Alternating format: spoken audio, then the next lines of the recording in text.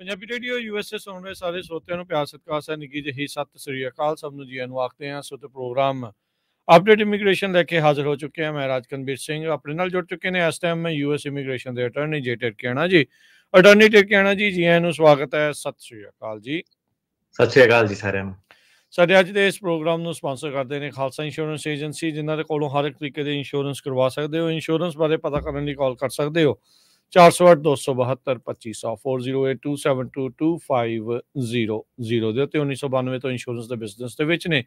ਇਸ ਮੌਕੇ Covid California health insurance Obama care ਦੇ ਤਹਿਤ ਜੇ ਤੁਸੀਂ ਆਪਣੀ ਹੈਲਥ ਇੰਸ਼ੋਰੈਂਸ ਕਰਵਾਉਣੀ ਆ, ਚੇਂਜਸ ਕਰਵਾਉਣੇ ਆ, ਉਸ ਦੇ ਲਈ ਇਹਨਾਂ ਨਾਲ ਸੰਪਰਕ ਕਰੋ। 65 ਸਾਲ ਦੇ ਹੋ ਚੁੱਕੇ ਹੋ, ਹੋਣ ਵਾਲੇ ਹੋ, ਮੈਡੀਕੇਅਰ ਦੇ ਲਈ ਅਪਲਾਈ ਕਰਨਾ ਚੱਲਦੇ, ਮੈਡੀਕੇਅਰ ਦੇ ਵਿੱਚ ਚੇਂਜਸ ਕਰਵਾਉਣੀ ਹੈ, ਉਸ ਦੇ ਲਈ ਵੀ ਇਹਨਾਂ ਨਾਲ ਸੰਪਰਕ ਕਰੋ। ਵਿਜ਼ਟਰ ਇੰਸ਼ੋਰੈਂਸ, ਲਾਈਫ ਇੰਸ਼ੋਰੈਂਸ ਤੇ ਹੋਰ ਕਿਸੇ ਵੀ ਤਰੀਕੇ ਦੀ ਇੰਸ਼ੋਰੈਂਸ ਦੇ ਲਈ ਇਹਨਾਂ ਦੇ ਨਾਲ ਕਾਲ 4082722500। ਟਿਰਕਿਆਣਾ ਇਮੀਗ੍ਰੇਸ਼ਨ ਲਾ ਫਰਮ US ਇਮੀਗ੍ਰੇਸ਼ਨ ਦਾ ਹੋਵੇ, ਕਿਸੇ ਵੀ ਤਰੀਕੇ ਦਾ ਕੰਮ, ਇਹਨਾਂ ਦੇ ਨਾਲ ਸੰਪਰਕ ਕਰ ਸਕਦੇ ਹੋ। ਆਫਿਸ ਦੇ ਵਿੱਚ ਅਪਾਇੰਟਮੈਂਟ ਬਣਾਓ 4159090503 415-909-0503। ਇਹਨਾਂ ਸਾਰਿਆਂ ਦਾ ਧੰਨਵਾਦ। ਜੇ ਤੁਸੀਂ ਵੀ ਇਸ ਪ੍ਰੋਗਰਾਮ ਨੂੰ ਸਪਾਂਸਰ ਕਰਨਾ ਚਾਹੁੰਦੇ ਹੋ, ਸੰਪਰਕ ਕਰ ਸਕਦੇ ਹੋ ਨੰਬਰ 4087227698 ਦੇ ਉੱਤੇ। ਤੇ ਅਟਾਰਨੀ ਟਿਰਕਿਆਣਾ ਜੀ, ਅੱਜ ਆਪਾਂ ਮਿਲੇ ਹਾਂ ਤੇ ਸਭ ਤੋਂ ਪਹਿਲਾਂ ਤਾਂ ਬਹੁਤ ਬਹੁਤ ਵਧਾਈਆਂ US ਦੇ ਸਿਟੀਜ਼ਨ ਬਣਨ ਦੀਆਂ। ਫੋਟੋਆਂ ਜਿਹੜੇ ਸੋਸ਼ਲ ਮੀਡੀਆ ਦੇ ਉੱਤੇ ਆ ਉਹਨਾਂ ਨੇ ਤਾਂ ਦੇਖ ਲਈਆਂ, ਤੇ ਸਾਡੇ ਵੱਲੋਂ ਵੀ, ਟੀਮ ਵੱਲੋਂ ਵੀ, ਸੁਣਨ ਵਾਲਿਆਂ ਨੂੰ ਵੱਲੋਂ ਵੀ, ਸਾਰਿਆਂ ਵੱਲੋਂ ਤੁਹਾਨੂੰ ਬਹੁਤ ਬਹੁਤ ਵਧਾਈਆਂ ਜੀ। ਜੀ ਧੰਨਵਾਦ ਜੀ। ਸੋ 2007 ਤੋਂ ਜਿਹੜਾ ਸਫ਼ਰ ਉਹ 2024 ਚ ਆ ਕੇ ਮੁੱਕਿਆ, ਤੇ ਲੀਗਲ ਇਮੀਗ੍ਰੇਸ਼ਨ ਦੇ ਥਰੂ ਜਿਹੜਾ ਸਟੂਡੈਂਟ, ਫਿਰ H1B ਤੇ ਫਿਰ ਗ੍ਰੀਨ ਕਾਰਡ, ਜਿੰਨਾ ਤੁਸੀਂ ਕਹਿ ਲਓ ਕਿ ਫਾਸਟ ਤੋਂ ਫਾਸਟ ਜਿਹੜੀ ਚੀਜ਼ ਹੋ ਸਕਦੀ ਆ, ਪੜ੍ਹਾਈ ਛੇਤੀ ਤੋਂ ਛੇਤੀ ਖਤਮ ਹੋ ਸਕਦੀ ਆ, H1B ਵੀ ਪਹਿਲੀ ਵਾਰੀ ਲੱਗ ਗਿਆ। ਤੇ ਉਹ ਸਾਰੇ ਦੇ ਬਾਵਜੂਦ ਜਿਹੜਾ ਲੀਗਲ ਜਰਨੀ ਦਾ ਵੇ ਆ ਇੰਡੀਅਨ ਬੰਦੇ ਦਾ ਤੇ ਸਿਟੀਜ਼ਨ ਤੱਕ, ਉਹ ਤੁਸੀਂ ਲਗਾ ਲਓ ਕਿ 2007 ਤੋਂ 2024 ਦਾ ਜਿਹੜਾ ਟਾਈਮ ਲੱਗਾ ਇੰਨਾ। ਤੇ ਕਈ ਕਲਾਇੰਟਾਂ ਦੇ ਵੀ ਕਾਲ ਆਏ, ਤੇ ਕਈ ਏਦਾਂ ਦੇ ਵੀ ਬੰਦੇ ਸੀਗੇ ਬਾਰਡਰ ਟੱਪ ਕੇ, ਕੋਈ 8 ਚ ਆਇਆ, 9 ਚ ਆਇਆ, 10 ਚ ਆਇਆ। ਉਦੋਂ ਜਿੱਦਾਂ ਕਈਆਂ ਦਾ ਉਹਨਾਂ ਨੇ ਫਾਸਟ ਟਰੈਕ ਕੀਤਾ ਸੀਗਾ ਅਸਾਲਮ, 45 ਦਿਨ ਚ ਕਈ ਪੱਕੇ ਹੋਏ, ਮਹੀਨੇ ਚ ਕਈਆਂ ਦੇ ਅਸਾਲਮ ਗ੍ਰਾਂਟ ਹੋ ਗਏ ਸੀਗੇ। ਉਹ ਕਹਿੰਦੇ ਯਾਰ, ਕਹਿੰਦੇ ਭਾਜੀ ਤੁਸੀਂ ਕੱਚੇ ਤਾਂ ਨਹੀਂ, ਕਹਿੰਦੇ ਭਾਜੀ ਤੁਹਾਡੇ ਕੋਲ ਵੀ, ਕਹਿੰਦੇ ਆਪਾਂ ਸੋਚਦੇ ਸੀ ਤੁਸੀਂ ਸਿਟੀਜ਼ਨ ਆ। ਠੀਕ ਹੈ। ਉਹ ਜਿਹੜੇ ਸੀਗੇ ਕਲਾਇੰਟ, ਜਿਹੜੇ ਸੀਗੇ ਬਾਰਡਰ ਟੱਪ ਕੇ ਆਏ, ਉਹ ਕਦੋਂ ਦੇ ਜਿਹੜੇ ਸਿਟੀਜ਼ਨ ਬਣ ਗਏ ਪਹਿਲਾਂ ਦੇ ਹੀ। ਤੇ ਆਪਣਾ ਆਪਣਾ ਜਿਹੜਾ ਰਾਹ ਹੁੰਦਾ, ਹਰੇਕ ਦਾ ਸਮਾਂ ਹੁੰਦਾ, ਹਰੇਕ ਦਾ ਰਾਹ ਹੁੰਦਾ ਆਪਣਾ ਆਪਣਾ। ਤੇ ਇੱਥੋਂ ਦੀ ਹੁਣ ਜਿਹੜਾ ਦੱਸਣਾ ਮੈਂ ਇਹ ਚਾਹ ਰਿਹਾ ਕਿ ਹੁਣ ਸਾਡੇ ਕਈ ਕਲਾਇੰਟ ਆ, ਕੋਈ ਯੂਰਪ ਦਾ ਪੱਕਾ ਵਾ, ਕੋਈ ਸਿਟੀਜ਼ਨ ਆ, ਕਿਸੇ ਕੋਲ ਗ੍ਰੀਨ ਕਾਰਡ ਆ। ਉਹ ਜਿੱਦਾਂ ਆਪਣੀ ਇਮੀਗ੍ਰੇਸ਼ਨ ਜਰਨੀ ਜਿੱਦਾਂ ਕਰਦੇ ਆ, ਉਹ ਕਹਿੰਦੇ ਆ ਕਿ ਆਪਾਂ ਕਿਸੇ ਹੋਰ ਫਲਾਣੇ ਬੰਦੇ ਨਾਲ ਕੰਪੇਅਰ ਕਰਨਾ ਕਿ ਉਹਦਾ ਕਿੱਦਾਂ ਹੋ ਗਿਆ, ਉਹਨੂੰ ਕਿੱਦਾਂ ਸ਼ਾਰਟਕਟ ਮਿਲ ਗਿਆ। ਹਰੇਕ ਬੰਦੇ ਦੀ, ਤੇ ਕਈ ਆਪਣਾ ਜਿਹੜਾ ਕੰਮ ਖਰਾਬ ਵੀ ਕਰ ਲੈਂਦੇ ਆ, ਝੂਠ ਬੋਲ ਦਿੰਦੇ ਆ, ਫਿਰ ਬਾਰਡਰ ਟੱਪਣ ਲੱਗੇ ਦੱਸਦੇ ਨਹੀਂ ਕਿ ਸਿਟੀਜ਼ਨ ਸੀਗੇ। ਜਾਂ ਕਈ ਵਾਰੀ ਹੁੰਦਾ ਕਿ ਤੁਹਾਨੂੰ E2 ਵੀਜ਼ੇ ਰਾਹੀਂ ਆਉਣਾ, ਥੋੜੇ ਬਹੁਤੇ ਪੈਸੇ ਇਨਵੈਸਟਮੈਂਟ ਚਾਹੀਦੀ ਆ, ਤੇ ਕਈ ਵਾਰੀ ਆਪਾਂ ਦੇਖਦੇ ਹਾਂ ਕਿ ਬੰਦੇ ਜਿਹੜੇ ਕਾਹਲੀ ਕਰ ਜਾਂਦੇ ਆ, ਮੇਰਾ ਵੀ ਛੇਤੀ ਹੋਵੇ, ਉਹਨਾਂ ਦਾ ਹੋਇਆ ਨਾ, ਕਿ ਇੰਨਾ ਨਹੀਂ ਮੈਂ ਇੰਤਜ਼ਾਰ ਕਰ ਸਕਦਾ। ਸੋ ਇਹ ਤੋਂ ਮੈਸੇਜ ਇਹੀ ਹੈ ਕਿ ਸਬਰ ਦੀ ਗੇਮ ਆ। ਤੁਸੀਂ ਦੇਖ ਲਓ ਕਿ 2007 ਤੋਂ 2024 ਹੈ ਨਾ, ਤੇ ਬਸ ਇੱਕ ਵਾਰੀ ਬੰਦਾ ਇੱਥੇ ਕੰਮ ਕਰਨ ਜੋਗਾ ਹੋ ਜਾਵੇ, ਤੇ ਬਾਕੀ ਚੀਜ਼ਾਂ ਚੱਲਦੀਆਂ ਰਹਿੰਦੀਆਂ, ਆਪ ਸਿਲਸਿਲਾ ਜਿਹੜਾ ਸਾਰਾ ਤੁਰਿਆ ਰਹਿੰਦਾ। ਸੋ ਥੋੜੀ ਜਿਹੀ ਪੇਸ਼ੈਂਸ ਰੱਖਣੀ ਆ ਹਰੇਕ ਬੰਦੇ ਨੇ, ਇਹੀ ਨਿਊਜ਼ ਦਾ ਮਤਲਬ ਸੀਗਾ। ਨਹੀਂ ਬਿਲਕੁਲ ਜੀ, ਇਹ ਚਲੋ ਹਰ ਇੱਕ ਦਾ ਰਾਹ ਹੁੰਦਾ, ਹਰ ਇੱਕ ਦਾ ਆਪੋ ਆਪਣਾ ਵਕਤ ਹੁੰਦਾ, ਕਿਸੇ ਨੂੰ ਵੱਧ ਲੱਗਦਾ, ਕਿਸੇ ਨੂੰ ਘੱਟ ਲੱਗਦਾ। ਅੱਜ ਕੱਲ੍ਹ ਕਈ ਜਿਹੜੇ ਆਉਂਦੇ ਉਹ ਕਹਿੰਦੇ ਵੀ ਸਭ ਕੁਛ ਜਲਦੀ ਜਿਹੜਾ ਉਹ ਹੋ ਜਾਵੇ, ਪਰ ਭਾਈ ਜੋ ਲਿਖਿਆ ਗਿਆ ਤੁਹਾਡੇ ਲਈ, ਜੋ ਹੈਗਾ ਆ ਉਹਦੇ ਲਈ, ਉਹ ਜਿਹੜਾ ਵਕਤ ਲੱਗਣਾ ਹੈ, ਸਬਰ ਦੀ ਗੇਮ ਆ, ਪੇਸ਼ੈਂਸ ਦੀ ਇਹ ਜਿਹੜੀ ਓਵਰਆਲ ਗੇਮ ਹੈਗੀ ਆ। ਸੋ ਉਸਨੂੰ ਦੇਖ ਕੇ ਚੱਲੋ। ਜਿਹੜੇ ਤੁਹਾਨੂੰ ਪੱਕੇ ਕਰਾ ਰਹੇ ਉਹ ਹੁਣ ਜਾ ਕੇ ਸਿਟੀਜ਼ਨ ਹੋਏ ਆ, ਤੁਸੀਂ ਇਹ ਦੇਖੋ ਹੈ ਨਾ ਵੀ ਟਾਈਮ ਲੱਗ ਜਾਂਦਾ ਆ। ਸੋ ਡੋਂਟ ਵਰੀ, ਇਹ ਮੌਕਾ ਤੁਹਾਨੂੰ ਵੀ ਜਿਹੜਾ ਕਿਤੇ ਨਾ ਕਿਤੇ ਜਿਹੜਾ ਉਹ ਮਿਲੂਗਾ। ਤੇ ਇੱਕ ਵਾਰੀ ਫਿਰ ਅਸੀਂ ਬਹੁਤ ਬਹੁਤ ਤੁਹਾਨੂੰ ਵਧਾਈ ਦਿੰਦੇ ਹਾਂ ਜੀ। ਤੇ ਅਟਾਰਨੀ ਟਿਰਕਿਆਣਾ ਜੀ, ਅੱਜ ਆਪਾਂ ਕਿਹੜੇ ਟੌਪਿਕ ਦੇ ਉੱਤੇ ਡਿਸਕਸ਼ਨ ਕਰਾਂਗੇ? ਅੱਜ ਆਪਾਂ U ਵੀਜ਼ੇ ਬਾਰੇ ਗੱਲ ਕਰਾਂਗੇ। ਕਾਫੀ ਕਰਦੇ ਆ। ਉਹ ਤੋਂ ਪਹਿਲਾਂ ਦੱਸੀਏ ਕਿ ਆਪਾਂ ਆਪਣੇ ਨਵੇਂ ਆਫਿਸ 'ਚ ਮੂਵ ਕਰ ਗਏ ਆ ਫਾਈਨਲੀ। ਠੀਕ ਹੈ, ਪੁਰਾਣਾ ਆਫਿਸ ਸੀਗਾ ਛੱਡਤਾ, ਤੇ ਨਵੇਂ ਵਾਲੇ ਜਿਹੜੇ ਆਫਿਸ ਦਾ ਐਡਰੈਸ ਹੈਗਾ 377 ਸਾਊਥ ਡੇਨੀਅਲ ਵੇ, ਸੈਨ ਹੋਜ਼ੇ 95128। ਇਹ ਜਿਹੜਾ ਆਫਿਸ ਆਪਣਾ, ਇਹ ਜਿਹੜਾ ਸੈਂਟੈਨਾ ਰੋ ਕਰਕੇ ਇੱਕ ਏਰੀਆ ਵਾ ਸੈਨ ਹੋਜ਼ੇ, ਵੈਲੀ ਫੇਅਰ ਮਾਲ ਵਾਲਾ ਜਿਹੜਾ ਏਰੀਆ ਵਾ, ਇਹ ਜਿਹੜਾ ਆਪਣਾ ਆਫਿਸ ਲੋਕੇਟਡ ਆ ਜੀ ਤੇ ਇਹਦੇ ਵਿੱਚ ਅਸੀਂ ਮੂਵ ਸਾਰੇ ਸਟਾਫ ਵਾਲੇ ਕਰ ਗਏ ਆ। ਕੰਮ ਜਿਹੜੇ ਤੁਹਾਨੂੰ ਪਤਾ ਕਿ ਘਰਾਂ ਦੇ ਜਾਂ ਆਫਿਸਾਂ ਦੇ ਆਖਰੀ ਮਿੰਟ ਤੱਕ ਜਿਹੜੇ ਚੱਲਦੇ ਰਹਿੰਦੇ, ਕਦੀ ਆਹ ਰਹਿ ਗਿਆ, ਕਦੀ ਉਹ ਰਹਿ ਗਿਆ। ਬਿਲਕੁਲ ਸਹੀ ਗੱਲ ਹੈ। ਤੇ ਕਈ ਵਾਰੀ ਏਦਾਂ ਦੀਆਂ ਚੀਜ਼ਾਂ ਹੁੰਦੀਆਂ ਕਿ ਇੱਕ ਕੈਬਨਿਟ ਵਾਲੇ ਦੀ ਬਿਜਲੀ ਵਾਲੇ ਤੇ ਡਿਪੈਂਡੈਂਟ ਹੁੰਦੀ। ਉਹ ਸਿਲਸਿਲਾ ਜਿਹੜਾ ਨਾ ਐਂਡਿੰਗ ਜਿਹੜੀ ਫਿਨਿਸ਼ਿੰਗ ਹੈਗੀ ਉਹ 2 ਮਹੀਨੇ ਚ ਏਦਾਂ ਹੀ ਚੱਲਦੀ ਰਹੀ। ਤੇ ਹੁਣ ਜਿਹੜੇ ਕਲਾਇੰਟ ਜਿਹੜੇ ਆ ਰਹੇ ਆ ਆਏ ਵੀ ਸੀਗੇ ਲੌਬੀ 'ਚ, ਥੋੜਾ ਜਿਹਾ ਖਲਾਰਾ ਇਸ ਵਾਰੀ ਮਿਲੂਗਾ ਤੁਹਾਨੂੰ। ਠੀਕ ਹੈ। ਇੰਨਾ ਕਲੀਨ ਨਹੀਂ ਮਿਲੂਗਾ ਕਿਉਂਕਿ ਲਾਸਟ ਮਿੰਟ ਜਿਹੜੀ ਫਿਨਿਸ਼ਿਸ ਜਿਹੜੀਆਂ ਉਹ ਚੱਲ ਰਹੀਆਂ, ਅਜੇ ਵੀ 2 ਹਫ਼ਤੇ ਜਿਹੜੇ ਕਹਿ ਲਓ ਲੱਗ ਜਾਣੇ ਆ। ਪਰ ਸਾਰਾ ਉੱਥੇ ਸਿਚੁਏਟਡ ਆ, ਸਾਰੇ ਹੁਣ ਆਪਣੇ ਕੇਸ ਕੂਸ ਉੱਥੋਂ ਕਰੇ ਜਾ ਰਹੇ ਆ ਤੇ ਉਹਨੂੰ ਆਪਾਂ ਫਿਰ ਲੁੱਕ ਫਾਰਵਰਡ ਕਰ ਰਹੇ ਆ ਕਿ ਇਹ ਕਦੋਂ ਪੂਰਾ ਖੁੱਲੇ ਤੇ ਫਿਰ ਤੁਹਾਨੂੰ ਸਾਰਿਆਂ ਨਾਲ ਵੀਡੀਓ ਵਗੈਰਾ ਵੀ ਸ਼ੇਅਰ ਕਰਾਂਗੇ ਕਿ ਕੀ ਚੀਜ਼ ਆ। ਨਹੀਂ ਬਿਲਕੁਲ ਬਿਲਕੁਲ। ਸੋ ਬਿਲਕੁਲ ਸਟੀਵਨ ਕ੍ਰੀਕ ਬੁਲੇਵਾਰਡ ਦੇ ਤੇ ਜਿਹੜਾ ਫਰੀਵੇ ਹੈਗਾ 880 ਤੋਂ ਦੀਦਾ ਆ। ਸੋ ਇਹਨਾਂ ਦਾ ਆਫਿਸ ਸੋ ਬੜੀ ਵਧੀਆ ਪ੍ਰਾਈਮ ਲੋਕੇਸ਼ਨ ਤੇ ਆ, ਵਧੀਆ ਥਾਂ ਤੇ ਆ। ਤੇ ਹੁਣ ਇਹਨਾਂ ਨੇ ਆਪਣੀ ਜਿਹੜੀ ਇਹ ਨਵੇਂ ਥਾਂ ਦੇ ਉੱਤੇ ਤੇ ਸਿਟੀਜ਼ਨ ਬਣ ਕੇ ਜਿਹੜਾ ਹੁਣ ਇਹ ਕੰਮਕਾਰ ਜਿਹੜਾ ਉਹ ਟੋਟਲ ਸ਼ੁਰੂ ਕਰਤਾ। ਸੋ ਦੋਹਰੀਆਂ ਜਿਹੜੀਆਂ ਇਸ ਦੇ ਵਿੱਚ ਵਧਾਈਆਂ ਜੀ ਤੁਹਾਨੂੰ। ਬਿਲਕੁਲ ਥੈਂਕ ਯੂ ਜੀ। 2 ਚੀਜ਼ਾਂ ਦੇਖ ਲਓ ਇਕੱਠੇ ਹੀ ਜਿਹੜੀਆਂ ਕੋਇਨਸਾਈਡ ਕਰ ਗਈਆਂ। ਬਿਲਕੁਲ ਤੇ ਸਿਟੀਜ਼ਨ ਉਸੇ ਹਫਤੇ ਨਵਾਂ ਆਫਿਸ ਗਿਆ। ਤੇ ਉਦੋਂ ਜਿਹੜਾ ਹਿਸਾਬ ਕਿਤਾਬ ਏਦਾਂ ਦਾ ਸੀਗਾ ਕਿ ਪਹਿਲਾਂ ਵੀ ਕੇਸ ਹੋ ਵੀ ਮੈਂ ਕਿਹਾ ਸਿਟੀਜ਼ਨਸ਼ਿਪ ਦੀ ਇੰਟਰਵਿਊ ਰਹਿ ਨਾ ਜਾਵੇ ਕਿਤੇ, ਜਿਹੜਾ ਮਸਾ ਟਾਈਮ ਕੱਢ ਕੇ। ਤੇ ਕਈ ਵਾਰੀ ਇਹ ਹੁੰਦਾ ਕਿ ਬੰਦਾ ਸੋਚਦਾ ਬੜੇ ਚਾਅ ਨਾਲ ਕਿ ਯਾਰ ਆਊਗਾ ਆਪਣਾ ਸਿਟੀਜ਼ਨਸ਼ਿਪ ਟੈਸਟ ਦੀ ਤਿਆਰੀ ਕਰਾਂਗੇ, ਤੇ ਉਹ ਸਵੇਰੇ ਉਦਾਂ ਲੱਗਿਆ ਕਿ ਯਾਰ ਸਵਾਲ ਤਾਂ ਪੜੇ ਨਹੀਂ, ਪੁੱਛਣੇ ਕੀ ਆ ਉਹਨਾਂ ਨੇ। ਤੇ ਡਰਾਈਵ ਥਰੂ ਉਹਨਾਂ ਨੇ ਸਿਟੀਜ਼ਨਸ਼ਿਪ ਜਿਹੜੀ ਕੀਤੀ ਹੋਈ ਆ ਹੁਣ ਅੱਜ ਕੱਲ੍ਹ ਸੈਨੋਜ਼ੇ। ਅੱਛਾ। ਹਾਂਜੀ। ਤੇ ਕੋਈ ਸੈਰਮਨੀ ਕੁਛ ਨਹੀਂ, ਤੇ ਡਰਾਈਵ ਥਰੂ ਜਿੱਦਾਂ ਤੁਸੀਂ ਜਾਂਦੇ ਆ ਸਰਟੀਫਿਕੇਟ ਫੜਾ ਦਿੰਦੇ ਆ। ਪਾਰਕ ਜਿੱਦਾਂ ਗੱਡੀਆਂ ਦੀਆਂ ਲੇਨਾਂ ਸੀਗੀਆਂ, ਹਾਂ, ਤੇ ਉਹ ਜਿੱਦਾਂ ਫਿਰ ਇੱਕ ਲੇਨ ਨੂੰ ਕਹਿ ਦਿੰਦੇ ਆ ਕਿ ਆਹ ਵਾਲੀ ਲੇਨ ਵਾਲੇ ਉੱਤਰ ਜਾਓ। ਉਹਨਾਂ ਨੂੰ ਇੱਕ ਟੈਂਟ ਜਿਹਾ ਲਾਇਆ ਹੁੰਦਾ, ਉੱਥੇ ਖੜਾ ਕਰਦੇ ਆ ਤੇ ਹੱਥ ਖੜਾ ਕਰੋ ਐ ਕਰਕੇ, ਹੱਥ ਖੜਾ ਕਰਕੇ ਸਹੁੰ ਵੜਦਾ। ਤੇ ਅੱਧਿਆਂ ਨੂੰ ਸੁਣਦੀ ਵੀ ਨਹੀਂ, ਉਹਨਾਂ ਨੇ ਯੈਸ ਹੀ ਕਹਿਣਾ ਸਿਰਫ। ਜਦੋਂ ਯੈਸ ਕਹਿਣਾ ਤੁਸੀਂ ਉਹਨੇ ਕਹਿਣਾ ਲੈ ਬਣ ਗਏ ਸਿਟੀਜ਼ਨ। ਹਾਂ। ਪੈਕਟ ਜਿਹਾ ਤੁਹਾਨੂੰ ਦੇ ਦਿੰਦੇ ਆ, ਉਹ ਝੰਡਾ ਜਿਹਾ ਹੁੰਦਾ ਉਹਦੇ ਚ ਇੱਕ ਛੋਟਾ ਜਿਹਾ, ਤੇ ਆਪਣੇ ਇਲੈਕਸ਼ਨ ਲੁਕਸ਼ਨ ਵਾਲਾ ਮਟੀਰੀਅਲ ਹੁੰਦਾ ਜਿਹੜਾ ਵੀ ਕਰੋ ਕਹਿੰਦੇ ਰਜਿਸਟਰ ਹੁਣ ਵੋਟ। ਬਾਈਡਨ ਸਾਹਿਬ ਦਾ ਧੰਨਵਾਦ। ਹੁਣ ਤਾਂ ਤੁਹਾਡੇ ਵਾਲੇ ਤੇ ਸਾਈਨ ਵੱਜ ਦਿੰਦੇ ਆ, ਸਾਡੇ ਵਾਲੇ ਤੇ ਸਾਈਨ ਟਰੰਪ ਦੇ ਆ। ਬਸ ਇੰਨਾ ਹੀ ਫਰਕ ਹੁੰਦਾ। ਕਿਸੇ ਦੇ ਕੋਏ ਦੇ ਹੋਣੇ ਆ। ਜਿਹੜਾ ਪ੍ਰੈਜ਼ੀਡੈਂਟ ਉਸ ਹਿਸਾਬ ਦੇ ਨਾਲ ਵਧਾਈ ਮਿਲਦੀ ਉਹਦੇ ਬਣਾ ਦਿੰਦੇ ਆ ਤੇ ਕਹਿੰਦੇ ਜਾਓ ਹੁਣ ਜਾਓ ਜੀ। ਅੱਛਾ, ਸਵਾਲ ਕਿਹੜੇ ਪੁੱਛੇ? ਕਈ ਜਣੇ ਪੁੱਛ ਰਹੇ ਆ, ਕਹਿੰਦੇ ਵੀ ਤੁਹਾਨੂੰ ਸਿਟੀਜ਼ਨ ਵੇਲੇ ਸਵਾਲ ਕਿਹੜੇ ਪੁੱਛੇ? ਉਹ ਬੇਸਿਕ ਸਿਵਿਕ ਟੈਸਟ ਹੀ ਹੈ ਉਹ, ਬਸ ਇੰਨਾ ਕੀ? ਸਿਵਿਕ ਟੈਸਟ ਵਾਲੇ ਹਾਂਜੀ ਸਵਾਲ ਪੁੱਛਦੇ ਆ। ਠੀਕ ਹੈ। ਉਹ ਸਵਾਲ ਐਕਚੁਅਲੀ ਨਾ ਕਈ ਵਾਰੀ ਹੁਣ ਜਿੱਦਾਂ ਟ੍ਰਿਕੀ ਜਿਹੇ ਹੋ ਜਾਂਦੇ ਆ। 100 ਸਵਾਲ ਹੁੰਦੇ, ਹੈ ਕੁਛ ਨਹੀਂ, ਪਰ ਪੜ੍ਹਨੇ ਪੈਂਦੇ ਆ। ਮੈਂ ਕਿਹਾ ਚੱਲ ਉਦਾਂ ਹੀ ਚੱਲ ਜਾਣਾ। ਕਈ ਵਾਰੀ ਛੋਟੇ ਜਿਹੜੇ ਬੰਦੇ ਕਹਿੰਦੇ ਲੈ ਯਾਰ ਅੱਛਾ ਏਦਾਂ ਵੀ ਆ ਵੀ ਸੀਗਾ ਉਹ ਵੀ ਸੀਗਾ। ਕਰੀ ਪੜ੍ਹਨੇ ਜ਼ਰੂਰ ਸਾਰਿਆਂ ਨੂੰ ਉਹ ਪੈਂਦੇ ਆ। 100 ਸਵਾਲ ਹੁੰਦੇ ਆ, ਸਪੈਸ਼ਲੀ ਜਿੱਦਾਂ ਆਪਣੇ ਨੌਲੇਜ ਜੀ ਪ੍ਰੈਜ਼ੀਡੈਂਟ ਕੌਣ ਸੀਗਾ ਉਸ ਟਾਈਮ ਤੇ, ਕਿੱਦਾਂ ਸੀਗਾ ਉਹ ਵਾਲੇ। ਇਹ ਤਾਂ ਟਿਰਕਣ ਭਾਜੀ ਉਹ ਗੱਲ ਹੋ ਗਈ ਜਿੱਦਾਂ ਆਪਾਂ ਕਹਿੰਦੇ ਆ ਵੀ ਆਪਣੇ ਕੇਸ ਦਾ ਤੁਸੀਂ ਪੂਰਾ ਧਿਆਨ ਰੱਖੋ, ਸਵਾਲਾਂ ਦਾ ਵੀ ਪੂਰਾ ਧਿਆਨ ਰੱਖਣਾ ਪੈਣਾ ਜਦੋਂ ਤੁਸੀਂ ਸਿਟੀਜ਼ਨ ਬਣ ਜਾਣਾ। ਥੋੜਾ ਜਿਹਾ ਰੱਟਾ ਉਹਦੇ ਵਿੱਚ ਲਾਉਣਾ ਪੈਂਦਾ ਸਵਾਲਾਂ ਦੇ। ਹਾਂ, ਇਹ ਗੱਲ ਹੈਗੀ ਇਹਦੇ ਵਿੱਚ ਜੀ। ਬਿਲਕੁਲ। ਤੇ ਬਿਲਕੁਲ ਅੱਜ ਕਾਲਸ ਲਈਆਂ ਜਾਣਗੀਆਂ ਜਿਹੜੇ ਸਵਾਲ ਪੁੱਛ ਰਹੇ ਆ ਵੀ। ਹਾਂਜੀ, ਤੇ 408 272 52 ਜਿਹੜਾ ਉਹ ਨੰਬਰ ਰਹੇਗਾ। ਤੇ ਮੈਂ ਵੀ ਚਲੋ ਇਹ ਐਕਸਪੀਰੀਅੰਸ ਜਿੱਦਾਂ ਇਹਨਾਂ ਨੇ ਸ਼ੇਅਰ ਕੀਤਾ, ਜਿਸ ਟਾਈਮ ਦੇ ਉੱਤੇ ਸਹੁੰ ਚੱਕਣੀ ਸੀ, ਮੈਂ ਤਾਂ ਪਹਿਲੋਂ ਤਰੀਕ ਆਈ ਮਾਰਚ ਦੇ, ਤੇ ਉਹ 16 ਮਾਰਚ ਤੋਂ ਪਤਾ ਵੀ ਸਾਰਾ ਠੱਪ ਹੋ ਗਿਆ। 2020 ਦੀ ਗੱਲ ਆ। ਤੇ ਉਹ ਤਾਂ ਸਹੁੰ ਚੱਕਣ ਵਾਲਾ ਜਿਹੜਾ ਜੇ ਇੱਕ ਚਾਅ ਜਿਹਾ ਸੀਗਾ ਉਹ ਵਿੱਚ ਹੀ ਰਹਿ ਗਿਆ ਵੀ ਆਹ ਕੀ ਗੱਲ ਬਣ ਗਈ, ਵਿੱਚ ਹੀ ਕੋਵਿਡ ਆ ਗਿਆ। ਫਿਰ ਉਹਨਾਂ ਨੇ ਜੂਨ ਕੁ ਮਹੀਨੇ 'ਚ ਬੁਲਾਇਆ, ਗੱਡੀਆਂ ਪਾਰਕਿੰਗ ਲੋਟ 'ਚ ਖਿਲਾਰ ਕੇ ਸਹੁੰ ਚੁਕਾਈ। ਉਹ ਮਾਈਕ੍ਰੋਫੋਨ ਜਿਹਦੇ ਨਾਲ ਬੋਲਦੇ ਆ, ਅੱਧੀ ਕੁ ਚੀਜ਼ ਸੁਣੀ, ਅੱਧੀ ਕੁ ਸੁਣੀ ਨਹੀਂ। ਚਲੋ ਜੀ, ਕਹਿੰਦੇ ਜੀ ਵਧਾਈ ਹੋ ਗਈ ਹੁਣ। ਤੇ ਲਓ ਜੀ, ਯੈਸ ਹੀ ਕਹਿਣਾ ਹੁੰਦਾ ਅਖੀਰ ਦੇ ਵਿੱਚ। ਸੋ ਕਈਆਂ ਦੇ ਲਈ ਇਹ ਦੇਖੋ, ਕਈ ਵਾਰੀ ਨਾ ਥਾਂ ਦੇ ਉੱਤੇ ਜਾ ਕੇ ਜਦੋਂ ਕੋਈ ਸਪੈਸ਼ਲ ਓਕੇਜ਼ਨ ਹੁੰਦੀ ਆ, ਕਦੀ ਇਹ ਪਹਾੜੀ ਤੇ ਲੈ ਜਾਂਦੇ ਆ ਸਹੁੰ ਚੁਕਾਉਣ, ਕਦੀ ਕੁਛ ਕਰਦੇ ਆ। ਪਰ ਬਹੁਤਿਆਂ ਦੇ ਨਾਲ ਏਦਾਂ ਹੀ ਜਿਹੜਾ ਆ ਉਹ ਹੋ ਜਾਂਦਾ ਹੈਗਾ ਆ। ਸੋ ਜਿਹੜੇ ਪੁੱਛ ਰਹੇ ਆ ਵੀ ਜਿਨ੍ਹਾਂ ਦੀ ਸਿਟੀਜ਼ਨ ਡਿਊ ਆ, 100 ਸਵਾਲਾਂ ਦਾ ਜਿਹੜਾ ਉਹਨਾਂ ਨੇ ਤੁਹਾਨੂੰ ਪੈਂਫਲੇਟ ਦਿੱਤਾ ਆ, ਤੇ ਉਹ ਤੁਸੀਂ ਪੜ੍ਹੋ। ਉਹ ਤੋਂ ਤੁਹਾਨੂੰ ਆਨਲਾਈਨ ਵੀ ਲੱਭ ਜਾਣਾ ਆ, ਉਹਦੇ ਵਿੱਚੋਂ ਹੀ ਸਵਾਲ ਹੋਣਗੇ। ਬਾਕੀ ਜੇ ਕਿਸੇ ਦਾ ਕਿਸੇ ਤਰੀਕੇ ਦੇ ਨਾਲ ਕੋਈ ਹੈਗਾ ਆ ਕੇਸ ਦੇ ਨਾਲ ਆ, ਹੋ ਸਕਦਾ ਉਹਦੇ ਵਿੱਚੋਂ ਵੀ ਕੁਛ ਤੁਹਾਨੂੰ ਪੁੱਛ ਸਕਦੇ ਹੋਣ, ਬਟ ਰੈਡੀ ਤੁਹਾਨੂੰ ਜਿਹੜਾ ਉਹ ਜ਼ਰੂਰ ਰਹਿਣਾ ਚਾਹੀਦਾ ਆ। ਤੇ ਟਰਨੀ ਟੇਕ ਕਹਿਣਾ ਜੀ ਅੱਜ ਫਿਰ ਯੂ ਵੀਜ਼ੇ ਦੇ ਉੱਤੇ ਗੱਲਬਾਤ ਕਰਨੀ ਆ। ਜੀ ਬਿਲਕੁਲ, ਯੂ ਵੀਜ਼ੇ ਬਾਰੇ ਬੜੇ ਪੁੱਛਦੇ ਆ, ਕਮੈਂਟ ਪਾਉਂਦੇ ਆ, ਯੂ ਵੀਜ਼ੇ ਬਾਰੇ ਦੱਸੋ, ਯੂ ਵੀਜ਼ੇ ਬਾਰੇ ਦੱਸੋ। ਦੱਸ ਦਿਓ ਜੀ ਫਿਰ ਅੱਜ ਫਿਰ ਸ਼ੁਰੂਆਤ ਡਿਟੇਲ ਫਿਰ ਅੱਜ ਦੱਸਾਂਗੇ, ਧਿਆਨ ਨਾਲ ਹੀ ਸੁਣਿਓ ਫਿਰ ਥੋੜਾ ਜਿਹਾ। ਠੀਕ ਹੈ ਜੀ। ਸੋ ਯੂ ਵੀਜ਼ਾ ਕੀ ਹੈ ਜੀ, ਕਿਹੜੇ ਕੇਸ ਦੇ ਵਿੱਚ ਯੂ ਵੀਜ਼ਾ ਹੁੰਦਾ ਆ, ਇਹ ਦੱਸੋ ਜੀ, ਕਰਿਓ ਜੀ ਸ਼ੁਰੂ।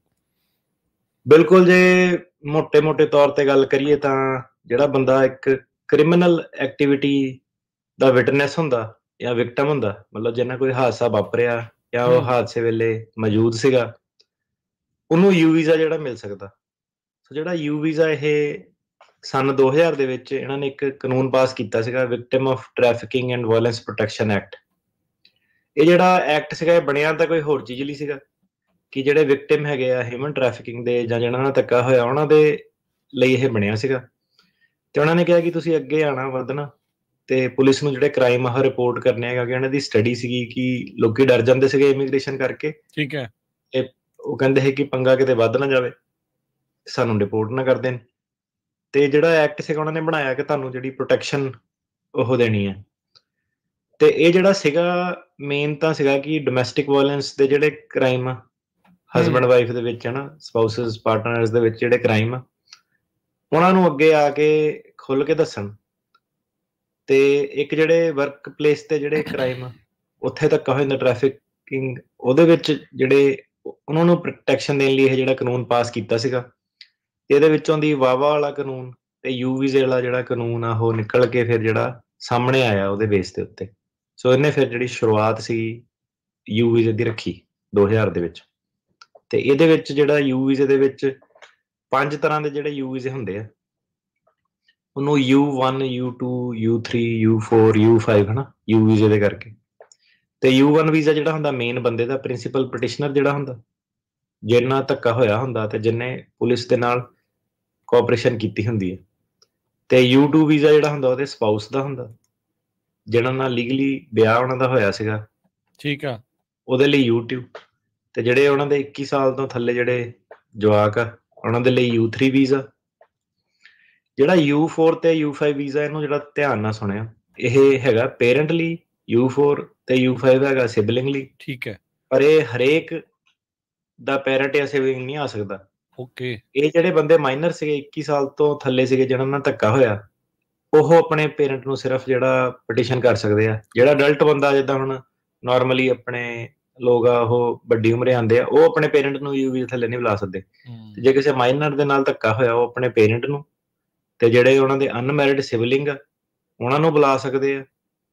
ਤੇ ਇਹ 5 ਤਰ੍ਹਾਂ ਦੇ ਜਿਹੜੇ ਯੂ ਵੀਜ਼ੇ ਇਹ ਹੈਗੇ ਜੀ।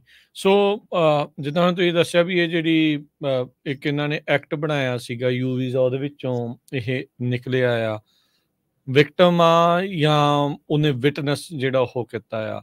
ਸੋ ਇਹਦਾ ਇਹੀ ਮਕਸਦ ਸੀਗਾ ਵੀ ਲੋਕ ਵਾਇਲੈਂਸ ਦੇ ਬਾਰੇ ਜਾਂ ਕ੍ਰਿਮੀਨਲਸ ਨੂੰ ਫੜਾਉਣ ਦੇ ਵਿੱਚ ਮਦਦ ਕਰਨ, ਇਸ ਪਰਪਸ ਦੇ ਨਾਲ ਇਹ ਵੀਜ਼ੇ ਨੂੰ ਬਣਾਇਆ ਗਿਆ ਜਾਂ ਹੋਰ ਵੀ ਕੋਈ ਕਾਰਨ ਸੀ ਇਹਦੇ ਪਿੱਛੇ ਨਾਲ? ਇੱਕ ਤਾਂ ਉਹਨਾਂ ਨੂੰ ਪ੍ਰੋਟੈਕਸ਼ਨ ਦੇਣੀ ਕਿ ਐਵੇਂ ਹੁਣ ਇਮੀਗ੍ਰੈਂਟ ਸੋਚ ਕੇ ਲੋਕੀ ਧੱਕਾ ਕਰੀ ਜਾਣ, ਹਨਾ, ਸਪੈਸ਼ਲੀ ਜਿੱਦਾਂ ਫੀਮੇਲ ਉਹਨਾਂ ਨੂੰ ਕੁੱਟਮਾਰ ਕਰੀ ਜਾਣ, ਸੈਕਸ਼ੂਅਲੀ ਜਿਹੜੇ ਸੈਕਸ਼ੂਅਲ ਕ੍ਰਾਈਮ ਉਹ ਕਰਨ, ਤੇ ਉਹਨਾਂ ਨੂੰ ਵੀ ਤੁਹਾਨੂੰ ਪ੍ਰੋਟੈਕਸ਼ਨ ਦੇਣੀ ਬਣਦੀ ਹੈ। ਕਿ ਇਹ ਤਾਂ ਨਹੀਂ ਕਿ ਉਹ ਇਨਸਾਨ ਨਹੀਂ, ਕਿ ਜਿਹਨਾਂ ਕੋਈ ਪੇਪਰ ਨਹੀਂ, ਹਨਾ, ਕਿ ਕੋਈ ਲੋਕੀ ਉਹਨਾਂ ਦੀ ਐਡਵਾਂਟੇਜ ਨਾ ਲੈਣ। ਕਿਉਂਕਿ ਪਹਿਲਾਂ ਏਦਾਂ ਸੀਗਾ ਕਿ ਉਹ ਡਰਦੇ ਸੀਗੇ ਕਿ ਸਾਡੇ ਕੋਲ ਇਮੀਗ੍ਰੇਸ਼ਨ ਦਾ ਨਾ ਪੁੱਛ ਲੈਣ, ਚੱਲ ਛੱਡ ਕੀ ਦੱਸਣਾ ਪੁਲਿਸ ਨੂੰ, ਹਨਾ, ਧੱਕਾ ਜਾਰੀ ਜਾਓ। ਸੋ ਮੇਨ ਚੀਜ਼ ਜਿਹੜੀ ਉਹ ਸੀਗੀ। ਤੇ ਦੂਸਰੀ ਇਹ ਹੈ ਕਿ ਹੁਣ ਕਈ ਵਾਰੀ ਤੁਹਾਨੂੰ ਵਿਟਨੈਸ ਵੀ ਚਾਹੀਦਾ ਹੁੰਦਾ ਅਪਰਾਧੀ ਨੂੰ ਸਜ਼ਾ ਦਿਵਾਉਣ ਲਈ। ਤੇ ਜਿਹੜੀ ਪੁਲਿਸ ਆ, ਉਹ ਲਾਲਚ ਇੱਕ ਤਰ੍ਹਾਂ ਦਾ ਦੇ ਰਹੀ ਹੈ ਕਿ ਤੁਸੀਂ ਜੇ ਆ ਕੇ ਕੋਆਪਰੇਟ ਕਰਦੇ ਆ ਕ੍ਰਾਈਮ ਸੋਲਵ ਦੇ ਵਿੱਚ, ਤਾਂ ਪੁਲਿਸ ਦੀ ਵੀ ਹੈਲਪ ਹੁੰਦੀ ਹੈ, ਸਿਸਟਮ ਦੀ ਹੈਲਪ ਹੁੰਦੀ ਹੈ। ਤੇ ਫਿਰ ਜਿਹੜਾ ਇਮੀਗ੍ਰੈਂਟ ਆ, ਉਹਨੂੰ ਇਨਕਰੇਜਮੈਂਟ ਮਿਲੂਗੀ ਕਿ ਉਹ ਆ ਕੇ ਫਿਰ ਵੱਧ ਤੋਂ ਵੱਧ ਕੋਆਪਰੇਸ਼ਨ ਕਰੂਗਾ। ਠੀਕ ਹੈ। ਸੋ ਇਹ ਇਸ ਆਧਾਰ ਦੇ ਉੱਤੇ ਸੀਗਾ। ਸੋ ਬੈਨੀਫਿਟ ਕੀ ਆ ਜਾਂ ਕਿੱਦਾਂ ਦੇ ਕ੍ਰਾਈਮ ਦੇ ਵਿਕਟਮ ਵਾਲੇ ਲਈ ਇਹ ਜਿਹੜਾ ਯੂ ਵੀਜ਼ਾ ਆ? ਕੋਈ ਆ ਕੇ ਗਾਲਾਂ ਕੱਢ ਗਿਆ, ਪੁਲਿਸ ਰਿਪੋਰਟ ਲਿਖਾਤੀ, ਇੱਦਾਂ ਆ, ਜਾਂ ਕੋਈ ਫੈਲਨੀ ਹੋਈ ਆ, ਮਿਸਡਮੀਨਰ ਹੋਇਆ, ਕਿਹੜੇ ਚਾਰਜ ਦੇ ਉੱਤੇ ਜਾਂ ਕਿੱਦਾਂ ਦੀ ਚੀਜ਼ ਨੂੰ ਲੈ ਕੇ ਹੀ ਇਹ ਜਿਹੜਾ ਯੂ ਵੀਜ਼ਾ ਅਵੇਲੇਬਲ ਆ? ਆਪਾਂ ਨਾ ਉਹ ਸਾਰੇ ਕਵਰ ਕਰਦੇ ਹਾਂ ਸਟੈਪ ਬਾਏ ਸਟੈਪ। ਠੀਕ ਹੈ ਜੀ। ਸਾਰਾ ਆਪਾਂ ਜਿਹੜੇ ਟੌਪਿਕ ਆ ਐਕਸਪਲੇਨ ਕਰ ਦੇਣੇ ਆ, ਪਰ ਆਪਣੇ ਨਾ ਪਹਿਲਾਂ ਜਿਹੜਾ ਬੇਸ ਆ ਉਹਨਾਂ ਨੂੰ ਸਮਝਾਈਏ, ਅੱਗੇ ਵਧੀਏ। ਕਿਉਂਕਿ ਫਿਰ ਕੀ ਹੈ ਕਿ ਕਈ ਵਾਰੀ ਤੁਸੀਂ ਪਹਿਲਾਂ ਅੱਗੇ ਪਿੱਛੇ ਹੋ ਜਾਂਦਾ, ਫਿਰ ਠੀਕ ਹੋ ਜਾਂਦਾ। ਤੇ ਬੈਨੀਫਿਟ ਜਿਹੜਾ ਪਹਿਲਾਂ ਤਾਂ ਦੱਸ ਦਈਏ ਕਿੱਦਾਂ ਨਾ, ਕਿ 2 ਕੁਐਸਚਨ ਨੂੰ ਨਾ ਜੇ ਮਿਕਸ ਕਰੀਏ ਆਪਾਂ। ਓਕੇ। ਸੋ ਬੈਨੀਫਿਟਸ ਦੇ ਉੱਤੇ ਆਪਾਂ ਪਹਿਲਾਂ ਜਿਹੜਾ ਇਹ ਹੈ ਕਿ ਜਿਹੜਾ ਯੂ ਵੀਜ਼ਾ ਉਹ ਜਦੋਂ ਮਿਲਦਾ ਉਹ 4 ਸਾਲ ਲਈ ਮਿਲਦਾ ਤੁਹਾਨੂੰ। ਓਕੇ। ਭਾਵੇਂ ਬੰਦਾ ਹੁਣ ਜਿੱਦਾਂ ਕੱਚਾ ਕਿਹੜੇ ਸਿਸਟਮ ਨਾਲ ਆਇਆ, ਉਹਦਾ ਕੇਸ ਚੱਲਦਾ, ਤੇ ਜੋ ਵੀ ਉਹਦਾ ਸਿਨੈਰੀਓ ਹੈ, 4 ਸਾਲ ਲਈ ਯੂ ਵੀਜ਼ਾ ਮਿਲਦਾ ਜਦੋਂ ਅਪਰੂਵ ਹੁੰਦਾ। ਤੇ ਯੂ ਵੀਜ਼ੇ ਦੇ ਨਾਲ ਉਹ ਆਟੋਮੈਟਿਕਲੀ ਜਿਹੜਾ ਤੁਹਾਨੂੰ I-94 ਮਿਲ ਜਾਂਦਾ। 4 ਸਾਲਾਂ 'ਚ ਤੁਸੀਂ 3 ਸਾਲ ਜਿਹੜਾ ਉਹ ਅਮਰੀਕਾ ਜਦੋਂ ਰਹਿ ਗਏ ਯੂ ਵੀਜ਼ੇ ਤੇ ਫਿਰ ਤੁਸੀਂ ਉਸ ਤੋਂ ਬਾਅਦ ਗ੍ਰੀਨ ਕਾਰਡ ਜਿਹੜਾ ਅਪਲਾਈ ਕਰ ਸਕਦੇ ਆ। ਜਦੋਂ ਫਿਰ ਤੁਹਾਡਾ ਗ੍ਰੀਨ ਕਾਰਡ ਆ ਜਾਂਦਾ, ਉਸ ਤੋਂ 5 ਸਾਲ ਬਾਅਦ ਤੁਸੀਂ ਸਿਟੀਜ਼ਨ ਬਣ ਸਕਦੇ ਆ। ਜਿਹੜਾ ਯੂ ਵੀਜ਼ੇ ਦਾ ਰਾਸਤਾ ਥੋੜਾ ਜਿਹਾ ਲੰਬਾ। ਇੱਕ ਤਾਂ ਤੁਹਾਡੀ ਵੇਟ 7 ਤੋਂ 10 ਸਾਲ ਦੀ, ਜਿਹੜੇ ਵਿੱਚ ਤੁਹਾਨੂੰ ਯੂ ਵੀਜ਼ਾ ਮਿਲੂਗਾ। ਫਿਰ ਜਦੋਂ ਮਿਲਣਾ ਤੁਹਾਨੂੰ 4 ਸਾਲ ਦਾ ਮਿਲਣਾ। 4 ਸਾਲ ਦੇ ਵਿੱਚ ਤੁਹਾਨੂੰ 3 ਸਾਲ ਜਿਹੜਾ ਉਹ ਅਮਰੀਕਾ 'ਚ ਰਹਿਣਾ ਪੈਂਦਾ, ਤੇ 3 ਸਾਲ ਜਦੋਂ ਤੁਹਾਡੇ ਮੁੱਕ ਜਾਂਦੇ ਆ, ਫਿਰ ਤੁਸੀਂ ਗ੍ਰੀਨ ਕਾਰਡ ਫਾਈਲ ਕਰਦੇ ਆ। ਫਿਰ ਤੁਹਾਡਾ ਗ੍ਰੀਨ ਕਾਰਡ ਅਪਰੂਵ ਹੁੰਦਾ, ਤੇ ਉਸ ਤੋਂ 5 ਸਾਲ ਬਾਅਦ ਤੁਸੀਂ ਜਿਹੜਾ ਸਿਟੀਜ਼ਨ ਅਪਲਾਈ ਕਰ ਸਕਦੇ ਆ। ਇਹਦਾ ਬੈਨੀਫਿਟ ਇਹੀ ਹੈ ਕਿ ਤੁਹਾਨੂੰ ਜਦੋਂ ਯੂ ਵੀਜ਼ਾ ਅਪਰੂਵ ਹੁੰਦਾ, ਅੱਜ ਕੱਲ੍ਹ ਤਾਂ ਉਸ ਤੋਂ ਪਹਿਲਾਂ ਹੀ ਤੁਹਾਨੂੰ ਜਿਹੜਾ ਹੈਗਾ ਵਰਕ ਪਰਮਿਟ ਜਿਹੜਾ ਉਹ ਮਿਲ ਜਾਂਦਾ, ਪਰਮਿਸ਼ਨ ਮਿਲ ਜਾਂਦੀ ਹੈ ਵਰਕ ਪਰਮਿਟ ਦੀ। ਬਾਈਡਨ ਨੇ ਇਹ ਜਿਹੜੀ ਚੇਂਜ ਕੀਤੀ ਸੀਗੀ, ਪਹਿਲਾਂ ਬਹੁਤ ਲੇਟ ਮਿਲਦੇ ਸੀਗੇ, ਹੁਣ ਜਿਹੜੇ ਜਲਦੀ ਵਰਕ ਪਰਮਿਟ ਉਹ ਮਿਲਣ ਲੱਗ ਪਏ ਆ। ਤੇ ਜਿੱਦਾਂ ਦੱਸਿਆ ਕਿ ਫੈਮਿਲੀ ਮੈਂਬਰ ਵੀ ਜਿਹੜੇ ਹੈਗੇ ਆ, ਕਈਆਂ ਦੇ ਬਾਹਰ ਟਿਕੇ ਆ, ਹਨਾ, ਅਸਾਈਲਮ ਵਾਲੇ ਜਿੱਦਾਂ ਕਈਆਂ ਦੇ ਹੁਣ ਕੇਸ ਚੱਲਦੇ ਆ, ਕਿ ਯੂ ਵੀਜ਼ਾ ਉਹਨਾਂ ਨੂੰ ਵਿੱਚ ਗ੍ਰਾਂਟ ਜੇ ਹੋ ਗਿਆ, ਤੇ ਪਰਿਵਾਰ ਜਿਹੜਾ ਉਹਨਾਂ ਦਾ ਫਿਰ ਉਹ ਯੂ ਵੀਜ਼ੇ ਦੇ ਉੱਤੇ ਜਿਹੜਾ ਆ ਸਕਦਾ, ਸਪਾਊਸ ਤੇ ਉਹਨਾਂ ਦੇ ਬੱਚੇ। ਤੇ ਇਹਦੇ ਨਾਲ ਜਿਹੜਾ ਹੈਗਾ ਉਹ ਪਬਲਿਕ ਬੈਨੀਫਿਟ ਜਿਹੜੇ ਹੁੰਦੇ ਆ, ਵੈਲਫੇਅਰ ਵਗੈਰਾ ਏਦਾਂ ਦੀਆਂ ਚੀਜ਼ਾਂ, ਉਹ ਵੀ ਜਿਹੜੇ ਇਮੀਗ੍ਰੈਂਟ ਆ ਉਹ ਇੰਟਾਈਟਲ ਹੋ ਜਾਂਦੇ ਆ ਯੂ ਵੀਜ਼ੇ ਕਰਕੇ। ਤੇ ਉਦਾਂ ਸਾਡੀ ਸਲਾਹ ਇਹੀ ਹੁੰਦੀ ਆ ਕਿ ਜਿਹੜੇ ਪਬਲਿਕ ਬੈਨੀਫਿਟ ਆ ਲੈਣੇ ਨਹੀਂ ਚਾਹੀਦੇ, ਕਿਉਂਕਿ ਪਤਾ ਕੁਛ ਨਹੀਂ ਹੁੰਦਾ ਕਿੱਦਾਂ ਜਿਹੜੇ ਕਾਨੂੰਨ ਆ ਉਹ ਚੇਂਜ ਹੋ ਜਾਣੇ ਆ। ਠੀਕ ਹੈ। ਸੋ ਕਾਫੀ ਜਿਹੜੇ ਇਸ ਦੇ ਵਿੱਚ ਬੈਨੀਫਿਟ ਇਵੈਂਚੁਅਲੀ ਜਿਹੜੀ ਉਹ ਮਿਲ ਜਾਂਦੇ ਆ। ਸੋ ਜਿੱਦਾਂ ਤੁਸੀਂ ਸ਼ੁਰੂਆਤ 'ਚ ਵੀ ਦੱਸਿਆ ਵੀ ਜੇ ਯੂ ਵੀਜ਼ਾ ਮਿਲ ਜਾਂਦਾ ਹੈ ਕਿਸੇ ਨੂੰ, ਇਵੈਂਚੁਅਲੀ ਚਲੋ ਬੰਦਾ ਲੰਮਾ ਸਫ਼ਰ ਬਣ ਜਾਂਦਾ, ਕਿ ਪਰਿਵਾਰ ਵੀ ਫਿਰ ਉਹਨਾਂ ਨੂੰ ਵੀ ਪੇਪਰ ਜਿਹੜੇ ਉਹ ਬਣ ਜਾਂਦੇ ਆ? ਹਾਂਜੀ, ਬਿਲਕੁਲ। ਪਰਿਵਾਰ ਨੂੰ ਜਿਹੜਾ ਤੁਸੀਂ ਬੁਲਾਣਾ ਹੁੰਦਾ, ਉਹ ਇੱਕ ਫਾਰਮ ਹੁੰਦਾ I-918A, ਸਪਲੀਮੈਂਟ A ਉਹਨੂੰ ਕਹਿੰਦੇ ਆ। ਤੇ ਜਿਹੜਾ ਯੂ ਵੀਜ਼ਾ ਹੁੰਦਾ, ਉਹ ਤਾਂ ਜਿਹੜਾ ਫਾਰਮ ਹੁੰਦਾ I-918 ਹੁੰਦਾ ਫਾਰਮ ਉਹਦਾ। ਤੇ ਜਿਹੜੇ ਪਰਿਵਾਰ ਵਾਲੇ ਹੁੰਦੇ ਉਹਨਾਂ ਲਈ ਤੁਹਾਨੂੰ ਸਪਲੀਮੈਂਟ A ਫਾਈਲ ਕਰਨਾ ਪੈਂਦਾ। ਜੇ ਤੁਸੀਂ 21 ਸਾਲਾਂ ਤੋਂ ਛੋਟੇ ਆ, ਤੇ ਜਿੱਦਾਂ ਆਪਾਂ ਦੱਸਿਆ ਕਿ ਤੁਸੀਂ ਆਪਣੇ ਪੇਰੈਂਟਸ ਨੂੰ ਮੰਗਾ ਸਕਦੇ ਆ, ਭਰਾ ਭੈਣ ਨੂੰ ਵੀ ਜਿਹੜਾ ਮੰਗਾ ਸਕਦੇ ਆ, ਜਿਹੜੇ 18 ਸਾਲ ਤੋਂ ਛੋਟੇ ਆ ਤੇ ਅਨਮੈਰਿਡ। ਠੀਕ ਹੈ। 18 ਸਾਲ ਤੋਂ ਛੋਟੇ ਭੈਣ ਭਰਾ ਨੂੰ ਤੁਸੀਂ ਮੰਗਾ ਸਕਦੇ ਆ। ਤੇ ਜੇ ਤੁਸੀਂ 21 ਸਾਲ ਤੋਂ ਉੱਤੇ ਆ, ਤੁਸੀਂ ਆਪਣੇ ਜਿਹੜਾ ਸਪਾਊਸ ਨੂੰ ਮੰਗਾ ਸਕਦੇ ਆ ਤੇ ਬੱਚਿਆਂ ਨੂੰ ਮੰਗਾ ਸਕਦੇ ਆ। ਠੀਕ ਹੈ। ਤੇ ਇਹ ਅਟਾਰਨੀ ਟੇਰੀ ਕਹਿਣਾ ਜਿਹੜਾ 21 ਸਾਲ ਵਾਲੀ ਜਿਹੜੀ ਗੱਲ ਆ, ਜਿਸ ਟਾਈਮ ਵੀਜ਼ਾ ਮਿਲ ਰਿਹਾ ਉਸ ਟਾਈਮ ਦੇ ਉੱਤੇ ਏਜ ਦੇਖੀ ਜਾਂਦੀ ਆ, ਜਾਂ ਜਦੋਂ ਇਹਨਾਂ ਨੇ ਅਪਲਾਈ ਕੀਤਾ ਹੁੰਦਾ ਆ ਉਸ ਟਾਈਮ ਦੇ ਉੱਤੇ ਏਜ ਜਿਹੜੀ ਵਾਲੀ ਦੇਖੀ ਜਾਂਦੀ ਹੈ? ਜਦੋਂ ਅਪਲਾਈ ਕੀਤਾ ਹੁੰਦਾ। ਜਦੋਂ ਅਪਲਾਈ ਕੀਤਾ ਹੁੰਦਾ, ਵੀ ਜਦੋਂ ਵਿਕਟਮ ਸੀ, ਜਦੋਂ ਉਹਨਾਂ ਨੇ ਉਹ ਆਖਿਆ ਹੈਗਾ। ਠੀਕ ਹੈ। ਸੋ ਹੁਣ ਜੇ ਆਪਾਂ ਕਰੀਏ ਵੀ you visa the petition the process ਕੀ ਹੈਗਾ ਆ? ਕਈ ਤਰ੍ਹਾਂ ਦੇ ਫਾਰਮਸ ਹੋਣਗੇ, ਕਈ ਕੁਛ ਹੋਊਗਾ। ਜੇ ਆਪਾਂ ਵਾਰੀ ਸਿਰ ਉਸ ਪ੍ਰੋਸੈਸ ਦੇ ਵਿੱਚੋਂ ਦੱਸੀਏ ਕੀ ਪ੍ਰੋਸੈਸ ਹੈ, ਕੀ ਸਟੈਪਸ ਨੇ? ਸੋ ਯੂ ਵੀਜ਼ੇ ਵਾਸਤੇ ਤੁਹਾਨੂੰ ਫਾਰਮਸ ਜਿਹੜੇ ਜਿੱਦਾਂ ਹਰੇਕ ਪਟੀਸ਼ਨ ਲਈ ਕਾਗਜ਼ ਭਰਨੇ ਪੈਂਦੇ ਆ, ਇਹ ਵੀ ਸੇਮ ਹੀ ਪ੍ਰੋਸੈਸ ਹੈਗਾ। ਤੇ ਇਹਦੇ ਪ੍ਰੋਸੈਸ ਦੇ ਵਿੱਚ ਥੋੜੀ ਜਿਹੀ ਇੱਕ ਟੇਢੀ ਚੀਜ਼ ਇਹ ਹੁੰਦੀ ਹੈ ਕਿ ਇੱਕ ਸਪਲੀਮੈਂਟ ਲੈਣਾ ਹੁੰਦਾ ਤੁਸੀਂ, ਸਪਲੀਮੈਂਟ B ਕਹਿੰਦੇ ਆ ਉਹਨੂੰ, 918 ਸਪਲੀਮੈਂਟ B। ਉਹ ਜਿਹੜਾ ਸਪਲੀਮੈਂਟ ਆ ਉਹ ਤੁਹਾਨੂੰ ਉਹ ਵਾਲੀ ਸੰਸਥਾ ਦਿੰਦੀ ਹੈ ਜਿਹਨਾਂ ਤੁਸੀਂ ਕੋਆਪਰੇਸ਼ਨ ਕੀਤੀ ਹੈ, ਜਿੱਦਾਂ ਪੁਲਿਸ ਵਾਲੇ, DA ਵਾਲੇ, ਹਨਾ। ਸੋ ਇਹਦੇ ਵਿੱਚ ਪਹਿਲਾ ਸਟੈਪ ਹੁੰਦਾ ਤੁਸੀਂ ਪੁਲਿਸ ਤੇ ਉਹਨਾਂ ਕੋਲ ਜਿਹੜਾ ਸੰਸਥਾ ਹੁੰਦੀ ਉਹਨਾਂ ਕੋਲ ਤੁਸੀਂ ਇਹ ਸਪਲੀਮੈਂਟ ਜਿਹੜਾ ਲੈਣਾ ਹੁੰਦਾ। ਤੇ ਕਈ ਵਾਰੀ ਉਹ ਦੇ ਦਿੰਦੇ ਆ, ਕਈ ਵਾਰੀ ਨਹੀਂ ਦਿੰਦੇ ਆ। ਸੋ ਜੇ ਦੇ ਦਿੰਦੇ ਆ, ਉਸ ਤੋਂ ਬਾਅਦ ਹੀ ਤੁਹਾਡਾ ਜਿਹੜਾ ਯੂ ਵੀਜ਼ਾ ਦਾ ਪ੍ਰੋਸੈਸ ਤੁਸੀਂ ਸ਼ੁਰੂ ਕਰ ਸਕਦੇ ਆ। ਸੋ ਤੁਹਾਨੂੰ ਸਾਈਨ ਕਰਕੇ ਦੇ ਦਿੰਦੇ ਆ ਪੁਲਿਸ ਵਾਲੇ ਕਿ ਇਹਨੇ ਕੋਆਪਰੇਸ਼ਨ ਕੀਤੀ ਆ। ਉਹ 6 ਮਹੀਨੇ ਵਾਸਤੇ ਉਹਦੀ ਵੈਲਿਡਿਟੀ ਹੁੰਦੀ ਆ। ਜਦੋਂ ਤੁਹਾਡੇ ਕੋਲ ਉਹ ਆ ਜਾਂਦਾ, ਉਸ ਤੋਂ ਬਾਅਦ ਤੁਸੀਂ ਜਿਹੜੀ ਪਟੀਸ਼ਨ ਆ, ਯੂ ਵੀਜ਼ੇ ਦੀ ਪਟੀਸ਼ਨ ਆ ਉਹ, ਤੇ ਨਾਲ ਜੇ ਤੁਸੀਂ ਕੱਚੇ ਆਏ ਸੀਗੇ ਤਾਂ ਤੁਸੀਂ ਆਪਣਾ ਜਿਹੜਾ ਪਰਮਿਸ਼ਨ ਟੂ ਐਂਟਰ ਵਾਲਾ ਵੇਵਰ 192, ਤੇ ਨਾਲ ਜਿਹੜੇ ਫੈਮਿਲੀ ਮੈਂਬਰ ਦੇ ਜਿਹੜੇ ਪੇਪਰ ਆ ਸਪਲੀਮੈਂਟ ਏ ਜਿਹਦੀ ਗੱਲ ਕੀਤੀ ਆ, ਉਹ ਤੁਸੀਂ ਜਿਹੜਾ ਫਾਈਲ ਕਰਦੇ ਆ। ਸੋ 918 ਜਿਹੜਾ ਹੈਗਾ ਫਾਰਮ ਯੂ ਵੀਜ਼ੇ ਦਾ, ਸਪਲੀਮੈਂਟ A, ਸਪਲੀਮੈਂਟ B, ਤੇ ਇਹਦੇ ਨਾਲ ਤੁਸੀਂ ਆਪਣੀ ਪਰਸਨਲ ਸਟੇਟਮੈਂਟ ਦੇਣੀ ਆ ਕਿ ਕੀ ਹੋਇਆ, ਤੁਹਾਡੇ ਨਾਲ ਧੱਕਾ ਕਿੱਦਾਂ ਦਾ ਹੋਇਆ। ਡਾਕਟਰ ਐਫੀਡੇਵਿਟ ਦੇਣੇ ਜੇ ਕੋਈ ਹੋਰ ਗਵਾਹ ਸੀਗਾ ਉਹਨੇ ਵੇਖਿਆ। ਡਾਕਟਰਾਂ ਦੀਆਂ ਰਿਪੋਰਟ ਇਹਦੇ ਵਿੱਚ ਚੱਲਦੀਆਂ ਜੇ ਤੁਹਾਨੂੰ ਕੋਈ ਫਿਜ਼ੀਕਲ ਇੰਜਰੀ ਹੋਈ ਆ। ਤੇ ਜੇ ਤੁਹਾਨੂੰ ਕਈ ਵਾਰੀ ਹੁੰਦਾ ਕਿ ਬੰਦੂਕ ਸਿਰ ਤੇ ਰੱਖਤੀ, ਕਾਫੀ ਏਦਾਂ ਦੇ ਕੇਸ ਜਿਹੜੇ ਲਿਕਰ ਸਟੋਰ ਵਾਲਿਆਂ ਦੇ, 7-11 ਵਾਲਿਆਂ ਦੇ ਆਉਂਦੇ ਆਪਣੇ ਕੋਲ। ਤੇ ਉਹਦੇ ਵਿੱਚ ਉਹਨਾਂ ਨੂੰ ਜਿਹੜੀ ਇੱਕ ਸਾਈਕੋਲੋਜੀਕਲ ਇਵੈਲੂਏਸ਼ਨ, ਕਿ ਦਿਮਾਗੀ ਤੌਰ ਤੇ ਉਹਨਾਂ ਨੂੰ ਕੀ ਪਰੇਸ਼ਾਨੀ, ਜਿਹੜੀ ਉਹਦੀ ਇੰਪੈਕਟ ਉਹਦਾ ਕੀ ਹੋਇਆ, ਨੀਂਦ 'ਚ ਕਿੱਦਾਂ ਪ੍ਰੋਬਲਮ ਆਈ, ਕੋਈ ਟਰਾਮਾ ਉਹਨਾਂ ਨੂੰ ਕਾਜ਼ ਹੋਇਆ, ਉਹ ਜਿਹੜੇ ਸਾਰੇ ਸਿਨੈਰੀਓ ਕਰਕੇ ਤੇ ਉਹਦੀ ਜਿਹੜੀ ਥੈਰੇਪੀ ਤੁਹਾਡੀ ਜਿਹੜੀ ਚੱਲਦੀ ਆ, ਤੁਸੀਂ ਡਾਕਟਰ ਕੋਲ ਜਾਂਦੇ ਆ, ਡਾਕਟਰ ਤੁਹਾਨੂੰ ਸਾਰਾ ਜਿਹੜਾ ਆਪਣਾ ਗੱਲਬਾਤ ਸੁਣਦਾ, ਨੋਟਸ ਬਣਾਉਂਦਾ, ਉਹ ਥੈਰੇਪੀ ਸੈਸ਼ਨ ਦੇ ਨੋਟਸ ਵਗੈਰਾ, ਉਹਦੀ valuation report, psychiatric report, police report, ਤੇ ਹੋਰ ਕੁਝ ਵੀ ਜਿਹੜਾ ਕੋਈ ਤੁਹਾਡੇ ਕੋਲ ਫੋਟੋਗ੍ਰਾਫਿਕ ਵੀਡੀਓ ਐਵੀਡੈਂਸ ਹੁੰਦਾ, ਉਹ ਸਾਰਾ ਤੁਸੀਂ ਲਾ ਕੇ ਜਿਹੜਾ ਯੂਜ਼ਰ ਦੀ ਪਟੀਸ਼ਨ ਬਣਾ ਕੇ ਜਿਹੜੇ ਤੁਸੀਂ ਭੇਜਦੇ ਆ। ਠੀਕ ਹੈ। ਸੋ ਬਿਲਕੁਲ, ਸੋ ਕਈ ਚੀਜ਼ਾਂ ਜਿਹੜੀਆਂ ਇਸ ਦੇ ਵਿੱਚ ਨਾਲ ਤੁਹਾਨੂੰ ਜਿਹੜੀਆਂ ਚਾਹੀਦੀਆਂ। ਹੁਣ ਜਿੱਦਾਂ ਤੁਸੀਂ ਦੱਸਿਆ ਵੀ ਚਾਹੇ ਕੋਈ ਬੰਦਾ ਜੇ ਵਿਜ਼ਟਰ ਵੀਜ਼ੇ ਤੇ ਆਇਆ ਆ ਜਾਂ ਉਹ ਕੱਚਾ ਆ, ਉਹਦੇ ਡਾਕੂਮੈਂਟ ਕਿਸੇ ਦਾ ਕੋਈ ਨਹੀਂ ਹੈਗਾ, ਇਹ ਕੋਈ ਵੀ ਜਿਹੜਾ ਇਸ ਦੇ ਲਈ ਫਿਰ ਅਪਲਾਈ ਕਰ ਸਕਦਾ ਜੇ ਉਹ ਵਿਕਟਮ ਹੈਗਾ ਆ ਜਾਂ ਵਿਟਨੈਸ ਹੈਗਾ? ਹਾਂਜੀ ਹਾਂਜੀ, ਕੋਈ ਵੀ ਇਹਦੇ ਲਈ ਅਪਲਾਈ ਕਰ ਸਕਦਾ, ਕੱਚਾ ਭਾਵੇਂ ਪੱਕਾ। ਠੀਕ ਹੈ। ਤੇ ਕਿਹੜੇ ਸਰਕਾਰੀ ਅਦਾਰੇ, ਜਿੱਦਾਂ ਹੁਣ ਪੁਲਿਸ ਦਾ ਵੀ ਨਾਂ ਲਿਆ, ਡਾਕਟਰ ਦਾ ਵੀ ਨਾਂ ਲਿਆ, ਕਿਹੜੇ ਸਰਕਾਰੀ ਅਦਾਰਿਆਂ ਤੋਂ ਜਿਹੜੀ ਸਰਟੀਫਿਕੇਸ਼ਨ ਹੁੰਦੀ ਹੈ ਤੇ ਅਥਾਰਟੀ ਕਿਹਦੇ ਕੋਲੋਂ ਹੁੰਦੀ ਹੈ, ਜਿਹਦੇ ਕੋਲੋਂ ਹੀ ਇਹ ਜਿਹੜੇ ਸਪਲੀਮੈਂਟ ਫਾਰਮਸ ਦੀ ਗੱਲ ਕਰ ਰਹੇ ਆ ਜਾਂ ਉਹ ਸਰਟੀਫਿਕੇਸ਼ਨ ਜਿਹੜੀ ਉਹ ਕਰਾਉਣੀ ਹੁੰਦੀ, ਕਿਹਨਾਂ ਦੇ ਕੋਲ ਅਧਿਕਾਰ ਹੈਗੇ, ਕਿਹੜੀ ਅਦਾਰਿਆਂ ਕੋਲ? ਸੋ ਫੈਡਰਲ ਲੈਵਲ ਦੀਆਂ ਏਜੰਸੀਆਂ, ਸਟੇਟ ਲੈਵਲ ਦੀਆਂ, ਇਵਨ ਲੋਕਲ ਲੈਵਲ ਦੀਆਂ ਜਿਹੜੀਆਂ ਏਜੰਸੀਆਂ ਹੈਗੀਆਂ, ਇਨਫੋਰਸਮੈਂਟ ਏਜੰਸੀਜ਼ ਆ, ਪ੍ਰੋਸੀਕਿਊਟਰ ਜਿਨ੍ਹਾਂ ਨੇ ਕਿਸੇ ਕਿਸਮ ਦੇ ਮੁਕੱਦਮੇ ਕਰਨੇ, ਡੀਏ ਦਾ ਆਫਿਸ, ਜੱਜ ਹੋ ਗਏ ਕੋਈ ਵੀ, ਇਹਨਾਂ ਕੋਲ ਜਿਹੜਾ ਆ ਜਾਂਦਾ। ਆਪਾਂ ਇਹਦੇ ਵਿੱਚ ਨਾ ਪਹਿਲਾਂ ਤਾਂ ਪੁਲਿਸ ਕੋਈ ਸੀਗਾ, ਤੇ ਕਈ ਵਾਰੀ ਆਪਾਂ ਕ੍ਰੀਏਟਿਵ ਹੋ ਕੇ ਡਿਪਾਰਟਮੈਂਟ ਆਫ ਲੇਬਰ ਕੋ ਵੀ ਜਿਹੜੀ ਸਰਟੀਫਿਕੇਸ਼ਨ ਕਰਾਈ ਹੋਈ ਹੈ, ਇੱਕ ਬੰਦੇ ਨਾਲ ਵਰਕ ਪਲੇਸ ਤੇ ਧੱਕਾ ਹੋਇਆ ਸੀਗਾ, ਤੇ US ਡਿਪਾਰਟਮੈਂਟ ਆਫ ਲੇਬਰ ਜਿਹੜਾ ਹੈਗਾ ਉਹ ਵੀ ਇਹਦੇ ਵਿੱਚ ਹੈਲਪ ਕਰ ਦਿੰਦਾ। ਤੇ ਕਈ ਵਾਰੀ ਆਪਣੇ ਜਿਹੜੇ ਫੈਮਿਲੀ ਕੋਰਟ ਦੇ ਜੱਜ ਵਗੈਰਾ ਹੁੰਦੇ ਆ, ਡੋਮੈਸਟਿਕ ਵਾਇਲੈਂਸ ਵਾਲਾ ਕੇਸ ਹੁੰਦਾ, ਉਹ ਜੱਜ ਵੀ ਜਿਹੜੇ ਫੈਮਿਲੀ ਕੋਰਟ ਵਾਲੇ ਆ, ਉਹ ਵੀ ਜੇ ਕਰ ਦਿੰਦੇ ਆ ਕਿ ਇਹਨੇ ਕੋਆਪਰੇਟ ਕੀਤਾ ਸੀਗਾ, ਉਹ ਵੀ ਚੱਲ ਜਾਂਦਾ। ਕਈ ਵਾਰੀ ਜਿਹੜਾ ਡਿਸਟ੍ਰਿਕਟ ਅਟਾਰਨੀ ਦਾ ਜਿਹੜਾ ਆਫਿਸ ਹੁੰਦਾ, ਜਿਹੜੇ ਮੁਕੱਦਮੇ ਕਰਦੇ ਆ ਡੋਮੈਸਟਿਕ ਵਾਇਲੈਂਸ ਵਾਲੇ ਜਾਂ ਹੋਰ ਪ੍ਰੋਸੀਕਿਊਟ ਕਰਦੇ ਆ, ਉਹ ਵੀ ਇਹਦੇ ਵਿੱਚ ਜਿਹੜੀ ਤੁਹਾਡੀ ਹੈਲਪ ਕਰ ਦਿੰਦੇ ਆ। ਪੁਲਿਸ ਵਾਲੇ ਵੀ ਇਹਦੇ ਵਿੱਚ ਜਿਹੜੀ ਤੁਹਾਡੀ ਹੈਲਪ ਕਰ ਦਿੰਦੇ ਆ। ਤੇ ਕਈ ਵਾਰੀ ਜਿਹੜੇ ਕੋਈ ਵੱਡੇ ਲੈਵਲ ਤੇ FBI ਵਗੈਰਾ ਦੀ ਤੁਸੀਂ ਕੋਈ ਕੋਆਪਰੇਸ਼ਨ ਕੀਤੀ ਆ, ਤਾਂ ਉਹ ਵੀ ਤੁਹਾਨੂੰ EU ਵੀਜ਼ੇ ਦੀ ਵੀ ਹੈਲਪ ਕਰ ਦਿੰਦੇ ਆ। ਤੇ ਕਈ ਵਾਰੀ ਤੁਸੀਂ ਜੇ FBI ਨਾਲ ਬਾਹਲੀ ਜ਼ਿਆਦਾ ਹੀ ਕੋਆਪਰੇਸ਼ਨ ਜੇ ਕੀਤੀ ਆ, ਤਾਂ ਇੱਕ S ਵੀਜ਼ਾ, ਸਨਿਚ ਵੀਜ਼ਾ ਜਿਹਨੂੰ ਕਹਿੰਦੇ ਆ, ਖੌਰੀ, ਤੇ ਉਹ ਫਿਰ ਉਹਦੀ ਵੀ ਤੁਹਾਡੀ ਹੈਲਪ ਕਰ ਦਿੰਦੇ ਆ, ਤੇ ਪਾਥ ਜਿਹੜਾ ਕੱਟ ਸ਼ਾਰਟ ਜਿਹੜਾ ਕਰ ਦਿੰਦੇ ਆ।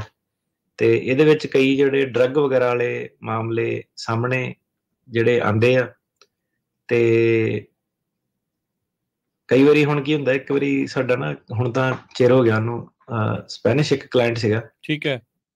ਤੇ ਉਹਨੇ ਜਿੱਦਾਂ ਗੋਲੀਆਂ ਮਾਰੀਆਂ ਸੀਗੀਆਂ 7-8, ਤੇ ਉਹਦੇ ਜਿੱਦਾਂ ਸਕੈਨ ਦੇ ਵਿੱਚ ਨਾ ਗੋਲੀ ਵੀ ਉਹਦੇ ਕਹਿ ਲਓ ਸਰੀਰ ਦੇ ਵਿੱਚ ਸੀਗੀ, ਇੱਕ ਜਿੱਦਾਂ ਟੁਕੜੇ ਕੱਢ ਨਹੀਂ ਸਕਦੇ ਹੈਗੇ, ਤੇ 에ਅਰਲਿਫਟ ਹੋਇਆ ਸੀਗਾ ਬੰਦਾ, ਤੇ ਕਾਫੀ ਖਬਰਾਂ ਵਗੈਰਾ ਚ ਵੀ ਸੀਗਾ, ਮਤਲਬ ਸਿੱਧੇ ਸਟ੍ਰੇਟ ਫਾਰਵਰਡ। ਤੇ ਕਈ ਚਿਰ ਉਹਨੂੰ ਜਿੱਦਾਂ ਪੁੱਛਦੇ ਰਹੇ ਕੌਣ ਆ ਤੇਰਾ ਵਕੀਲ, ਕੌਣ ਆ, ਹਨਾ, ਤੇ ਆਪਣੇ ਕੋਲ ਜਿੱਦਾਂ ਕੇਸ ਚੱਲਦਾ ਸੀਗਾ ਬੰਦੇ ਦਾ, ਤੇ ਉਹਨੂੰ ਕਿਹਾ ਕਿ ਕਹਿੰਦਾ ਮੈਂ ਅਸਾਈਲਮ ਤੇ ਜਾਣਾ, ਤੇ ਉਹਨੂੰ ਕਿਹਾ ਤੂੰ ਦੂਜੇ ਵਾਲੇ ਤੇ ਕਿਉਂ ਨਹੀਂ ਜਾਣਾ, ਤੇਰਾ EU ਵੀਜ਼ਾ ਸਿੱਧੇ ਸਟ੍ਰੇਟ ਫਾਰਵਰਡ।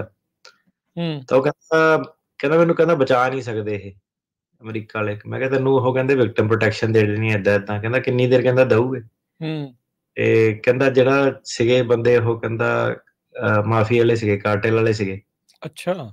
ਤੇ ਕਹਿੰਦਾ ਮੈਨੂੰ ਪਤਾ, ਕਹਿੰਦਾ, ਤੇ ਕਹਿੰਦਾ ਉਹਨਾਂ ਨੇ ਕੀਤਾ ਉਹਨਾਂ ਨੇ, ਇਹਨਾਂ ਨੇ ਮੈਨੂੰ ਪਿਆਦਾ ਬਣਾ ਦੇਣਾ, ਤੇ ਕਹਿੰਦਾ ਉਹਨਾਂ ਨੇ ਮੇਰਾ ਕੰਮ ਚੱਕ ਦੇਣਾ ਪਿੱਛੋਂ, ਘਰ ਦੇ ਘੁਰ ਦੇ ਸਾਰੇ ਜਿਹੜੇ ਵੀ ਜੇ ਸਨੈਚ ਕੀਤਾ ਸਾਡੇ ਉਲਟ ਤਾਂ ਉਹ ਤਾਂ ਜਿੱਦਾਂ ਫਿਲਮਾਂ 'ਚ ਨਹੀਂ ਕਹਿੰਦੇ ਹੁੰਦਾ, ਕਹਿੰਦਾ ਉਹਨਾਂ ਨੇ ਏਦਾਂ ਉਹਨਾਂ ਦੀ ਪਾਲਿਸੀ ਕੀ, ਕਹਿੰਦਾ ਉਹਨਾਂ ਨੇ ਮੈਨੂੰ ਕਰਨਾ, ਜਿਹੜੇ ਮੇਰੇ ਘਰਦਿਆਂ ਦੇ ਜਿਹੜਾ ਅੱਗੇ ਬੰਦਾ ਤੁਹਾਡਾ ਜਿਹੜੇ ਕੰਮ ਵੀ ਕਰਦਾ ਨਾ ਉਹਨੂੰ, ਤੇ ਉਹਦੇ ਅੱਗੇ ਜਿਹੜੇ ਜਵਾਕ ਆ, ਹਰੇਕ ਜਿਹੜਾ ਕਨੈਕਸ਼ਨ ਤੋਂ ਕਨੈਕਸ਼ਨ ਆ ਸਾਰਾ ਹੀ ਉਹ ਐਗਜ਼ਾਮਪਲ ਜਿੱਦਾਂ ਸੈੱਟ ਕਰ ਦਿੰਦੇ ਜੇ।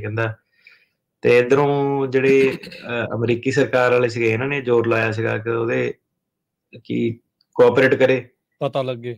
ਤੇ ਇਹ ਵੀ ਜਿਹੜੀ ਹੁਣ ਚੀਜ਼ ਆ ਓਪਨ ਬਾਰਡਰ ਦੀ, ਤੁਸੀਂ ਕਹਿ ਲਓ ਕਿ ਵਰਕਰ ਹੁਣ ਜਿੱਦਾਂ ਕੰਮ ਵੀ ਆਪਣੇ ਆਫਿਸ ਵੀ ਜਿੱਦਾਂ ਕਰਦੇ, ਦੱਸਦੇ ਹੈਗੇ ਕਿ ਮਾਹੌਲ ਜਿੱਦਾਂ ਕਾਫੀ ਖਰਾਬ ਅਮਰੀਕਾ 'ਚ ਜਿਹੜਾ ਹੋ ਗਿਆ। ਐਵੇਂ ਨਹੀਂ ਉਹ ਓਪਨ ਬਾਰਡਰ ਵਾਲਾ ਰੌਲਾ ਪੈਂਦੇ, ਚੰਗੇ ਬੰਦੇ ਵੀ ਇਹਦੇ ਵਿੱਚ ਆ ਜਾਂਦੇ ਆ, ਪਰ ਏਦਾਂ ਕਿ ਹੁਣ ਜਿਹੜਾ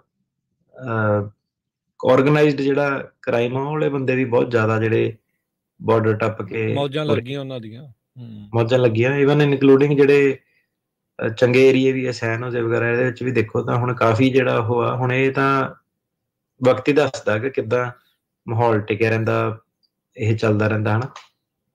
ਬਿਲਕੁਲ, ਬਹੁਤ ਸਾਰੇ ਗੈਂਗਸਟਰ ਪਹੁੰਚੇ ਆ, ਬਹੁਤ ਸਾਰੇ ਇਦਾਂ ਦੀਆਂ ਚੀਜ਼ਾਂ, ਸਾਰਿਆਂ ਨੂੰ ਨਹੀਂ ਕਹਿੰਦੇ, ਪਰ ਜਿਹੜੇ ਆਏ ਆ ਇਸ ਰਾਹ ਦੇ ਜ਼ਰੀਏ ਉਸੇ ਨੂੰ ਲੈ ਕੇ ਜਿਹੜਾ ਫਿਰ ਉਹ ਰੌਲਾ ਪਾਉਂਦੇ ਆ।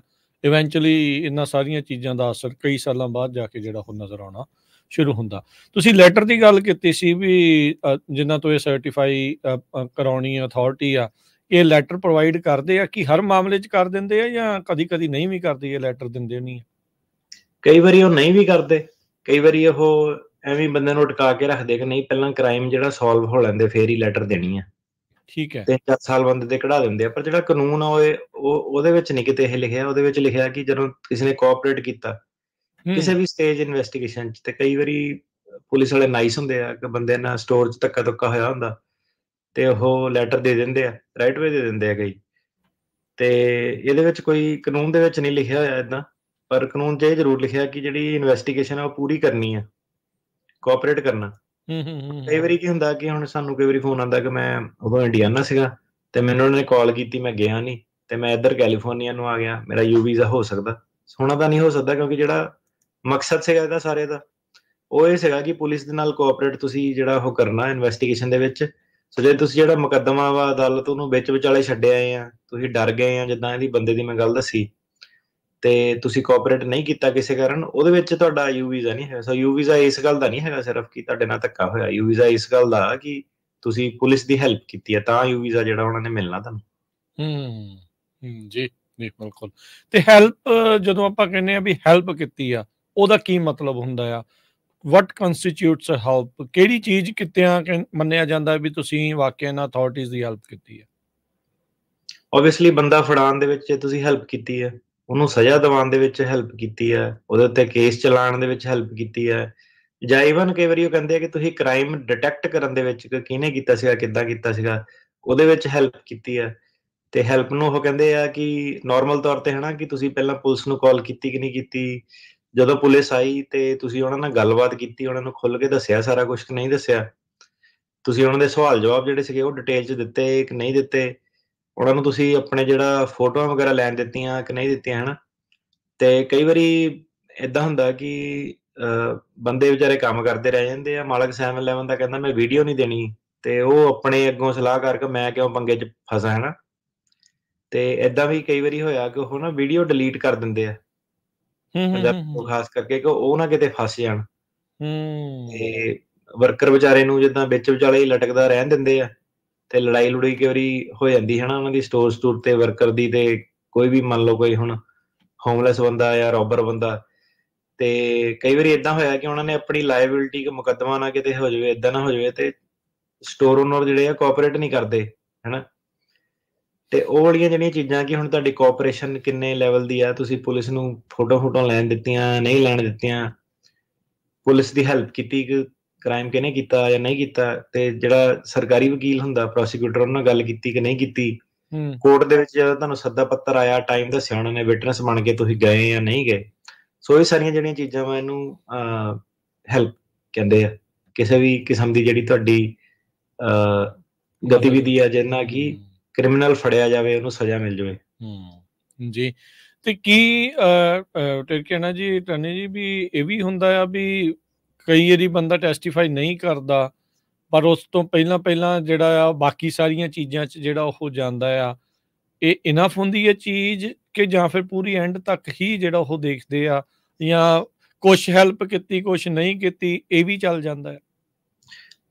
ਜਿਹੜਾ ਤੁਹਾਨੂੰ ਨਹੀਂ ਸੱਦਿਆ ਤਾਂ ਕੋਈ ਪ੍ਰੋਬਲਮ ਨਹੀਂ, ਜੇ ਤੁਸੀਂ ਕੀਤਾ ਤੇ ਬੰਦਾ ਨਹੀਂ ਫੜਿਆ ਗਿਆ, ਉਹਨਾਂ ਨੇ ਤੁਹਾਨੂੰ ਯੂ ਵੀਜ਼ਾ ਦਿੱਤਾ, ਯੂ ਆਰ ਫਾਈਨ, ਭਾਵੇਂ ਬੰਦਾ ਫੜਿਆ ਗਿਆ ਨਹੀਂ, ਉਹ ਤੁਹਾਡੀ ਪ੍ਰੋਬਲਮ ਨਹੀਂ ਹੈ, ਤੁਸੀਂ ਅੱਗੇ ਵੱਧ ਕੇ ਬਸ ਹੈਲਪ ਉਹਨਾਂ ਦੀ ਕਰਨੀ ਹੈ ਜਿੰਨੀ ਉਹਨਾਂ ਨੇ ਮੰਗੀ ਆ, ਤੁਸੀਂ ਮਨਾ ਨਹੀਂ ਕਦੀ ਕਰਨਾ। ਓਕੇ। ਜੇ ਤੁਹਾਨੂੰ ਨਹੀਂ ਉਹਨਾਂ ਨੇ ਕੋਰਟ 'ਚ ਸੱਦਿਆ ਤਾਂ ਨਹੀਂ ਸੱਦਿਆ। ਕਈ ਵਾਰੀ ਕੀ ਹੁੰਦਾ ਕਿ ਆਫਿਸਰ ਕਈ ਵਾਰੀ ਨਾ ਕਹਿ ਦਿੰਦੇ ਉਹਨਾਂ ਨੂੰ ਕਿ ਨਹੀਂ ਬੰਦਾ ਨਾ ਫੜਿਆ ਨਹੀਂ ਗਿਆ, ਆਪਾਂ ਯੂ ਵੀਜ਼ਾ ਨਹੀਂ ਦੇ ਸਕਦੇ, ਫਿਰ ਤੁਸੀਂ ਉਹਨਾਂ ਨੂੰ ਦੁਬਾਰਾ ਕਹਿੰਦੇ ਕਿ ਲੈ ਇਹ ਫੜੇ ਨਾ ਫੜੇ ਗਏ ਦੀ ਗੱਲ ਨਹੀਂ ਹੈਗੀ, ਉਹ ਤੁਹਾਡੀ ਪ੍ਰੋਬਲਮ ਹੈ, ਹਨਾ, ਆਪਾਂ ਦੱਸਣਾ ਸੀਗਾ। ਤੇ ਕਈ ਵਾਰੀ ਗੱਲ ਬਣ ਜਾਂਦੀ ਹੈ, ਕਈ ਵਾਰੀ ਨਹੀਂ ਉਹ ਜਿਹੜਾ ਸਰਟੀਫਿਕੇਸ਼ਨ ਦਿੰਦੇ ਆ। ਸੋ ਲਟਕਾ ਵੀ ਲੈਂਦੇ ਆ, ਜਿੱਦਾਂ ਤੁਸੀਂ ਦੱਸਿਆ ਵੀ ਕਈ ਵਾਰੀ। ਜੀ। ਤੇ ਕਿਹੜੀ ਕ੍ਰਿਮੀਨਲ ਐਕਟੀਵਿਟੀ ਕੁਆਲੀਫਾਈਂਗ ਮੰਨੀ ਜਾਂਦੀ ਹੈ, ਕਿਹੜੀ ਐਕਟੀਵਿਟੀ ਇਹ ਮੰਨੀ ਜਾਂਦੀ, ਕਿੱਦਾਂ ਦੇ ਕ੍ਰਿਮੀਨਲ ਐਕਟਸ ਨੂੰ ਇਹ ਯੂ ਵੀਜ਼ਾ ਦੇ ਅੰਡਰ ਮਾਨਤਾ ਕਹਿ ਲਓ ਵੀ ਮਿਲੀ ਆ ਵੀ ਇਹਦੇ ਕਰਕੇ ਹੀ ਜਿਹੜਾ ਯੂ ਵੀਜ਼ਾ ਹੁੰਦਾ? ਇਹਦੇ ਵਿੱਚ ਦੇਖੋ ਕਾਫੀ ਜਿਹੜੇ ਸੈਕਸ਼ੂਅਲ ਕ੍ਰਾਈਮਸ ਹੈਗੇ ਆ, ਰੇਪ ਹੋ ਗਿਆ, ਸੈਕਸ਼ੂਅਲ ਅਸਾਲਟ ਹੋ ਗਿਆ, ਅਬਿਊਜ਼ਿਵ ਸੈਕਸ਼ੂਅਲ ਕੰਟੈਕਟ ਹੋ ਗਿਆ, ਹਿਊਮਨ ਟ੍ਰੈਫਿਕਿੰਗ ਜਿਹੜੀ ਹੋ ਗਈ, ਅਨਲॉफुल ਰਿਸਟ੍ਰੇਂਟ, ਕਿਸੇ ਨੂੰ ਰੋਕ ਕੇ ਰੱਖਣਾ, ਫਾਲਸ ਇੰਪ੍ਰਿਜ਼ਨਮੈਂਟ, ਕਿਸੇ ਨੂੰ ਬੰਦ ਕਰਕੇ ਰੱਖਣਾ, ਬਲੈਕਮੇਲਿੰਗ ਇਹਦੇ ਵਿੱਚ ਹੋ ਗਈ, ਕਿਸੇ ਕੋਲ ਜਬਰਨ ਕੰਮ ਕਰਾਉਣਾ, ਵਿਟਨੈਸ ਟੈਂਪਰਿੰਗ, ਜਿੱਦਾਂ ਕੋਈ ਚੀਜ਼ ਹੋਈ ਆ ਤੇ ਉਹਨੂੰ ਤੁਸੀਂ ਸਬੂਤ ਨੂੰ ਇੱਧਰ ਉੱਧਰ ਕਰਨਾ ਜਾਂ ਗਵਾਹਾਂ ਨੂੰ ਡਰਾਉਣਾ, ਅਬਸਟਰਕਸ਼ਨ ਆਫ ਜਸਟਿਸ, ਕਿ ਜਿਹੜਾ ਕਾਨੂੰਨ ਆ ਉਹਦੇ ਰਾਹ 'ਚ ਰੁਕਾਵਟ ਪਾਣੀ, ਹੁਸ਼ਿਆਰੀ ਮਾਰਨੀ ਕੋਈ, ਹਨਾ, ਉਹਨੂੰ ਅਬਸਟਰਕਸ਼ਨ ਆਫ ਜਸਟਿਸ ਕਹਿੰਦੇ ਆ। ਫੈਲਨੀਅਸ ਅਸਾਲਟ, ਕੀ ਸਿਰਫ ਥੱਪੜਬਾਜ਼ੀ ਨਹੀਂ, ਕੋਰਟ ਦੇ ਵਿੱਚ ਕੋਈ ਹਥਿਆਰਬੰਦ ਜਿਹੜੀ ਰੋਬਰੀ ਹੁੰਦੀ ਆ, ਹਥਿਆਰ ਤੁਹਾਡੇ ਸਿਰ ਤੇ ਕਿਸੇ ਨੇ ਰੱਖਿਆ, ਮਾਰਨ ਦੀ ਤੁਹਾਨੂੰ ਕੋਸ਼ਿਸ਼ ਕੀਤੀ, ਐਕਸਟੋਰਸ਼ਨ, ਤੁਹਾਡੇ ਕੋਲ ਪੈਸਾ ਕਢਾਇਆ ਕਿਸੇ ਨੇ,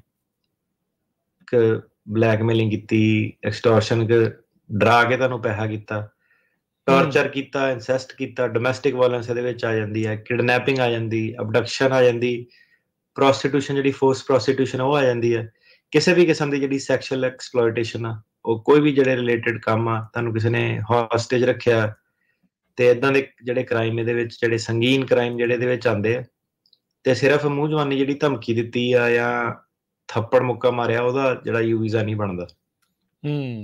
ਜੀ ਜੀ ਬਿਲਕੁਲ। ਸੋ ਫੈਡਰਲ ਕ੍ਰਾਈਮ ਜਾਂ ਸਟੇਟ ਕ੍ਰਾਈਮ ਜਾਂ ਦੋਨੋਂ ਤਰ੍ਹਾਂ ਦੇ ਕ੍ਰਾਈਮ ਇਸ ਦੇ ਵਿੱਚ ਉਹ ਐਲੀਜੀਬਲ ਹੁੰਦੇ ਆ ਇਸ ਚੀਜ਼ ਦੇ ਲਈ? ਦੋਨੋਂ ਤਰ੍ਹਾਂ ਦੇ ਕ੍ਰਾਈਮ ਇਹਦੇ ਵਿੱਚ ਐਲੀਜੀਬਲ ਹੋ ਜਾਂਦੇ ਆ। ਠੀਕ ਹੈ। ਫੈਡਰਲ ਕ੍ਰਾਈਮ ਤੇ ਸਟੇਟ ਕ੍ਰਾਈਮ 'ਚ ਤਾਂ ਸਿਰਫ ਜੂਰਿਸਡਿਕਸ਼ਨ ਦਾ ਚੱਕਰ ਹੁੰਦਾ ਨਾ, ਕਿ ਕਿਹੜੀ ਏਜੰਸੀ ਤੁਹਾਡੀ ਹੈਲਪ ਕਰੂਗੀ। ਤਾਂ ਜਿਹੜੇ ਫੈਲਨੀ ਫੁਲਨੀ ਜਿਹੜੇ ਅਸਾਲਟ ਹੁੰਦੇ ਆ, ਹਮਲੇ ਹੁੰਦੇ ਆ, ਮਰਡਰ ਵੀ ਇਵਨ ਜਿਹੜਾ, ਇਹ ਸਟੇਟ ਕ੍ਰਾਈਮ ਹੀ ਹੁੰਦੇ ਆ ਤਕਰੀਬਨ। ਜੀ ਜੀ ਬਿਲਕੁਲ। ਇੱਥੇ ਆਪਾਂ ਇੱਕ ਛੋਟੀ ਜਿਹੀ ਬ੍ਰੇਕ ਲੈ ਲੈਣੀ ਆ, ਫਿਰ ਬ੍ਰੇਕ ਤੋਂ ਬਾਅਦ ਦੇ ਵਿੱਚ ਇਸ ਤੋਂ ਅੱਗੇ ਹੋਰ ਕੀ ਹੈਗਾ ਆ, ਕਿਹੜੀਆਂ ਚੀਜ਼ਾਂ ਜਿਹੜੀਆਂ ਇਸ ਦੇ ਵਿੱਚ ਨਾਲ ਹੋਰ ਚੱਲ ਰਹੀਆਂ, ਉਸ ਦੇ ਉੱਤੇ ਆਪਾਂ ਗੱਲਬਾਤ ਜਿਹੜੀ ਉਹ ਕਰਾਂਗੇ। ਜੁੜੇ ਰਹਿਣਾ ਇੱਦਾਂ ਪੰਜਾਬੀ ਰੇਡੀਓ USA ਦੇ ਨਾਲ।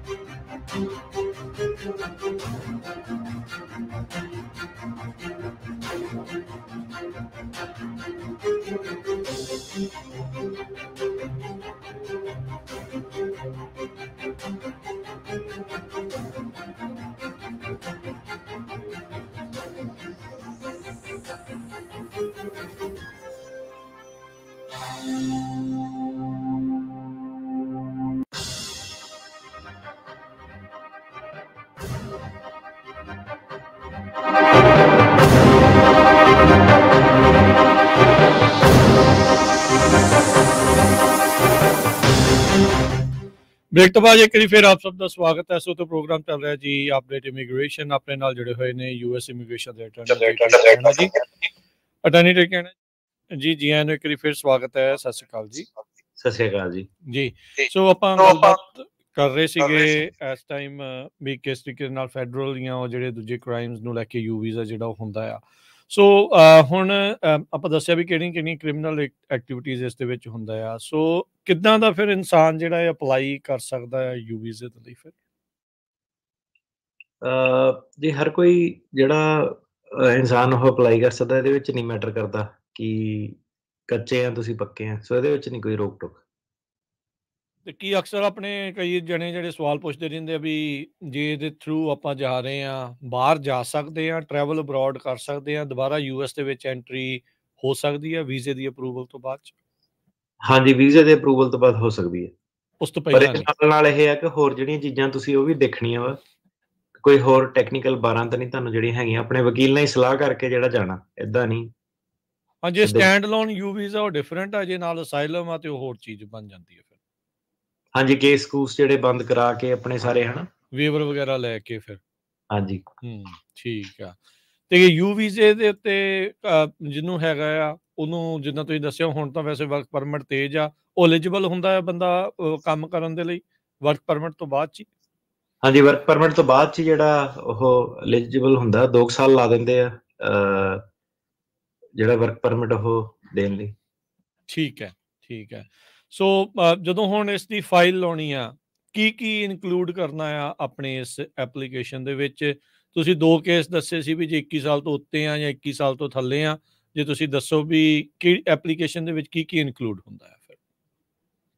ਸੋ ਜੀ ਇਹ ਹੈ ਕਿ 21 ਸਾਲ ਤੋਂ ਜੇ ਤੁਸੀਂ ਉੱਤੇ ਆ ਤੇ ਸਪਾਊਸ ਤੇ ਬੱਚੇ ਜਿਹੜੇ ਆ ਸਕਦੇ ਆ ਇਹਦੇ ਵਿੱਚ। ਠੀਕ ਹੈ। ਹੁਣ ਦਾ ਆਫਟਰ ਐਕਵਾਇਰਡ ਸਪਾਊਸ ਜਿਹੜਾ ਮਤਲਬ ਕਿ ਤੁਹਾਡੇ ਯੂ ਵੀਜ਼ੇ ਆਉਣ ਤੋਂ ਬਾਅਦ 'ਚ ਜਿਹੜਾ ਵਿਆਹ ਤਾਂ ਤੁਸੀਂ ਜਿਹੜਾ ਕੀਤਾ ਹੈ ਨਾ ਪਹਿਲਾਂ ਨਹੀਂ, ਯੂ ਵੀਜ਼ੇ ਦੇ ਦੌਰਾਨ ਜਾਂ ਪਹਿਲਾਂ ਨਹੀਂ ਪਰ ਬਾਅਦ 'ਚ ਜਿਹੜਾ ਕੀਤਾ, ਉਹ ਜਿਹੜੇ ਸਪਾਊਸ ਜਿਹੜਾ ਤੁਹਾਡਾ ਹੈਗਾ ਉਹ ਫਿਰ ਇੱਕ ਡਿਫਰੈਂਟ ਪ੍ਰੋਸੈਸ ਹੁੰਦਾ I-929 ਪ੍ਰੋਸੈਸ ਉਹਨੂੰ ਕਹਿੰਦੇ ਆ। ਉਹਦੇ ਥਰੂ ਜਿਹੜਾ ਆਪਣਾ ਉਹ ਜਾ ਸਕਦੇ ਆ। ਤੇ ਇਹਦੇ ਵਿੱਚ ਇਹ ਜਿਹੜੇ ਆ ਕਿ ਜਿਹੜੇ ਜਵਾਕ ਕਈਆਂ ਦੇ ਫਿਰ ਹੋ ਜਾਂਦੇ ਆ ਯੂ ਵੀਜ਼ੇ ਮਿਲਣ ਤੋਂ ਬਾਅਦ 'ਚ, ਤੇ ਉਹ ਜਿਹੜਾ ਕੁਆਲੀਫਾਈਂਗ ਫੈਮਿਲੀ ਮੈਂਬਰ ਸੀਗਾ ਜਿੱਦਾਂ ਹੁਣ ਤੁਸੀਂ ਜਿਹਨਾਂ ਨਾਲ ਵਿਆਹ ਕਰਾਇਆ, ਜਿਹੜੇ ਪ੍ਰੋਸੈਸ ਦੇ ਥੱਲੇ ਉਹ ਆਉਂਦੇ ਆ 929, ਉਹਦੇ ਥੱਲੇ ਜਿਹੜੇ ਜਵਾਕ ਵੀ ਉਹ ਆ ਸਕਦੇ ਆ। ਸੋ ਲੌਂਗ ਸਟੋਰੀ ਸ਼ਾਰਟ ਇਹਦੀ ਇਹ ਹੈ ਕਿ ਜਿਹੜਾ ਇਹਦੇ ਵਿੱਚ ਕੀ ਤੁਹਾਡਾ ਵਿਆਹ ਕਿਹੜੇ ਮੌਕੇ ਤੇ ਹੋਇਆ ਸੀਗਾ? ਯੂ ਵੀਜ਼ੇ ਦੇ ਕ੍ਰਾਈਮ ਦੇ ਦੌਰਾਨ ਹੋਇਆ ਸੀਗਾ, ਯੂ ਵੀਜ਼ਾ ਫਾਈਲ ਕਰਨ ਤੋਂ ਬਾਅਦ ਹੋਇਆ ਸੀਗਾ, ਕਿ ਯੂ ਵੀਜ਼ਾ ਅਪਰੂਵ ਹੋਣ ਤੋਂ ਪਹਿਲਾਂ ਹੋਇਆ ਸੀਗਾ, ਕਿ ਯੂ ਵੀਜ਼ਾ ਅਪਰੂਵ ਹੋਣ ਤੋਂ ਬਾਅਦ 'ਚ ਹੋਇਆ ਸੀਗਾ, ਗ੍ਰੀਨ ਕਾਰਡ ਜਿਹੜਾ ਫਾਈਲ ਕਰਨਾ ਉਹ ਤੋਂ ਪਹਿਲਾਂ ਹੋਇਆ ਸੀਗਾ ਕਿ ਉਸ ਤੋਂ ਬਾਅਦ 'ਚ ਹੋਇਆ ਸੀਗਾ। ਸੋ ਇਹ ਕਾਫੀ ਸਾਰੀਆਂ ਜਿਹੜੀਆਂ ਚੀਜ਼ਾਂ ਇਹਦੇ ਵਿੱਚ ਟੈਕਨੀਕੈਲਿਟੀਜ਼ ਹੈਗੀਆਂ ਜਿਹੜੀਆਂ ਡਿਸਾਈਡ ਕਰਦੀਆਂ ਕਿ ਉਹਨਾਂ ਦਾ ਜਿਹੜਾ ਪ੍ਰੋਸੈਸ ਜਿਹੜਾ ਅੱਗੇ ਕੀ ਚੱਲਣਾ। ਤੇ ਉਹ ਜਿਹੜਾ ਸਾਰੀਆਂ ਟੈਕਨੀਕੈਲਿਟੀਜ਼ ਆ ਉਹ ਤੁਸੀਂ ਪਹਿਲਾਂ ਆਪਣੇ ਜਿਹੜਾ ਵਕੀਲ ਆ ਉਹਨਾਂ ਬਹਿ ਕੇ ਗੱਲ ਕਰੋ। ਰੇਡੀਓ ਦੇ ਵਿੱਚ ਟੈਕਨੀਕੈਲਿਟੀਜ਼ ਥੋੜ੍ਹੀਆਂ ਜਿਹੀਆਂ ਰਹਿ ਜਾਂਦੀਆਂ, ਗੱਲ ਦੀ ਕੁਛ ਹੋਰ ਬਣ ਜਾਂਦੀ ਹੈ। ਤੇ ਉਹ ਜਿਹੜੇ ਚੱਕਰ ਹਮੇਸ਼ਾ ਰਹਿੰਦੇ ਹੀ ਆ। ਤੇ ਕਦੋਂ ਵਿਆਹ ਕਰਨਾ, ਨਹੀਂ ਵਿਆਹ ਕਰਨਾ, ਹਨਾ ਉਹ ਚੀਜ਼ਾਂ ਜਿਹੜੀਆਂ ਮੈਟਰ ਕਰਦੀਆਂ। ਠੀਕ ਹੈ। ਤੇ ਕਿਹੜੇ ਮੌਕੇ ਦੇ ਉੱਤੇ ਐਪਲੀਕੇਸ਼ਨ ਪ੍ਰੋਸੈਸ ਦੇ ਵਿੱਚ ਤੁਸੀਂ ਡੈਰੀਵੇਟਿਵਸ ਆ ਪਰਿਵਾਰ ਵਾਲਿਆਂ ਨੂੰ ਇਨਕਲੂਡ ਕਰ ਸਕਦੇ ਆ? ਕਿਸੇ ਵੀ ਮੌਕੇ ਤੱਕ ਤੁਸੀਂ ਕਰ ਸਕਦੇ ਆ ਐਪਲੀਕੇਸ਼ਨ ਦੇ ਵਿੱਚ ਇਨਕਲੂਡ, ਜਦ ਤੱਕ ਤੁਹਾਡਾ ਗ੍ਰੀਨ ਕਾਰਡ ਨਾ ਤੁਹਾਨੂੰ ਮਿਲਿਆ ਹੋਵੇ।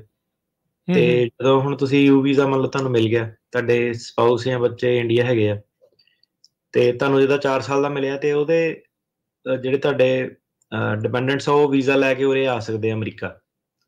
ਇਹਦੇ ਵਿੱਚ ਮੇਨ ਚੀਜ਼ ਇਹ ਵੇਖਣ ਵਾਲੀ ਹੁੰਦੀ ਆ ਕਿ ਉਹ ਤਦ ਤੱਕ ਹੀ ਅਮਰੀਕਾ ਆ ਸਕਦੇ ਆ ਜਦ ਤੱਕ ਤੁਸੀਂ ਗ੍ਰੀਨ ਕਾਰਡ ਨਹੀਂ ਤੁਹਾਡਾ ਗ੍ਰਾਂਟ ਜਿਹੜਾ ਹੋਇਆ।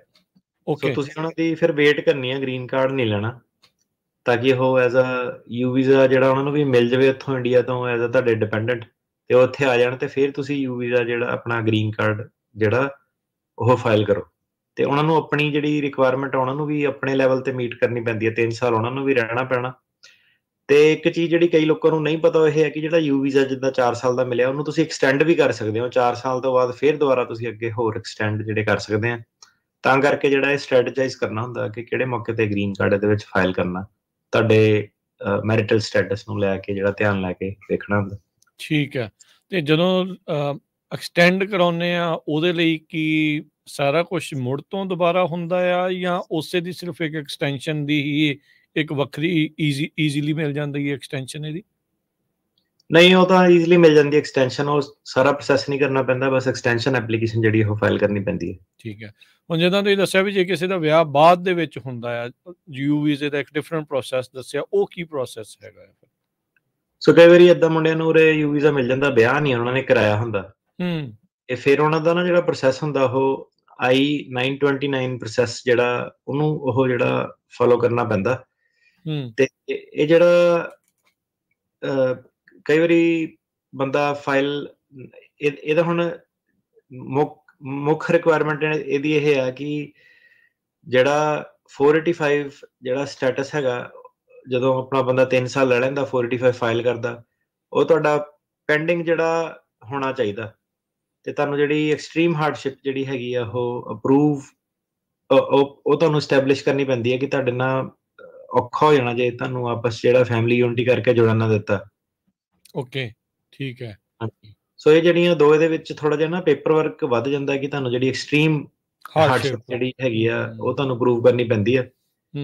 ਤੇ ਜਿਹੜਾ ਇੱਕ ਦੂਸਰੀ ਰਿਕੁਆਇਰਮੈਂਟ ਹੈ ਕਿ 3 ਸਾਲ ਤੋਂ ਬਾਅਦ ਹੀ ਤੁਸੀਂ ਜਿਹੜਾ 485 ਫਾਈਲ ਕਰ ਸਕਦੇ ਆ, ਜਿਹੜਾ ਆਪਣਾ ਮੇਨ ਬੰਦਾ ਵਾ, ਤੇ ਉਹ ਵੀ ਤੁਹਾਨੂੰ ਜਿਹੜਾ 485 ਵਾਲਾ ਜਿਹੜਾ ਪੜਾਅ ਵਾ ਤੱਕ ਤੁਹਾਨੂੰ ਜਿਹੜਾ ਪਹੁੰਚਣਾ ਉਹ ਪੈਂਦਾ ਇਹਦੇ ਲਈ। ਸੋ ਫਿਰ ਥੋੜੀ ਜਿਹੀ ਮਤਲਬ ਕਹਿਣ ਦਾ ਰਿਕੁਆਇਰਮੈਂਟ ਜਿਹੜੀ ਔਖੀ ਹੋ ਜਾਂਦੀ ਹੈ। ਤੇ ਜੇ ਬਿਲਕੁਲ ਹੀ ਤੁਹਾਡਾ ਗ੍ਰੀਨ ਕਾਰਡ ਗ੍ਰਾਂਟ ਹੋ ਗਿਆ, ਫਿਰ ਤੁਹਾਨੂੰ ਫੈਮਿਲੀ ਬੇਸ ਵਾਲੇ ਪ੍ਰੋਸੈਸ ਤੇ ਜਾਣਾ ਪੈਂਦਾ। ਫਿਰ ਤੁਹਾਡਾ ਯੂ ਵੀਜ਼ਾ ਵਾਲਾ ਦਰਵਾਜ਼ਾ ਜਿਹੜਾ ਬਿਲਕੁਲ ਹੀ ਬੰਦ ਹੋ ਜਾਂਦਾ ਜਦੋਂ ਤੁਹਾਡਾ ਗ੍ਰੀਨ ਕਾਰਡ ਅਪਰੂਵ ਹੋ ਗਿਆ ਹੋਵੇ। ਯੂਜਲੀ ਕਿਹੜਾ ਫਾਸਟ ਦੇਖਿਆ ਗਿਆ ਹੈ ਅਟਰਨੇਟਿਵ ਕਹਿਣਾ ਜੀ? ਇਹਨਾਂ ਦੇ ਵੀ ਕੋਟੇ ਹੁੰਦੇ ਆ ਵੀ ਕਿਹਦੇ ਚ ਕਿੰਨੀ ਲਾਈਨ ਕਿੱਦਾਂ ਲੰਬੀ ਹੈ ਜਾਂ ਛੋਟੀ ਹੈ, ਇਹ ਵੀ ਹੁੰਦਾ ਇਹਦੇ ਵਿੱਚ ਵੀ? ਹਾਂਜੀ ਬਿਲਕੁਲ, ਕਾਫੀ ਸਲੋ ਜਿਹੜਾ, ਕਿਉਂਕਿ ਜਦੋਂ ਕਦਾ ਟਰੰਪ ਜਦੋਂ ਆਇਆ ਸੀਗਾ, ਕਾਫੀ ਲੋਕਾਂ ਨੇ ਜਿਹੜਾ ਯੂ ਵੀਜ਼ਾ ਡਰਦੇ ਮਾਰੇ, ਜਿੱਦਾਂ ਕਿ ਹਰੇਕ ਕ੍ਰਾਈਮ ਤੇ ਯੂ ਵੀਜ਼ਾ, ਤੇ ਬਾਕੀ ਜਿਹੜੇ ਏਜੰਟ ਊਜੰਟ ਜਿੱਦਾਂ ਵਿੱਚ ਹੁੰਦੇ ਆ, ਜਦੋਂ ਉਹਨਾਂ ਨੂੰ ਇਨਫੋਰਮੇਸ਼ਨ ਪਤਾ ਲੱਗਦੀ ਆ ਕਿ ਵਾਹਵਾ ਇੱਕ ਚੀਜ਼ ਆ, ਯੂ ਵੀਜ਼ਾ ਇੱਕ ਚੀਜ਼ ਆ, ਉਹ ਨਕਲੀ ਬੜੇ ਬਣਾ ਕੇ ਲੋਕਾਂ ਨੇ ਜਿਹੜੇ ਕੇਸ ਉਹ ਲਾਏ ਆ। ਕਿ ਆਪਾਂ ਕਈ ਵਾਰੀ ਦੇਖਿਆ ਰੇਡੀਓ ਵੀ ਕਈ ਵਾਰੀ ਕਾਲ ਕਰਦੇ ਆ ਕਿ ਜੇ ਵਾਹਵਾ ਵਾਲਾ ਮੈਂ ਵਿਆਹ ਕਰਾਉਣਾ ਹੋਵੇ, ਵਾਹਵਾ ਵਾਲਾ ਮੈਂ ਜੇ ਵਿਆਹ ਕਰਨਾ ਹੋਵੇ, ਕਿ ਬਾਈ ਤੇਰਾ ਵਿਆਹ ਤਾਂ ਹੋਇਆ ਨਹੀਂ, ਪਹਿਲਾਂ ਹੀ ਤੇਰੇ ਨਾਲ ਧੱਕਾ ਹੋ ਜਾਣਾ, ਪਹਿਲਾਂ ਹੀ ਪਤਾ ਹੈ।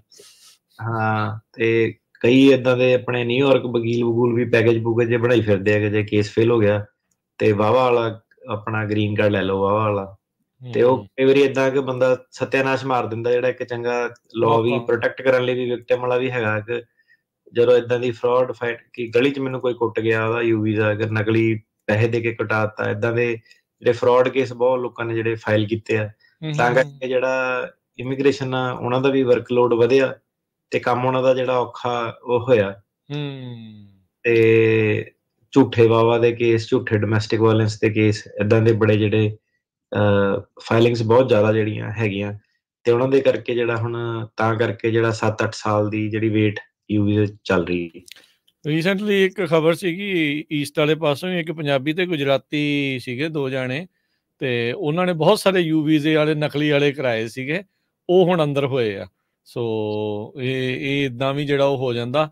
ਸੋ ਜੇ ਤੁਸੀਂ ਧੋਖਾ ਦੇਣ ਦੀ ਕੋਸ਼ਿਸ਼ ਕਰਦੇ ਆ ਸਿਸਟਮ ਨੂੰ, ਸਿਸਟਮ ਤਗੜਾ ਆ, ਵਿਸ਼ਾਲ ਆ, ਇਹਨਾਂ ਨੂੰ ਪਤਾ ਲੱਗ ਜਾਂਦਾ। ਇੱਕ ਪਹਿਲਾਂ ਕਰਨ ਦਿੰਦੇ ਆ ਕਾਫੀ ਕੁਛ, ਫਿਰ ਉਸ ਤੋਂ ਬਾਅਦ ਦੇ ਵਿੱਚ ਹੌਲੀ ਹੌਲੀ ਫਿਰ ਉਹਨਾਂ ਨੂੰ ਵਾਪਸ ਵੀ ਜਿਹੜਾ ਉਹ ਖੋਹ ਲਿਆ ਜਾਂਦਾ ਆ। ਆ ਜਿਹੜੇ ਹੁਣ ਨਿਊਯਾਰਕ ਕਈ ਵਕੀਲ ਆ ਜਿਹੜਾ ਪੈਕੇਜ ਪੂਕੇਜ ਜੇ ਬਣਾਏ ਹੋਏ ਉਹਨਾਂ ਨੇ ਆਪਣੇ, ਨਾ ਫਰਾਡ ਹੀ ਕੰਮ ਆ ਸਾਰਾ ਜਿਹੜਾ ਆਪਣਾ ਵਾਵੇ ਵੂਵੇ ਦਾ, ਤੇ ਢਾਂਚੇ ਜਿੱਦਾਂ ਬਣਾਏ ਹੋਏ ਆ। ਫਿਰ ਸੋ ਕਈ ਵਾਰੀ ਫੋਨ ਕਰਾਇੰਟ ਕਰਕੇ, ਇੱਕ ਤਾਂ ਜਿੱਦਾਂ ਵਕੀਲ ਦੇ ਵੀ ਨਾਮ ਨੂੰ ਦੱਸ ਦਿੰਦੇ ਸਾਨੂੰ ਕਿ ਯਾਰ ਆਹ ਵਾਲਾ ਵਕੀਲ ਮੈਨੂੰ ਏਦਾਂ ਕਹਿੰਦਾ, ਆਹ ਵਾਲਾ ਓਦਾਂ ਕਹਿੰਦਾ, ਹਨਾ, ਕਿਉਂਕਿ ਦੁਨੀਆ ਛੋਟੀ ਜਿਹੀ, ਐਂਡ 'ਚ ਤਾਂ ਵਰਡ ਜਿਹੜਾ ਸਪਰੈਡ ਹੋ ਜਾਂਦਾ, ਹਨਾ।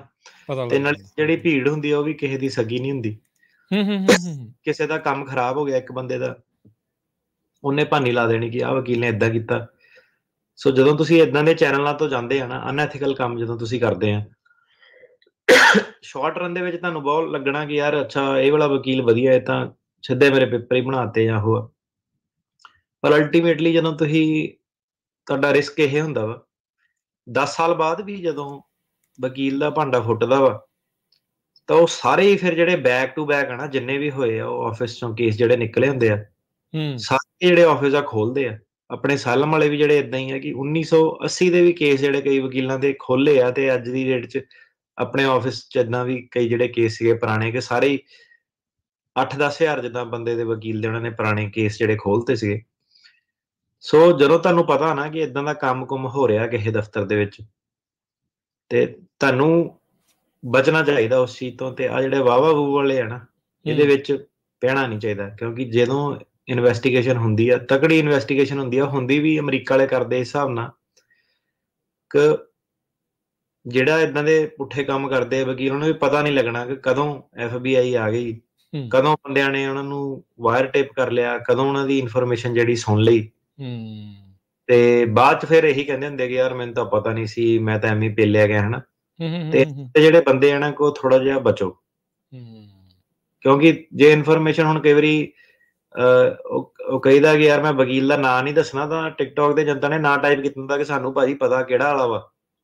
ਠੀਕ ਹੈ। ਮਤਲਬ ਇਹ ਪਬਲਿਕ ਨੌਲੇਜ ਜਿਹੜੀ ਹੈਗੀ ਆ, ਤੇ ਇਹ ਵਾਲੇ ਚੀਜ਼ਾਂ ਤੋਂ ਨਾ ਬਚੋ, ਸ਼ਾਰਟਕਟ ਜਿਹੜਾ ਉਹ ਬਚੋ। ਇੱਕ ਵਾਰੀ ਆਪਣਾ ਜਿਹੜਾ ਮਿਹਨਤ ਸਾਰਾ ਪੇਪਰ ਵਰਕ ਸਹੀ ਕਰਕੇ ਤੁਸੀਂ ਕਰੋਗੇ ਤਾਂ ਕੱਲ ਨੂੰ ਏਦਾਂ ਤੁਸੀਂ ਵੀ ਅਗਲੇ 15-20 ਸਾਲ ਜਿਹੜੀ ਚੈਨ ਦੀ ਨੀਂਦ ਜਿਹੜੀ ਸੌਂਗੇ। ਨਹੀਂ ਤਾਂ ਇਹ ਇਨਵੈਸਟੀਗੇਸ਼ਨਾਂ ਕਈ ਵਾਰੀ ਫਿਰ ਬਹੁਤ ਵੱਡੇ-ਵੱਡੇ ਪੱਧਰ ਤੇ ਜਿਹੜੀਆਂ ਹੁੰਦੀਆਂ, ਤੇ ਸਭ ਜਿਹੜਾ ਮਜ਼ਾਕ-ਮਜੂਕ ਆ ਅਗਲਾ ਉਹਨਾਂ ਦਾ, ਅਗਲੇ ਉਨਾ ਕੁ ਲਾਅ ਕਰਦੇ ਆ ਜਿੰਨਾ ਕੁ ਅਮਰੀਕਾ ਨੂੰ। ਸੋ ਏਦਾਂ ਨਹੀਂ ਕਿ ਆਹ ਵਾਲਾ ਦੇਸ਼ ਪਾਵਰਫੁਲ ਹੋ ਗਿਆ, ਉਹ ਵਾਲਾ ਦੇਸ਼ ਪਾਵਰਫੁਲ ਹੋ ਗਿਆ। ਸਰ ਜਿਹੜੀ ਗਲੋਬਲ ਮੋਨੋਪੋਲੀ ਹੈ ਨਾ, ਜੇ ਹੁਣ ਅਮਰੀਕਾ ਵਾਲੇ ਤੇ ਇੰਗਲੈਂਡ ਵਾਲੇ ਚਾਹੁੰਦੇ ਆ ਕਿ ਇੰਡੀਆ ਦੇ ਵਿੱਚ IT ਦੀਆਂ ਜੌਬਾਂ ਜਾਣ, ਤਾਂ ਕਰਕੇ ਇੰਡੀਆ ਦੇ ਵਿੱਚ IT ਦੀਆਂ ਜੌਬਾਂ ਜਿਹੜੀਆਂ ਉਹ ਜਾ ਰਹੀਆਂ ਵਾ ਕਿ ਚਾਈਨਾ ਦੇ ਖਿਲਾਫ ਇਹਨੂੰ ਖੜਾ ਕਰਨਾ ਵਾ। ਸੋ ਜਿਹੜੀ ਲਗਾਮ ਹੈਗੀ ਆ ਉਹਨਾਂ ਦੇ ਹੱਥ ਹੀ ਆ, ਪਤਾ ਇਹਨਾਂ ਨੂੰ ਸਭ ਕਿ ਕਿਹੜੀ ਚੀਜ਼ ਕਿੱਥੇ ਆ, ਕਿਵੇਂ ਆ। FBI ਵਾਲੇ ਆ ਅਗਲੇ ਉੱਦਾਂ ਹੀ ਨਹੀਂ, ਮੈਂ ਕਿਹਾ ਇਹਦਾ ਕਾਟਲ-ਕੂਟਲ ਦੇ ਵੀ ਵਿੱਚ ਇਹਨਾਂ ਦੇ ਬੰਦੇ ਜਾ ਕੇ, ਗਰੋਹ ਦੇ ਜਿਹੜੇ ਸੀਗੇ ਉਹਨਾਂ ਦੇ ਵਿੱਚ ਵੀ ਜਾ ਕੇ ਕੰਮ ਕਿੱਥੋਂ-ਕਿੱਥੋਂ ਉਹਨਾਂ ਨੇ ਜਿਹੜੇ ਕਵਰਟ ਤਿੱਖੇ ਆਪਰੇਸ਼ਨ ਜਿਹੜੇ ਕੀਤੇ ਹੁੰਦੇ ਆ। ਤੇ ਇਹਨਾਂ ਨੂੰ ਕਿਹੜਾ ਆਪਣੇ ਦੇਸ਼ ਜਿਹੜਾ ਬੈਠਾ ਪਤਾ ਨਹੀਂ ਲੱਗਣਾ ਕਿ ਨਿਊਯਾਰਕ, ਕੈਲੀਫੋਰਨੀਆ ਜਿਹੜਾ ਕੀ ਚੱਲਦਾ, ਹਨਾ। ਸੋ ਐਂਡ 'ਚ ਏਦਾਂ ਕੀ ਹੁੰਦਾ, ਟਰੰਪ ਵਰਗਾ ਜਦੋਂ ਬੰਦਾ ਆਉਂਦਾ, ਜੇ ਇਹ ਫਿਰ ਆਪਰੇਸ਼ਨ ਹੀ ਕਰਦੇ ਕਿ ਆਪਰੇਸ਼ਨ ਆਹ ਵਾਲਾ ਨਾਂ ਇਹਨੂੰ ਜਿਹਾ ਦਿੰਦੇ ਆ ਕਿ ਚੱਕ ਸਾਰੇ ਸਿਟੀਜ਼ਨਸ਼ਿਪ ਵਾਲੇ ਖੋਲੋ, ਚੱਕ ਆਹ ਵਾਲੇ ਖੋਲੋ, ਤੇ ਮਿੰਟਾਂ ਦੀ ਖੇਡ ਹੈ ਇਹਨਾਂ ਦੇ ਲਈ, ਹਨਾ। ਹਰੇਕ ਚੀਜ਼ ਇਹਨਾਂ ਨੂੰ ਪਤਾ ਕੀ ਆ, ਕਿੱਥੇ ਆ, ਕਿਵੇਂ ਹੋ ਰਿਹਾ, ਕਿੰਨੀਆਂ ਕੁ ਰੈਲੀਆਂ 'ਚ ਨਹੀਂ ਆ, ਕਿਹੜੇ ਬੰਦੇ ਦੀ ਕੀ ਸੱਚਾਈ ਹੈ, ਕੀ ਸੱਚਾਈ ਨਹੀਂ ਹੈ। ਤੇ ਏਦਾਂ ਕਿ ਆਪਣਾ ਜਿਹੜਾ ਤੁਹਾਡਾ ਪੇਪਰ ਵਰਕ ਆ ਉਹ ਤੁਹਾਡੇ ਹੱਥ ਆ। ਸੋ ਕਿਸੇ ਏਦਾਂ ਦੇ ਕਈ ਵਾਰੀ ਆਪਾਂ ਦੇਖਦੇ ਕਿ ਨਕਲੀ ਐਪਰੀਸੀਏਸ਼ਨ ਅਵਾਰਡ ਜਿਹੜੇ, ਹਨਾ, ਕਿ ਹਰੇਕ ਬੰਦੇ ਹੀ ਐਪਰੀਸੀਏਸ਼ਨ ਅਵਾਰਡ ਚੱਕੀ ਫਿਰਦਾ ਸੇਮ ਡੇਟ ਵਾਲੀ, ਕਿ ਤੇ ਬੰਦਾ ਕੋਰਟ 'ਚ ਗਵਾਹੀ ਦੇ ਰਿਹਾ ਕਿ ਨਹੀਂ 3 ਜਣਿਆਂ ਨੂੰ ਐਪਰੀਸੀਏਸ਼ਨ ਅਵਾਰਡ ਮਿਲੇ ਸੀ, ਅਗਲਾ ਵਾਲਾ ਕਹਿੰਦਾ ਨਹੀਂ 5 ਜਣਿਆਂ ਨੂੰ ਮਿਲੇ ਸੀਗੇ। ਉਹ ਡੇਟਾ ਜਿਹੜਾ ਸਾਰਾ ਇਵੈਂਚੁਅਲੀ ਇਕੱਠਾ ਹੁੰਦਾ ਵਾ। ਸੋ ਏਦਾਂ ਕਿ ਏਦਾਂ ਦੇ ਜਾਲੀ-ਜੁਲੀ ਖਰੀਦੇ ਜਿਹੜੇ ਡਾਕੂਮੈਂਟ ਆ ਉਹ ਨਹੀਂ ਲਾਣੇ ਕਿਸੇ ਨੇ, ਜੋ ਤੁਹਾਡੇ ਨਾਲ ਹੱਡ-ਬੀਤੀ ਉੱਤੇ ਰੱਖਣੀ ਆ। ਤੇ ਆ ਫਰਾਡ ਜਿਹੜੇ ਵਾਹ-ਵਾਹ ਵਾਲੇ ਕੇਸ ਆ ਨਾ, ਇਹ ਤੋਂ ਬਚੋ। ਜੀ। ਤੇ ਕਨਕਲੂਜਨ ਦੇ ਵਿੱਚ ਅਟਾਰਨੀ ਕੀ ਕਹਿਣਾ ਜੀ ਇਸ ਦੇ ਵਿੱਚ, ਜੇ ਹੁਣ 21 ਸਾਲ ਤੋਂ ਥੱਲੇ ਵਾਲਾ ਵੀ ਥੋੜਾ ਜਿਹਾ ਦੱਸ ਦਿਓ, ਤੇ ਫਿਰ ਕਨਕਲੂਡ ਕਰ ਦਿਓ ਵੀ ਕਿਹੜੇ ਕੇਸ 'ਚ ਕੀ ਜਿਹੜਾ ਹੁੰਦਾ ਆ, ਕੀ ਇਹਦੇ ਹੈਗਾ UVC ਦੇ ਵਿੱਚ ਲੈ ਕੇ। ਪਹਿਲਾਂ ਕੁਆਲੀਫਾਈਂਗ ਕ੍ਰਾਈਮ ਜਿਹੜਾ ਹੋਣਾ ਚਾਹੀਦਾ, ਹੈਲਪਫੁਲ ਹੋਣਾ ਚਾਹੀਦਾ ਪੁਲਿਸ ਨੂੰ ਜਾਂ ਲਾਅ ਐਨਫੋਰਸਮੈਂਟ ਕੋਈ ਵੀ ਏਜੰਸੀ ਆ ਉਹਨੂੰ, ਤੇ ਹਾਰਮ ਰਿਕੁਆਇਰਮੈਂਟ ਕਿ ਤੁਹਾਨੂੰ ਕੋਈ ਨੁਕਸਾਨ ਹੋਣਾ ਚਾਹੀਦਾ, ਮੈਂਟਲ, ਫਿਜ਼ੀਕਲ, ਸਾਈਕੋਲੋਜੀਕਲ, ਤੇ ਡਾਕੂਮੈਂਟ ਜਿਹੜੇ ਇਹਦੇ ਵਿੱਚ ਲੱਗਣੇ ਹੁੰਦੇ ਆ 918, ਉਹਦੇ ਨਾਲ ਤੁਸੀਂ ਸਪਲੀਮੈਂਟ A, ਸਪਲੀਮੈਂਟ B, ਤੇ ਵੇਵਰ ਜੇ ਤੁਸੀਂ ਕੱਚੇ ਬਾਰਡਰ ਟੱਪ ਕੇ ਆਏ ਆ ਤੇ I-192 ਵੇਵਰ ਤੁਹਾਡਾ ਲੱਗਦਾ, ਤੇ ਨਾਲ ਡਾਕਟਰ ਦੀਆਂ ਲੈਟਰਾਂ, ਸਾਈਕੋਲੋਜੀਕਲ ਰਿਪੋਰਟ, ਵਿਟਨੈਸ, ਗਵਾਹਾਂ ਦੀਆਂ ਸਟੇਟਮੈਂਟਾਂ ਸਾਰੀਆਂ ਲੱਗਦੀਆਂ, ਪੁਲਿਸ ਰਿਪੋਰਟ, ਪੁਲਿਸ ਰਿਕਾਰਡ ਜਿਹੜੇ ਹੈਗੇ ਆ, ਸੱਜਣ ਮਿੱਤਰਾਂ ਦੀਆਂ ਲੈਟਰਾਂ, ਡਾਕਟਰ ਦੀਆਂ ਲੈਟਰਾਂ। ਸੋ ਇਹ ਸਾਰਾ ਜਿਹੜਾ ਏਦਾਂ ਦੇ ਜਿਹੜੇ ਸੈਟ ਆਫ ਡਾਕੂਮੈਂਟਸ ਇਹਦੇ ਨਾਲ ਯੂ ਵੀਜ਼ਾ ਜਿਹੜਾ ਲੱਗਦਾ। ਤੇ ਇਹ ਯੂ ਵੀਜ਼ਾ ਜਿੱਦਾਂ ਤੁਸੀਂ ਦੱਸਦੇ ਹੋ, ਅਸੀਂ 10,000 ਹੁੰਦੇ ਆ ਸਾਲ ਦਾ ਕੋਟਾ। ਹਾਂਜੀ, 10,000 ਗੱਲ ਜਿਹੜੀ ਉਹਨਾਂ ਨੇ ਚੱਲੀ ਆ ਕਿ ਕੋਟੇ ਵਧਾਣੇ ਆ, ਇਹਨਾਂ ਨਾਲ ਜੀ ਹੋਗੀ ਤੇ ਉੱਥੇ ਇਹਨਾਂ ਦੀ ਜਿਹੜੀ ਗਹਿਮੋ-ਗਹਿਮੀ ਚੱਲਦੀ ਰਹਿੰਦੀ ਆ ਤੇ ਕੋਟੇ ਵਧੇ ਨਹੀਂ ਅਜੇ ਤੱਕ। ਠੀਕ ਹੈ ਜੀ। ਇੱਕ ਬ੍ਰੇਕ ਤੇ ਬ੍ਰੇਕ ਤੋਂ ਬਾਅਦ ਕਾਲਸ ਲੈਣ ਦਾ ਸਿਲਸਿਲਾ ਸ਼ੁਰੂ ਕਰਨਾ ਹੈ। ਕਾਲ ਕਰਨ ਦੇ ਲਈ ਸਰੋਤਿਓ ਨੰਬਰ ਰਹੇਗਾ 408-272-5200, 4082725200। ਇਸ ਨੰਬਰ ਦੇ ਉੱਤੇ ਕਾਲ ਕਰਿਓ ਤੇ ਕਾਲ ਕਰਕੇ ਆਪਣੇ ਜਿਹੜੇ ਸਵਾਲ ਤੁਸੀਂ ਪੁੱਛ ਸਕਦੇ, ਜਿਹੜੇ ਹੋਲਡ ਤੇ ਬਣੇ ਰਹੋ। ਥੈਂਕ ਯੂ ਇਨੀ ਪੇਸ਼ੈਂਸ ਦੇ ਲਈ। ਮਿਲਦੇ ਹਾਂ ਤੁਹਾਨੂੰ ਇੱਕ ਛੋਟੀ ਜਿਹੀ ਬ੍ਰੇਕ ਤੋਂ ਬਾਅਦ 'ਚ।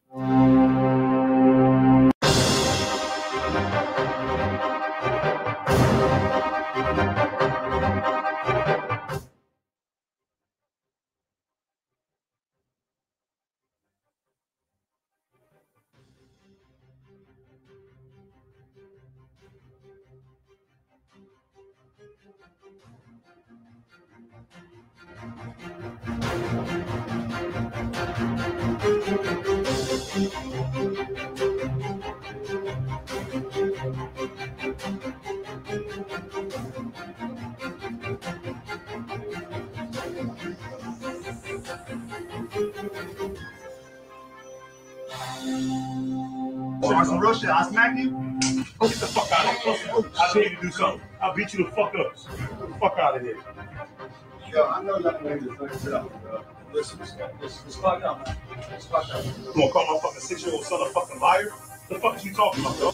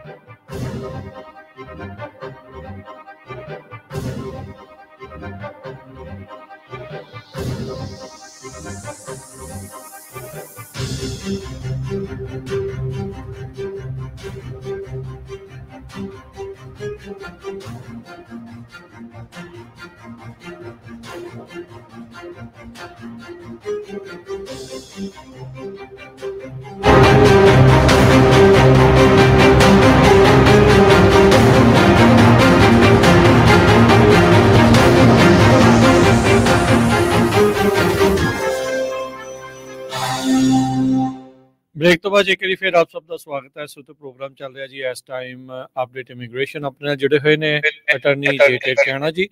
अटॉर्नी टेकाना जी एक बार जी आयन स्वागत है। सत श्री अकाल। सत श्री अकाल।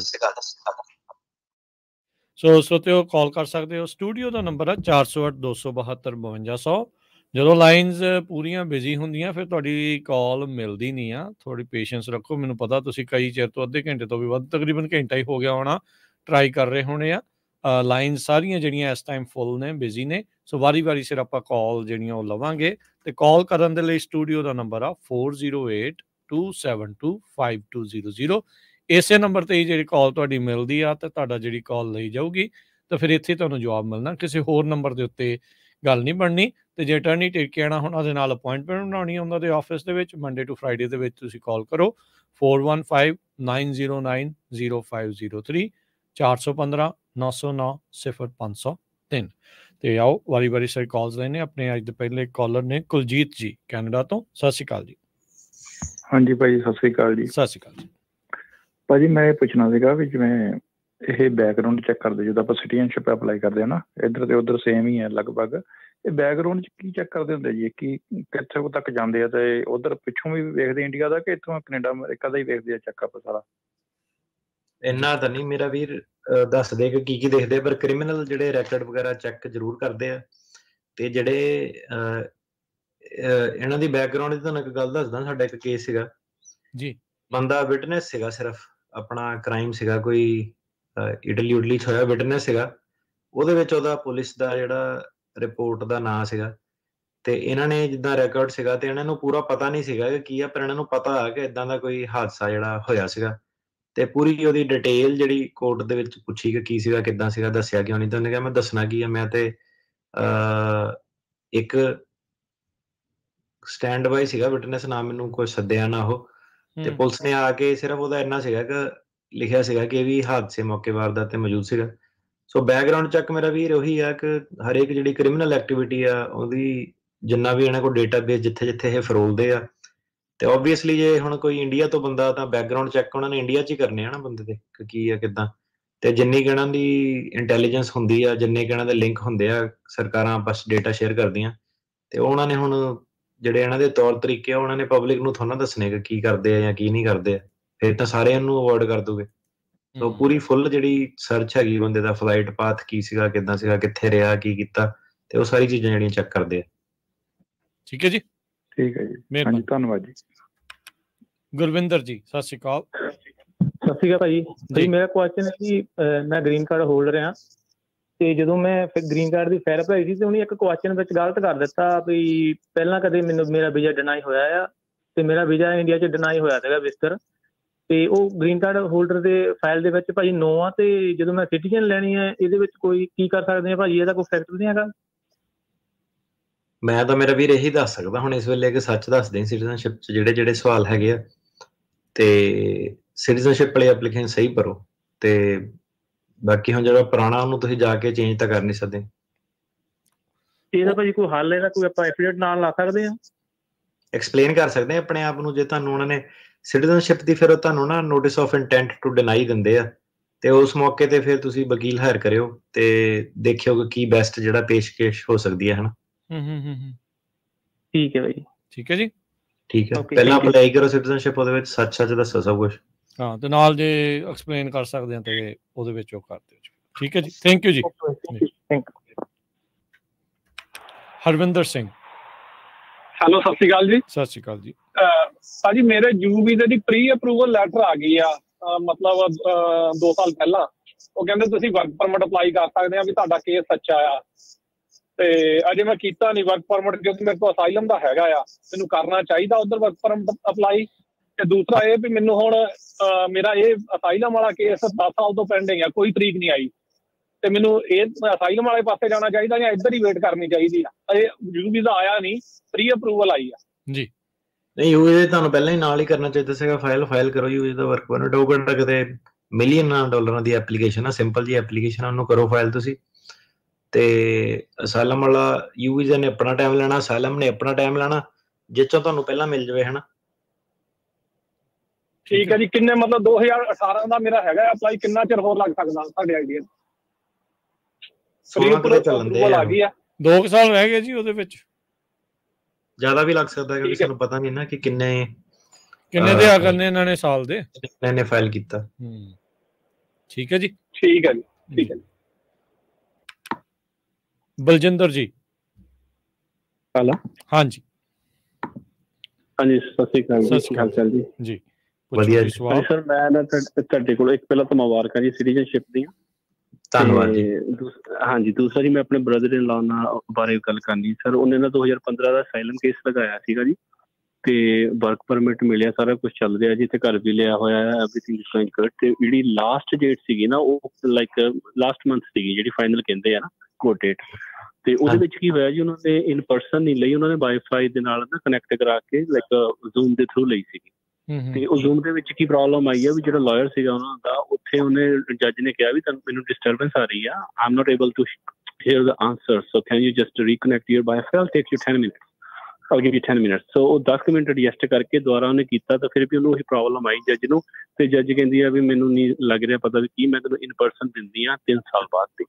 ਠੀਕ ਹੈ ਜੀ, 3 ਸਾਲ ਬਾਅਦ ਦੀ ਪਾ ਦਿੱਤੀ ਉਹਦੀ ਡੇਟ। ਤੇ ਔਨ ਦਾ ਸੇਮ ਟਾਈਮ ਜਿਹੜੀ ਅਸਾਈਲਮ ਦਾ ਚੱਲ ਰਿਹਾ ਨਾ, ਤਾਂ ਫਿਰ ਉਹਦੀ 2 ਸਾਲ ਪਹਿਲਾਂ ਮੈਰਿਜ ਹੋ ਗਈ, ਸਿਟੀਜ਼ਨਸ਼ਿਪ ਲੜਕੀ ਇੰਡੀਅਨ ਉਹਦੇ ਨਾਲ, ਤੇ ਉਹਨੇ I-30 ਜਿਹੜਾ 130 ਜਿਹੜਾ ਉਹ ਕੇਸ ਲਗਾਇਆ, ਤੇ ਉਹਦੇ ਨਾਲ I-485 ਜਿਹੜਾ ਸਟੇਟਸ ਚੇਂਜ ਕਰਨ ਦਾ ਉਹ ਕੇਸ ਲਗਾਇਆ ਸੀਗਾ। ਤੇ ਇਹਦੇ ਬਾਰੇ ਪਤਾ ਕਰਨਾ ਹੈਗਾ ਜੀ ਵੀ ਉਹਦੀ ਜਿਹੜੀ ਆ ਵਰਕ ਪਰਮਿਟ ਆ ਉਹ I-485 ਦੇ ਥਰੂ ਮਿਲ ਜਾਏਗਾ, ਤੇ ਜਿਹੜੀ ਉਹਦੀ Wi-Fi ਦੀ ਕਨੈਕਟੀਵਿਟੀ ਇਸ਼ੂ ਹੋਇਆ ਉਹਦੀ ਕੋਈ ਰੀਅਪੀਲ ਹੋ ਸਕਦੀ ਹੈ ਜਾਂ ਕੁਝ ਹੋ ਸਕਦਾ, ਜਾਂ ਕਿਸ ਤਰੀਕੇ ਨਾਲ ਕੇਸ ਹੋ ਸਕਦਾ। ਮੈਨੂੰ ਨਾ ਥੋੜਾ ਜਿਹਾ ਫੈਕਟ ਪੈਟਰਨ ਤੁਹਾਡਾ ਮਿਸ ਹੋ ਗਿਆ ਕਿ ਜਿਹੜੇ ਵਾਈਫਾਈ ਦੀ ਕਨੈਕਟੀਵਿਟੀ ਕਰਕੇ ਉਹਨਾਂ ਨੇ ਕੇਸ ਤੁਹਾਡਾ ਡਿਨਾਈ ਕਰਤਾ। ਨਹੀਂ, ਡਿਨਾਈ ਨਹੀਂ ਕੀਤਾ ਜੀ, ਤਰੀਕ ਪਾਤੀ 3 ਸਾਲ ਬਾਅਦ, 3 ਸਾਲ ਬਾਅਦ ਇਨ ਪਰਸਨ। ਉਹਦੇ ਵਿੱਚ ਕੀ ਉਹਦਾ ਹੁਣ ਤੁਹਾਡੀ ਜ਼ਿੰਮੇਵਾਰੀ ਹੈ ਨਾ ਕਿ ਜੇ ਵਾਈਫਾਈ ਆਪਣਾ ਸਹੀ ਰੱਖੋ ਜਾਂ ਫਿਰ ਕੋਰਟ 'ਚ ਇਨ ਪਰਸਨ ਅਪੀਅਰ ਹੋਵੋ, ਹੈ ਨਾ, ਉਹ ਤਾਂ ਤੁਹਾਡੇ ਜ਼ਿੰਮੇਵਾਰੀ ਜਿਹੜੀ ਬਣਦੀ ਹੈ। ਕੋਰਟ ਨੇ ਤਾਂ ਹੁਣ ਕੋਰਟ ਵੱਲੋਂ ਡਿਲੇ ਨਹੀਂ ਹੈ, ਤੁਹਾਡੇ ਵੱਲੋਂ ਹੀ ਜਿਹੜਾ ਡਿਲੇ ਆ, ਤੇ ਇਹਦੇ ਵਿੱਚ ਤੁਸੀਂ ਆਪਣਾ ਉਹਨਾਂ ਨੂੰ ਮੋਸ਼ਨ ਟੂ ਐਡਵਾਂਸ ਪਾ ਸਕਦੇ ਆ, ਪਰ ਉਹਨਾਂ ਨੇ ਜੱਜ ਨੇ ਤੁਹਾਨੂੰ ਇਹੀ ਕਹਿਣਾ ਕਿ ਤੇਰੇ ਆਪਣੇ ਡਿਲੇ ਕਾਜ਼ ਕੀਤੇ ਹੋਏ ਆ, ਹੈ ਨਾ, ਟਰਾਈ ਕਰ ਲਓ ਤੁਸੀਂ, ਉਸ ਤੋਂ ਇਲਾਵਾ ਤਾਂ ਨਹੀਂ ਕੁਝ ਕਰ ਸਕਦੇ। 30 ਡੇਜ਼ ਦਾ ਨੋਟਿਸ, 30 ਡੇਜ਼ ਪੀਰੀਅਡ ਹੁੰਦਾ ਜਾਂ ਉਸ ਤੋਂ ਬਾਅਦ ਵੀ ਪਾ ਸਕਦੇ ਮੋਸ਼ਨ ਟੂ ਐਡਵਾਂਸ? ਹਾਂਜੀ, ਨਹੀਂ, ਉਹ ਤਾਂ ਕਦੇ ਵੀ ਕਰ ਸਕਦੇ ਹੋ ਤੁਸੀਂ। 30 ਡੇ ਤਾਂ ਉਹਨਾਂ ਦਾ ਹੁੰਦਾ ਜਿਹਨਾਂ ਦਾ ਕੇਸ ਡਿਨਾਈ ਹੋ ਗਿਆ ਹੁੰਦਾ ਜਾਂ ਕੁਝ ਉਹਨਾਂ ਨੇ ਅਪੀਲ ਕਰਨੀ ਹੁੰਦੀ ਹੈ। ਅੱਛਾ ਜੀ। ਤੇ ਸਰ ਉਹ ਜਿਹੜਾ ਉਹਨਾਂ ਦੇ ਨਾਲ ਕੇਸ ਲਗਾਇਆ I-130 ਦਾ ਮੈਰਿਜ ਵਾਲਾ, ਉਹ ਪੈਰਲਲ ਚੱਲ ਰਹੇ ਆ, ਤੇ ਉਹਦੇ ਨਾਲ 485 ਜਿਹੜਾ ਸਟੇਟਸ ਤੱਕ ਹੈ ਉਹਦੇ ਵਿੱਚ ਉਹਨਾਂ ਨੇ ਡਾਕੂਮੈਂਟਸ ਵਗੈਰਾ ਮੰਗੇ ਆ, ਕਿ ਉਹ ਕਿਸ ਤਰੀਕੇ ਨਾਲ ਹੋ ਸਕਦਾ ਹੈ? 485 ਤਾਂ ਉਹਨਾਂ ਦਾ ਜਿਹੜਾ ਬੰਦਾ ਲੀਗਲ ਤਰੀਕੇ ਨਾਲ ਅਮਰੀਕਾ ਆਇਆ ਹੋਵੇ, ਬਾਰਡਰ ਟੱਪ ਕੇ ਆਏ। ਨਹੀਂ, ਬਾਰਡਰ ਟੱਪ ਕੇ ਵਾਲੇ ਤਾਂ ਮੈਂ ਵੀ 485 ਬਣਦੇ ਨਹੀਂ ਆ। ਉਹ ਫਿਰ ਤੁਹਾਨੂੰ ਸਲਾਹ ਜਿਹੜੀ ਗਲਤ ਦੇਤੀ ਆ, ਉਹ ਤਾਂ ਕੌਂਸਲਰ ਪ੍ਰੋਸੈਸਿੰਗ ਵਾਲਾ ਜਿਹੜਾ ਪ੍ਰੋਸੈਸ ਉਹਨਾਂ ਦਾ ਬਣਦਾ ਜੀ। ਜਿੱਦਾਂ ਮਤਲਬ ਉਹਨਾਂ ਦੀ ਪੁੱਛ ਪੜਤਾਲ ਹੋਈ ਸੀਗੀ, ਪਰ ਉਹ ਸ਼ਾਇਦ 235 ਦਿੱਤਾ ਸੀਗਾ ਉਹਨਾਂ ਨੂੰ ਉੱਥੋਂ ਜਦੋਂ ਉਹਨਾਂ ਦੀ ਫੜੇ ਗਏ ਸੀਗੇ ਜਾਂ ਉਹਨਾਂ ਨੂੰ ਰੱਖਿਆ ਸੀਗਾ। ਹਾਂਜੀ, 235 ਹਾਂਜੀ। ਫਿਰ ਬਣਦਾ I-485 ਜਾਂ ਨਹੀਂ ਬਣਦਾ ਜੀ? ਫਿਰ ਵੀ ਨਹੀਂ, ਉਹਨਾਂ ਦਾ ਦੇਖਣਾ ਪੈਣਾ ਕਿਹੜੇ ਦਫਾ ਧਾਰਾ ਦੇ ਥੱਲੇ ਪੇਰੋਲ ਹੋਏ ਆ। ਵਕੀਲ ਨੇ ਇੱਕ ਵਾਰੀ ਚੈੱਕ ਕਰ ਲਿਓ ਕਿ ਬਣਦਾ ਕਿ ਨਹੀਂ ਬਣਦਾ। ਠੀਕ ਹੈ ਜੀ, ਉਹਨਾਂ ਦਾ ਠੀਕ ਹੈ ਜੀ, ਮਿਹਰਬਾਨੀ ਜੀ, ਥੈਂਕ ਯੂ। ਮਿਹਰਬਾਨੀ। ਗੁਲਸ਼ਨ ਸਿੰਘ। ਹਾਂਜੀ ਗੁਲਸ਼ਨ ਜੀ, ਸਤਿ ਸ਼੍ਰੀ ਅਕਾਲ ਜੀ ਭਾਈ। ਵਧਾਈਆਂ ਪਹਿਲਾਂ ਤਾਂ ਭਾਈ ਤੁਹਾਨੂੰ ਸਿਟੀਜ਼ਨਸ਼ਿਪ ਦੀਆਂ, ਤੇ ਭਾਈ ਤੇ ਨਵੇਂ ਆਫਿਸ ਦੀਆਂ ਜੀ। ਧੰਨਵਾਦ ਮੇਰਾ ਵੀਰ, ਬਹੁਤ ਬਹੁਤ। ਕੋਈ ਨਹੀਂ ਭਾਜੀ। ਭਾਈ ਸਵਾਲ ਇਹ ਆ ਭਾਜੀ, ਮੇਰੀ ਨਾ ਕੋਡ ਡੇਟ ਸੀਗੀ 2023 ਦੇ ਵਿੱਚ, ਤੇ ਉਹ ਮੂਵ ਹੋ ਕੇ 2024 ਦੇ ਨਵੰਬਰ 'ਚ ਚਲ ਗਈ ਸੀਗੀ, ਤੇ 2024 ਦੇ ਨਵੰਬਰ ਤੋਂ ਹੁਣ ਭਾਜੀ ਕੋਡ ਡੇਟ ਫਰਵਰੀ 2027 'ਚ ਚਲ ਗਈ ਭਾਜੀ। ਇਹ ਸੈਨ ਫਰਾਂਸਿਸਕੋ ਲੱਗਾ ਹੋਇਆ ਭਾਜੀ। ਠੀਕ ਹੈ, ਤੇ ਯਾਰ ਡੇਟਸ ਤਾਂ ਹੁਣ ਮੂਵ ਹੁੰਦੀਆਂ ਰਹਿੰਦੀਆਂ, ਉਹਦਾ ਤਾਂ ਕੁਝ ਨਹੀਂ ਕਰ ਸਕਦੇ, ਹੈ ਨਾ। ਉਹਨੂੰ ਮੋਸ਼ਨ ਟੂ ਐਡਵਾਂਸ ਹੀ ਕਰ ਸਕਦੇ ਆ। ਕਈ ਵਾਰੀ ਉਹ ਗ੍ਰਾਂਟ ਕਰ ਦਿੰਦੇ ਆ ਤੇ ਕਈ ਵਾਰੀ ਨਹੀਂ ਗ੍ਰਾਂਟ ਕਰਦੇ। ਤੇ ਭਾਈ ਜਦੋਂ ਵਿਜ਼ਿਟਿੰਗ ਜੱਜ 2 ਆ ਰਿਹਾ ਹੈ, ਤੇ ਇਹ ਤਾਂ ਕੇਸ ਟ੍ਰਾਂਸਫਰ ਹੋ ਰਹੇ ਨੇ ਜਾਂ ਉਹਨਾਂ ਕੋਲ ਜੱਜ ਨਹੀਂ ਹੈਗੇ? ਨਹੀਂ, ਉਹਨਾਂ ਕੋਲ ਜੱਜ ਨਹੀਂ ਹੈਗੇ।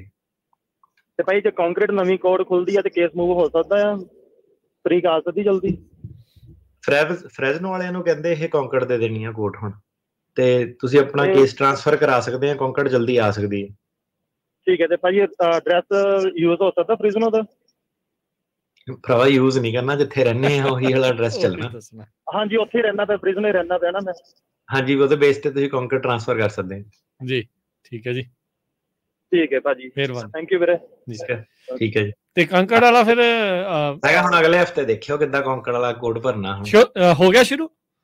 ਹਾਂ, 12 ਫਰਵਰੀ ਤੋਂ ਕਹਿੰਦੇ ਕਰ ਦੇਣਾ ਸ਼ੁਰੂ। ਅੱਛਾ। ਇਹ ਫਰੈਜ਼ਨੋ ਵਾਲੇ ਜਿਹੜੀ ਬੈਲਟ ਉਹ ਕੰਕੜ ਦੇ ਵਿੱਚ ਪੈਂਦੀ ਆ। ਅੱਛਾ ਜੀ, ਠੀਕ ਹੈ।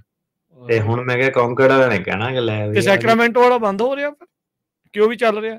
ਉਹਦਾ ਅਜੇ ਨਹੀਂ ਪਤਾ, ਅਜੇ ਹਾਲ ਦੀ ਘੜੀ ਹੈਗਾ। ਹਾਲ ਦੀ ਘੜੀ ਹੈਗਾ। ਠੀਕ ਆ। ਤੇ ਇਹਦੇ ਵਿੱਚ ਕਿੰਨੇ ਕੁ ਜੱਜ ਜਿਹੜੇ ਇਹਨਾਂ ਨੇ ਬਿਠਾਏ ਆ ਕੰਕੜ ਵਾਲੇ 'ਚ? ਕੰਕੜ ਵਾਲੇ 'ਚ 12 ਤੋਂ ਉੱਤੇ ਬਹਿਣੇ ਆ, ਦੇਖਦੇ ਆ ਬਾਕੀ ਕਿੱਦਾਂ ਨਾ। ਅੱਛਾ, ਸੈਨ ਫਰਾਂਸਿਸਕੋ ਵਾਲੇ 'ਚ ਕਿੰਨੇ ਬੈਠਦੇ ਆ? ਉਹ ਤਾਂ ਕਈ ਸਾਰੇ ਜੱਜ ਸੀਗੇ, ਆਪਣੇ 20-25 ਦੇ ਉੱਤੇ ਹੀ ਸੀਗੇ। ਅੱਛਾ, ਠੀਕ ਹੈ। ਇਹ ਨਾ ਹੋਵੇ 20 ਵਾਲਾ ਬੰਦ ਕਰਕੇ 12 ਵਾਲਾ ਖੋਲ ਦਿੰਦੇ ਫਿਰ। ਨਹੀਂ, ਬੰਦ ਨਹੀਂ ਕਰਨੇ ਇਹਨਾਂ ਨੇ, ਐਡੀਸ਼ਨਲ ਆ, ਨਿਊ ਹਾਇਰ ਸੀਗਾ। ਠੀਕ ਹੈ, ਹਾਂ, ਨਿਊ ਹਾਇਰ ਹੈ। ਪਾਲ ਸਿੰਘ। ਸਤਿ ਸ੍ਰੀ ਅਕਾਲ ਜੀ ਦੋਵਾਂ ਵੀਰਾਂ ਨੂੰ। ਸਤਿ ਸ੍ਰੀ ਅਕਾਲ ਵੀਰ ਜੀ। ਪਹਿਲੇ ਤਾਂ ਟਿਰਕਿਆਣਾ ਸਾਹਿਬ ਨੂੰ ਮੁਬਾਰਕਾਂ, ਧੰਨਵਾਦ ਭਾਜੀ। ਤੇ ਤੁਹਾਡਾ ਧੰਨਵਾਦ ਬਹੁਤ ਬਹੁਤ ਕਿ ਤੁਸੀਂ ਨਹੀਂ ਸੇਵਾ ਕਰ ਰਹੇ ਹੋ ਪੰਜਾਬੀ ਰੇਡੀਓ USA ਤੇ ਆ ਕੇ। ਤੇ ਵੀਰ ਜੀ ਮੇਰਾ ਸਵਾਲ ਹੈ ਕਿ ਮੇਰੇ ਨਾ ਪਹਿਲੇ ਮੈਂ ਗ੍ਰੀਨ ਕਾਰਡ ਸੀ, ਉਦੋਂ ਮੈਂ ਫੈਮਿਲੀ ਦਾ ਅਪਲਾਈ ਕੀਤਾ ਸੀ ਤੇ ਉਹ ਫੈਮਿਲੀ ਉਸ ਤੋਂ ਬਾਅਦ ਸਿਟੀਜ਼ਨ ਹੋ ਗਿਆ ਤੇ ਵਾਈਫ ਨੂੰ ਤੇ ਵੀਜ਼ਾ ਮਿਲ ਗਿਆ। ਉਹ ਪਟੀਸ਼ਨ ਕਰਨ ਲੱਗੇ ਥੋੜੀ ਮੇਰੇ ਕੋਲ ਗਲਤੀ ਹੋ ਗਈ, ਜਿਵੇਂ ਥੋੜਾ ਟਾਈਮ ਲੱਗ ਗਿਆ ਜਿਵੇਂ ਸਿਟੀਜ਼ਨ ਤੇ ਬੱਚੇ ਰਹਿ ਗਏ ਉੱਥੇ ਹੈ ਨਾ। ਤੇ ਉਹ ਵਾਈਫ ਮੇਰੇ ਆ ਗਏ ਨੇ, ਉਹਨਾਂ ਨੂੰ 2 ਮਹੀਨੇ ਗ੍ਰੀਨ ਕਾਰਡ ਮਿਲ ਗਿਆ ਇੱਥੇ। ਉਹ ਵਾਪਸ ਹੁਣ ਬੱਚਿਆਂ ਕੋਲ ਜਾਣਾ ਸੀ, ਉਹ ਚੱਲ ਗਏ ਤੇ 6 ਮਹੀਨੇ ਤੋਂ ਪਹਿਲੇ ਮੈਂ ਉਹਨਾਂ ਨੂੰ ਬੁਲਾ ਲਿਆ ਸੀ ਇੱਥੇ ਨਾ, ਸਿਟੀਜ਼ਨ ਕਲੋਕ ਜਿਹੜਾ ਚੱਲਦਾ ਰਵੇ। ਤੇ ਉਹ ਹੁਣ ਨਾ ਮਹੀਨਾ ਹੋ ਗਿਆ ਇਹਨੂੰ ਤੋਂ ਬੱਚਿਆਂ ਕੋਲ ਵਾਪਸ ਉਹ ਜਾਣਾ ਚਾਹੁੰਦੇ ਨੇ ਤੇ ਉਹ ਹੁਣ ਮਹੀਨੇ ਬਾਅਦ ਉਹ ਜਾ ਸਕਦੇ ਨੇ ਵਾਪਸ ਜਾਂ ਕਿ ਉੱਥੇ ਕਿੰਨੇ ਮਹੀਨੇ? ਸਵਾਲ ਦਾ ਸਮਝ ਨਹੀਂ ਆਇਆ, ਗਲਤੀ ਕੀ ਹੋਈ ਜਾਂ ਕਿੱਦਾਂ ਹੋਇਆ? ਸਵਾਲ ਦੁਬਾਰਾ ਦੱਸਿਓਗੀ, ਸਵਾਲ ਨਹੀਂ ਮੈਨੂੰ ਸਮਝ ਆਇਆ। ਠੀਕ ਹੈ, ਮੈਂ ਨਾ ਪਹਿਲੇ ਗ੍ਰੀਨ ਕਾਰਡ ਸੀ ਜਦੋਂ ਮੈਂ ਫੈਮਿਲੀ ਦਾ ਅਪਲਾਈ ਕੀਤਾ। ਠੀਕ ਹੈ। ਤੇ ਹਾਂਜੀ ਉਹ ਮੇਰੇ ਜਾਣੀ ਕਿ ਉਸ ਤੋਂ ਬਾਅਦ ਵਿੱਚ ਮੈਂ ਸਿਟੀਜ਼ਨ ਹੋ ਗਿਆ, ਅਪਲਾਈ ਕੀਤਾ ਹੋਇਆ ਸੀ ਆਲਰੇਡੀ ਫੈਮਿਲੀ ਦਾ, ਸਿਟੀਜ਼ਨ ਹੋ ਗਿਆ ਨਾ। ਹਾਂਜੀ ਉਸ ਤੋਂ ਬਾਅਦ ਸਿਟੀਜ਼ਨ ਹੋਣ ਉਹ ਵਿੱਚ ਵਾਈਫ ਨੂੰ ਵੀਜ਼ਾ ਮਿਲ ਗਿਆ, ਜਾਣੀ ਐਮਬੈਸੀ ਨੇ ਦੇ ਦਿੱਤਾ। ਤੇ ਜਿਹੜੀ ਪਟੀਸ਼ਨ ਮੈਂ ਥੋੜਾ ਜਿਹਾ ਲੇਟ ਹੋ ਗਿਆ ਕਰਨ ਤੇ ਬੱਚਿਆਂ ਦੀ ਜਿਹੜੀ ਪਟੀਸ਼ਨ ਸਿਟੀਜ਼ਨ ਹੋ ਕੇ ਲਾਣੀ ਸੀ ਆਪਾਂ। ਜਿਹੜਾ ਤੁਸੀਂ ਸਿਟੀਜ਼ਨ ਪਹਿਲਾਂ ਹੋ ਗਏ, ਤੁਸੀਂ ਬੱਚਿਆਂ ਦੀ ਸੈਪਰੇਟ ਨਹੀਂ ਫਾਈਲ ਕੀਤੀ, ਇਹੀ ਕਹਿ ਰਹੇ ਨਾ? ਹਾਂ ਸੈਪਰੇਟ ਨਹੀਂ, ਹਾਂਜੀ ਬਸ ਹਾਂਜੀ ਇਹੀ ਕਹਿਣਾ ਜਾ ਰਿਹਾ। ਬੱਚਿਆਂ ਦੀ ਤੁਹਾਡੀ ਰਹਿ ਗਈ, ਉਹ ਬਾਹਰ ਨਿਕਲ ਗਏ, ਵਾਈਫ ਨੂੰ ਫਿਰ ਤੁਹਾਡੀ ਨੂੰ ਗ੍ਰੀਨ ਕਾਰਡ ਮਿਲ ਗਿਆ, ਰਾਈਟ? ਗ੍ਰੀਨ ਕਾਰਡ ਆ ਕੇ ਮਿਲ ਗਿਆ ਉਹਨੂੰ ਤੇ ਉਹ ਹਾਂਜੀ ਹੁਣ 5 ਮਹੀਨੇ ਦੀ ਫਿਰ ਤੁਸੀਂ ਦੁਬਾਰਾ ਲਾਈ ਨਹੀਂ ਪਟੀਸ਼ਨ, ਇਹ ਕਹਿਣਾ ਚਾਹੁੰਦੇ? ਨਹੀਂ ਲਾਤੀ ਮੈਂ ਪਟੀਸ਼ਨ ਲਾਤੀ ਉਹ ਤੇ ਉਹ ਉਹਨਾਂ ਦੀ ਲਾਤੀ 8 ਮਹੀਨੇ ਹੋ ਗਏ ਪਟੀਸ਼ਨ ਲਾਈ ਨੂੰ। ਤੇ ਮੈਂ ਸਿਰਫ ਇੰਨਾ ਹੀ, ਮੇਰਾ ਕੁਐਸਚਨ ਇਹ ਵੀ ਹੁਣ ਕਿ ਮੇਰੀ ਵਾਈਫ ਜਾਣੀ 6 ਮਹੀਨੇ ਉਹ ਇੰਡੀਆ 6 ਮਹੀਨੇ ਤੋਂ ਪਹਿਲੇ ਆ ਗਈ ਹੈ ਇੱਥੇ ਵਾਪਸ ਹਨਾ। ਤੇ ਗ੍ਰੀਨ ਕਾਰਡ ਲਿਆ ਸੀ ਉਹਨਾਂ, ਜਾਣੀ ਗ੍ਰੀਨ ਕਾਰਡ ਲੈ ਕੇ ਗਏ ਸਨ ਇੰਡੀਆ ਤੇ 6 ਮਹੀਨੇ ਤੋਂ ਪਹਿਲੇ ਆ ਗਏ ਨੇ ਵਾਪਸ। ਉਹ 1 ਮਹੀਨਾ ਹੋਇਆ ਹੁਣ ਦੁਬਾਰੇ ਉਹਨਾਂ ਨੂੰ ਇੱਥੇ ਤੇ ਉਹ ਵਾਪਸ ਜਾਣਾ ਚਾਹੁੰਦੇ ਇੰਡੀਆ ਫਿਰ ਬੱਚਿਆਂ ਕੋਲ। ਕੋਈ ਪ੍ਰੋਬਲਮ ਨਹੀਂ ਹੈ, ਕੋਈ ਪ੍ਰੋਬਲਮ ਨਹੀਂ। ਸਾਲ ਤੋਂ ਵੱਧ ਨਹੀਂ ਬਾਹਰ ਜਿਹੜਾ ਰਹਿਣਾ, ਕੋਸ਼ਿਸ਼ ਕਰਨੀ 6 ਮਹੀਨੇ ਚ ਗੇੜਾ ਮਾਰ ਜਾਣਾ। ਤੇ ਜੇ 6 ਮਹੀਨੇ ਤੇ ਜੇ 6 ਮਹੀਨੇ ਤੋਂ ਉੱਤੇ ਚੱਲ ਗਿਆ ਟ੍ਰਿਪ, ਪਰ ਸਾਲ ਤੋਂ ਘੱਟ ਸੀਗਾ ਵਾਪਸ, ਉਹ ਫਿਰ ਵੀ ਆ ਸਕਦੇ ਆ। ਪਰ ਉਹਨਾਂ ਕੋਲ ਸਵਾਲ ਜਵਾਬ ਉਹਨਾਂ ਨੇ ਪੁੱਛਣੇ ਕਾਫੀ, ਕਿ ਕਿਉਂ ਗਏ ਸੀ, ਕਿੱਦਾਂ ਗਏ ਸੀ, ਤੇ ਬੱਚਿਆਂ ਦਾ ਉਹ ਦੱਸ ਸਕਦੇ ਆ। ਮਤਲਬ ਸਾਲ ਤੋਂ ਵੱਧ ਬਾਹਰ ਨਹੀਂ ਰਹਿਣਾ ਕਿਸੇ ਵੀ ਹਾਲਤ ਚ। ਠੀਕ ਹੈ ਜੀ ਭਾਜੀ। ਦੂਜਾ ਸਵਾਲ ਮੈਂ ਨਿੱਕਾ ਜਿਹਾ ਨਾਲ ਹੀ ਇਹ ਵੀ ਕਿ ਬੱਚਿਆਂ ਦਾ ਜਿਹੜਾ ਪ੍ਰੋਸੈਸ ਚੱਲ ਰਿਹਾ, ਅੰਡਰ 18 ਨੇ ਉਹ ਦੋਵੇਂ, 8 ਮਹੀਨੇ ਹੋ ਗਏ ਲਾਏ ਨੂੰ ਪਟੀਸ਼ਨ ਜਿਹੜੀ, ਤੇ ਉਹ ਕਿੰਨਾ ਕੁ ਟਾਈਮ ਲੱਗ ਸਕਦਾ ਤੁਹਾਡੇ ਹਿਸਾਬ ਨਾਲ? ਜੀ ਥੈਂਕ ਯੂ। ਅੰਡਰ 18 ਦਾ 1.5 ਸਾਲ, 1.5 ਸਾਲ ਜਿੰਨੇ ਕੁ ਲੱਗੇ ਆ ਉਹਨੇ ਕੀ ਹੋਰ ਲੱਗ ਗਿਆ ਜੀ ਵਕਤ ਜੀ। ਥੈਂਕ ਯੂ, ਮਿਹਰਬਾਨੀ ਪਾਲ ਸਿੰਘ ਜੀ। ਮਨਜਿੰਦਰ ਜੀ। ਹਾਂਜੀ ਸਤਿ ਸ਼੍ਰੀ ਅਕਾਲ ਭਾਜੀ। ਸਤਿ ਸ਼੍ਰੀ ਅਕਾਲ ਜੀ। ਭਾਜੀ ਮੇਰਾ ਕੁਐਸਚਨ ਆ ਸਰ ਨੂੰ ਕਿ ਮੇਰੇ ਜਿਹੜੇ ਬੱਚਾ ਆ ਉਹ 21 ਸਾਲ ਦਾ ਆ ਤੇ ਮੈਂ 2002 ਚ ਇੱਥੇ ਇੰਟਰ ਹੋਈ ਸੀ ਜੀ ਕੈਨੇਡਾ ਤੋਂ, ਤੇ ਮੇਰਾ ਬੱਚਾ ਮੇਰਾ ਅਪਲਾਈ ਕਰ ਸਕਦਾ ਆ? 21 ਸਾਲ ਦਾ ਸਿਟੀਜ਼ਨ ਆ ਬੱਚਾ ਤੁਹਾਡਾ? ਹਾਂਜੀ US ਸਿਟੀਜ਼ਨ ਹੈ ਹਨਾ? ਹਾਂਜੀ। ਤੇ ਮੇਰੇ 3 ਬੱਚੇ ਨੇ ਤੇ 2 ਬੱਚੇ ਜਿਹੜੇ ਉਹ 16 ਸਾਲ ਤੇ ਇੱਕ 17 ਸਾਲ ਦੇ ਬੇਟੀਆਂ ਨੇ ਮੇਰੀਆਂ। ਤੁਸੀਂ ਕਿਹੜੇ ਸਾਲ ਐਂਟਰ ਹੋਏ ਸੀਗੇ? 2002 ਚ। ਨਹੀਂ ਬਾਕੀ ਫਿਰ ਵਿੱਚ ਵਾਲਾ ਵੀ ਹਿਸਾਬ ਤਾਂ ਦੱਸਣਾ ਕਿ 2002 ਤੋਂ ਵਿੱਚ ਕੀ ਹੋਇਆ, ਡੀਪੋਰਟੇਸ਼ਨ ਲੱਗੀ ਹੈ ਕਿੱਦਾਂ? ਇੰਨਾ ਸੌਖਾ ਨਹੀਂ ਨਾ ਸਵਾਲ ਕਿ 2002 ਤੋਂ ਬਾਅਦ ਕੀਤਾ ਕੁਛ, ਡੀਪੋਰਟੇਸ਼ਨ ਵਗੈਰਾ ਲੱਗੀ ਹੈ? ਨਹੀਂ ਭਾਜੀ ਮੇਰੇ ਹਸਬੈਂਡ ਨੂੰ ਰਿਪੋਰਟ ਕਰਤਾ ਸੀ ਤੇ ਮੈਂ ਕੋਈ ਕੇਸ ਨਹੀਂ ਸੀ ਕੀਤਾ ਹੈਗਾ। 2011 ਚ ਮੇਰੇ ਹਸਬੈਂਡ ਨੂੰ ਡਿਪੋਰਟ ਕੀਤਾ ਤੇ ਫਿਰ ਬਾਅਦ ਦੇ ਵਿੱਚ ਮੈਂ ਕੇਸ ਲਾਇਆ ਸੀ ਹਾਰਡਸ਼ਿਪ ਦਾ ਆਪਣੇ ਬੇਟੇ ਥਰੂ। ਮੇਰੇ ਬੇਟੇ ਨੂੰ ਆਜ਼ਮਾ ਸੀਗਾ ਤੇ ਉਹਨਾਂ ਨੇ ਫਿਰ ਮੈਨੂੰ ਵਰਕ ਪਰਮਿਟ ਦੇ ਦਿੱਤਾ। ਜੱਜ ਮੋਰੇ ਗਏ ਸੀਗੇ ਹਾਰਡਸ਼ਿਪ ਵਾਲਾ ਕੇਸ ਜਿਹੜਾ ਸੀਗਾ? ਨਹੀਂ ਉਸ ਟਾਈਮ ਮੈਂ ਬਹੁਤ ਡਰੀ ਪਈ ਸੀ, ਮੈਂ ਜੱਜ ਦੇ ਅੱਗੇ ਨਹੀਂ ਗਈ, ਮੈਂ ਕੇਸ ਲਾ ਕੇ ਤੇ ਕੇਸ ਨੂੰ ਵਿਦ ਹੋਲਡ ਤੇ ਪਵਾ ਦਿੱਤਾ ਸੀਗਾ। ਵਿਦ ਹੋਲਡਿੰਗ ਗ੍ਰਾਂਟ ਹੋਈ ਕਿ ਨਹੀਂ ਹੋਈ ਗ੍ਰਾਂਟ? ਹਾਂਜੀ ਗ੍ਰਾਂਟ ਹੋਈ ਹੈ। With holding of removal grant ਹੋਇਆ ਤੁਹਾਨੂੰ ਹਨਾ? ਹਾਂਜੀ ਵਿਦ ਹੋਲਡਿੰਗ ਗ੍ਰਾਂਟ ਹੋਈ ਹੈ। ਤੇ ਫਿਰ ਹੁਣ ਮਤਲਬ ਕਿ ਮੇਰਾ ਬੱਚਾ ਮੇਰਾ ਅਪਲਾਈ ਕਰ ਸਕਦਾ ਹੈ? ਜਿਹੜਾ ਵਿਦ ਹੋਲਡਿੰਗ ਹੁੰਦਾ ਨਾ, ਵਿਦ ਹੋਲਡਿੰਗ ਸੁਣ ਲਓ ਭੈਣ ਜੀ, ਸੁਣ ਲਓ ਹੁਣ ਪਲੀਜ਼ ਸੁਣ ਲਓ। ਵਿਦ ਹੋਲਡਿੰਗ ਜਿਹੜਾ ਹੁੰਦਾ ਨਾ ਉਹ ਰਿਮੂਵਲ ਆਰਡਰ ਹੀ ਹੁੰਦਾ ਵਾ। ਮਤਲਬ ਤੁਹਾਡੇ ਤੇ ਡੀਪੋਰਟੇਸ਼ਨ ਲੱਗ ਗਈ ਹੈ ਆਲਰੇਡੀ, ਮਤਲਬ ਜੋ ਤੁਸੀਂ ਮੈਨੂੰ ਦੱਸ ਰਹੇ ਹੋ ਉਹਦੇ ਬੇਸ ਤੇ ਆਲਰੇਡੀ ਤੁਹਾਡੇ ਤੇ ਡੀਪੋਰਟੇਸ਼ਨ ਲੱਗ ਗਈ ਹੈ ਤੇ ਉਹਨੂੰ ਕਹਿੰਦੇ ਆ ਕਿ ਵਿਦ ਹੋਲਡਿੰਗ ਆਫ ਰਿਮੂਵਲ, ਕਿ ਇਹਨੂੰ ਭੇਜਣਾ ਨਹੀਂ ਇਹਦੇ ਜਵਾਕ ਨੂੰ ਜਾਂ ਏਦਾਂ ਹਾਰਡਸ਼ਿਪ ਆ। ਤੇ ਤੁਸੀਂ ਜੇ ਬਾਰਡਰ ਟੱਪ ਕੇ ਆਏ ਸੀਗੇ ਤਾਂ ਤੁਹਾਡਾ ਜਵਾਕ ਤੁਹਾਨੂੰ ਉਰੇ ਪੱਕਾ ਨਹੀਂ ਕਰਾ ਸਕਦਾ। ਤੇ ਇਹਦੇ ਵਿੱਚ ਕੀ ਆ ਕਿ ਹਸਬੈਂਡ ਤੁਹਾਡੇ ਕਿੱਥੇ ਇਸ ਵੇਲੇ? ਉਹਨਾਂ ਦੀ ਡੈਥ ਹੋ ਗਈ ਸੀ, ਉਹਨਾਂ ਇੰਡੀਆ ਭੇਜ ਦਿੱਤਾ ਸੀ, ਉਹਨਾਂ ਨੂੰ ਡਿਪੋਰਟ ਕਰਤਾ ਸੀ। ਅੱਛਾ, ਉਹਨਾਂ ਨੂੰ ਇੰਡੀਆ। ਜਵਾਕ ਦੇ ਥਰੂ ਤੁਹਾਡੀ ਪ੍ਰੋਬਲਮ ਇਹ ਹੋ ਜਾਣੀ ਹੈ ਕਿ ਉਹ ਕੁਆਲੀਫਾਈਂਗ ਰਿਲੇਟਿਵ ਨਹੀਂ ਬਣਨਾ, ਜਿਹੜਾ 10 ਸਾਲ ਦੀ ਬਾਰ ਲੱਗਦੀ ਹੈ। ਤੁਸੀਂ ਸਾਲਮ ਫਿਰ ਜੇ ਤਾਂ ਤੁਸੀਂ ਸਾਲਾਂ ਫਾਈਲ ਕੀਤਾ ਹੁੰਦਾ ਨਾ ਤੇ ਪੈਂਡਿੰਗ ਹੁੰਦਾ ਆ, ਉਹਦੇ ਬੇਸ ਤੇ ਤੁਹਾਡਾ ਜਿਹੜਾ ਕਲੌਕ ਜਿਹੜਾ ਸੀਗਾ ਅਨਲੌਫੁਲ ਪ੍ਰੈਜ਼ੈਂਸ ਵਾਲਾ ਰੁਕ ਸਕਦਾ ਸੀਗਾ। ਇਹਦੇ ਬੇਸ ਤੇ ਤੁਹਾਡਾ ਹੱਲ ਹੋਣਾ ਨਹੀਂ, ਕਿਉਂਕਿ ਤੁਸੀਂ 2 ਨੰਬਰ 'ਚ ਜਿਹੜਾ ਬਾਰਡਰ ਐਂਟਰ ਕੀਤਾ, ਜਵਾਕ ਤੁਹਾਨੂੰ ਪੱਕਾ ਨਹੀਂ ਕਰਾ ਸਕਦਾ। ਭਾਜੀ ਇਹਦਾ ਹੁਣ ਕੋਈ ਵੀ ਹੱਲ ਨਹੀਂ, ਮੈਂ ਤੁਹਾਡੇ ਆਫਿਸ ਵੀ ਆਉਣਾ ਚਾਹੁੰਦੀ ਸੀਗੀ ਤੁਹਾਡੇ ਨਾਲ ਗੱਲ ਕਰਨ। ਅੱਜ ਦੀ ਡੇਟ 'ਚ ਤੁਹਾਡੇ ਵਾਲੇ ਫੈਕਟ ਪੈਟਰਨ ਦਾ ਹੱਲ ਨਹੀਂ ਹੈਗਾ। ਇਸ ਕੇਸ ਦੇ ਵਿੱਚ ਜੇ ਤੁਸੀਂ ਸਾਇਲਮ ਫਾਈਲ ਕੀਤਾ ਹੁੰਦਾ, ਉਹਦੀ ਤੁਹਾਨੂੰ ਹੈਲਪ ਜ਼ਰੂਰ ਹੋ ਜਾਣੀ ਹਸਬੈਂਡ ਦੇ ਨਾਲ ਡੈਰੀਵੇਟਿਵ। ਉਹਦੇ ਬੇਸ ਤੇ ਆਪਾਂ ਆਰਗੂਮੈਂਟ ਜਿਹੜੀ ਕਰ ਸਕਦੇ ਸੀਗੇ, ਜਿੱਦਾਂ ਹੁਣ ਤੁਸੀਂ ਦੱਸਦੇ ਆ ਕਿ ਕਲੀਨ ਤੁਹਾਡਾ ਕੰਮ ਚੱਲਿਆ ਤੇ 10 ਸਾਲ ਦੀ ਤੁਹਾਡੇ ਉੱਤੇ ਜਿਹੜੀ ਬਾਰ ਆ ਉਹ ਬਾਹਰ ਨਹੀਂ ਟੁੱਟ ਸਕਦੀ। ਤੇ ਭਾਜੀ ਪਹਿਲਾਂ ਉਹਨਾਂ ਨੇ ਅਸਾਈਲਮ ਕੀਤਾ ਤੇ ਅਸਾਈਲਮ ਤੋਂ ਬਾਅਦ ਉਹਨਾਂ ਨੇ ਹਾਰਡਸ਼ਿਪ ਦਾ ਕੀਤਾ ਸੀ ਤੇ ਫਿਰ ਉਹ ਕੇਸ ਮੇਰਾ ਹੋਲਡ ਗ੍ਰਾਂਟਡ ਹੈ। ਤੁਸੀਂ ਆਪਣੇ ਨਾ ਆਫਿਸ ਜਿਹੜਾ ਕਾਲ ਕਰਕੇ ਅਪਾਇੰਟਮੈਂਟ ਬਣਾਓ, ਥੋੜਾ ਜਿਹਾ ਦੇਖ ਲੈਣੇ ਕੀ ਹੈ ਬਰੀਕੀ ਜੇ ਕੋਈ ਵਿੱਚ ਹੋਰ ਹੈਗੀ, ਏਦਾਂ ਤਾਂ ਨਹੀਂ ਦੱਸਿਆ ਜਾ ਸਕਦਾ ਜੀ। ਸੋ ਫੈਕਟ ਪੈਟਰਨ ਪੂਰਾ ਜਿਹੜਾ ਉਹ ਉਹਨਾਂ ਦੇ ਨਾਲ ਕਰ ਲਿਓ। ਬਾਕੀ ਇਹਨਾਂ ਦੇ ਆਫਿਸ ਦਾ ਨੰਬਰ ਆ 4159090503, ਉਸ ਨੰਬਰ ਦੇ ਉੱਤੇ ਕੰਟੈਕਟ ਕਰਕੇ ਅਪਾਇੰਟਮੈਂਟ ਸੈੱਟ ਕਰ ਲਿਓ ਜੀ। ਤੇ ਅਗਲੇ ਕਾਲਰ ਨੇ ਮਨਜਿੰਦਰ ਗਿੱਲ। ਹੈਲੋ, ਹਾਂਜੀ ਹਾਂਜੀ, ਸਤਿ ਸ਼੍ਰੀ ਅਕਾਲ ਜੀ। ਸਤਿ ਸ਼੍ਰੀ ਅਕਾਲ ਜੀ ਵੀਰੇ, ਮੇਰਾ ਕੁਐਸਚਨ ਇਹ ਸੀਗਾ ਕਿ ਮੇਰੇ ਨਾ ਮਦਰ ਫਾਦਰ ਦੀ ਫਾਈਨਲ ਕੋਰਟ ਹੀਅਰਿੰਗ ਆ 27 ਮਾਰਚ ਨੂੰ ਸਨ ਫਰਾਂਸਿਸਕੋ ਜੀ, ਤੇ ਮੇਰਾ ਵੀ 485 ਯਾਨੀ ਕਿ ਵੀ ਉਹਦੀ ਵੀ ਯਾਨੀ ਕਿ ਵਕੀਲ ਸਾਹਿਬ ਨੇ ਉੱਥੇ ਹੀ ਕੀਤਾ ਸੀਗਾ, ਮੇਰੇ ਵਕੀਲ ਨੇ ਫਾਈਲ ਸੇਮ ਡੇ। ਤੇ ਮੈਂ ਉਹ ਇਹ ਪੁੱਛਣਾ ਸੀ ਵੀ ਉਹਨਾਂ ਨੂੰ ਮੈਂ ਪੀਡੀ ਦਵਾ ਸਕਦਾ ਵੀ ਜੇ ਪੀਡੀ ਲੈਣੀ ਹੈ ਤਾਂ ਉਹਨਾਂ ਨੂੰ ਜਾਣਾ ਪੈਣਾ ਕੋਰਟ ਡੇਟ ਦੇ ਉੱਪਰ ਜਾਂ ਕਿੱਦਾਂ ਹੋਊਗਾ? ਤੁਹਾਡਾ 485 ਕਿੱਦਾਂ, ਮਤਲਬ ਵਿਆਹ ਦੇ ਬੇਸ ਤੇ ਸੀਗਾ? ਹਾਂਜੀ, ਵਿਆਹ ਦੇ ਬੇਸ ਤੇ ਸੀ, ਉਹ ਕੋਰਟ 'ਚ ਹੀ ਫਾਈਲ ਹੋਇਆ ਸੀ ਕਿਉਂਕਿ ਮੈਂ ਵੀ ਅਸਾਈਲਮ ਦੇ ਵਿੱਚ ਮੇਰਾ ਨਾਮ ਸੀਗਾ। ਤੇ 485 ਮਤਲਬ ਤੁਸੀਂ ਵੀਜ਼ੇ ਤੇ ਆਏ ਸੀਗੇ ਸਾਰੇ ਜਣੇ ਤੇ ਤੁਸੀਂ ਸਿਟੀਜ਼ਨ ਨਾਲ ਵਿਆਹ ਕਰਾ ਲਿਆ, ਰਾਈਟ? ਹਾਂਜੀ ਹਾਂਜੀ। ਸੋ ਤੁਸੀਂ ਆਪਣਾ ਕੇਸ ਪਹਿਲਾਂ ਤੇ ਜਿਹੜਾ ਮੇਨ ਅਸਾਈਲਮ ਉਹ ਤੁਹਾਡੇ ਘਰਦਿਆਂ ਦਾ ਸੀਗਾ ਕਿ ਉਹ ਤੁਹਾਡਾ ਸੀਗਾ? ਮੇਰੇ ਫਾਦਰ ਦਾ ਸੀ ਜੀ। ਤੁਹਾਨੂੰ ਇਹਦੇ ਵਿੱਚ ਕੀ ਕਰਨਾ ਚਾਹੀਦਾ ਸੀਗਾ ਕਿ ਤੁਹਾਨੂੰ ਨਾ ਕੇਸ ਆਪਣੇ ਸੈਪਰੇਟ ਕਰਨੇ ਚਾਹੀਦੇ ਸੀਗੇ ਸਭ ਤੋਂ ਪਹਿਲੀ ਗੱਲ ਤਾਂ। ਹਾਂਜੀ। ਜੱਜ ਦੀ ਕਿੱਦਾਂ ਰੇਟਿੰਗ ਵਧੀਆ ਤੁਹਾਡੇ? ਪੈਟਰਿਕ ਸੈਵੇਜ ਹੈ ਜੀ ਜੱਜ ਦਾ ਨਾਮ। ਜੱਜ ਦਾ ਨਾ ਆਪਣੇ ਵਕੀਲ ਤੋਂ ਪੁੱਛ ਲਿਓ। ਮੈਂ ਜਿਹੜੇ ਜੱਜ ਸਾਹਿਬ ਇਹਨਾਂ ਨੂੰ ਹੁਣ ਦੇਖਿਆ ਨਹੀਂ ਰੀਸੈਂਟਲੀ ਕੋਰਟ ਦੇ ਵਿੱਚ ਕਿਤੇ ਮੂਵ ਕਾਫੀ ਵਧੀਆ ਜੱਜ ਨੇ ਵੀ, ਮਤਲਬ 92% ਜੱਜ ਤਾਂ ਬਹੁਤ ਵਧੀਆ ਵਾ, ਪਰ ਮੈਂ ਕਹਿਣਾ ਨਾ ਕੋਰਟ 'ਚ ਮੈਂ ਦੇਖਿਆ ਨਹੀਂ ਹੁਣ ਕਈ ਅਰਸਾ ਹੋ ਗਿਆ।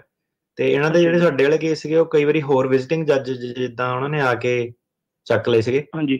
ਤੇ ਆਪਣੇ ਵਕੀਲ ਨੂੰ ਜਿੱਦਾਂ ਇੱਕ ਵਾਰੀ ਕਨਫਰਮ ਕਰਕੇ ਨਾ ਕੋਰਟ ਤੋਂ ਪੁੱਛ ਲਿਓ ਕਿ ਉਹਨਾਂ ਨੇ ਕੇਸ ਸੁਣਨਾ ਕਿ ਕਿਹਨੇ ਸੁਣਨਾ, ਤੇ ਮਿਲ ਸਕਦੀ ਆ ਪੀਡੀ ਇਹਦੇ ਬੇਸ ਤੇ। ਹਾਂਜੀ, ਤੇ ਉਹਨਾਂ ਨੂੰ ਫਿਰ ਜਾਣਾ ਪਏਗਾ ਉੱਥੇ ਕੋਰਟ ਦੇ ਵਿੱਚ ਹੀ? ਨਹੀਂ, ਕੋਰਟ ਤਾਂ ਜਾਣਾ ਹੀ ਪੈਣਾ ਜਦ ਤੱਕ ਤਰੀਕ। ਠੀਕ ਆ ਜੀ। ਜੀ ਹਾਂਜੀ, ਇਹੀ ਪੁੱਛਣਾ ਸੀ। ਮਿਹਰਬਾਨੀ ਜੀ। ਓਂਕਾਰ ਜੀ। ਸਤਿ ਸ਼੍ਰੀ ਅਕਾਲ ਭਾਜੀ। ਸਤਿ ਸ਼੍ਰੀ ਅਕਾਲ ਭਾਜੀ। ਮੇਰਾ ਕਿ ਮੈਂ ਅਸਾਈਲਮ ਲੱਗਾ ਤਾਂ ਮੇਰੀ ਜਨਵਰੀ 'ਚ ਹੀਅਰਿੰਗ ਸੀਗੀ ਜਿਹੜੀ ਹੈ ਨਾ, ਤਾਂ ਉਦੋਂ ਮੇਰੇ ਵਕੀਲ ਨੇ ਨਾ ਮੇਰੇ ਫਿੰਗਰ ਲੈ ਜਿਹੜੇ ਅਸੀਂ ਮਿਸ ਕਰਤੇ, ਫਿੰਗਰ ਅਪਾਇੰਟਮੈਂਟ ਬਣਾਈ ਸੀ ਤੇ ਉਹ ਮੇਰੇ ਫਾਦਰ ਦੀ ਉਸ ਵੀਕ 'ਚ ਡੈਥ ਹੋਈ ਸੀ, ਜਿਸ ਕਰਕੇ ਉਹਨਾਂ ਮੈਨੂੰ ਈਮੇਲ ਕੀਤੀ ਤੇ ਉਹ ਮੈਂ ਚੈੱਕ ਨਹੀਂ ਕਰ ਪਾਇਆ। 2 ਦਿਨ ਪਹਿਲਾਂ ਈਮੇਲ ਕੀਤੀ, ਉਹਨਾਂ ਨੇ ਕੋਈ ਫੋਨ ਨਹੀਂ ਕੀਤਾ, ਮੈਸੇਜ ਨਹੀਂ ਛੱਡਿਆ ਕੋਈ ਵੀ ਇਹਨਾਂ ਤੋਂ, ਜਿਸ ਕਰਕੇ ਮੈਂ ਮਿਸ ਕਰਤੇ। ਮੈਨੂੰ ਕੋਈ ਪ੍ਰੋਬਲਮ ਪਊਗੀ ਉਹਦੇ ਨਾਲ ਜੀ?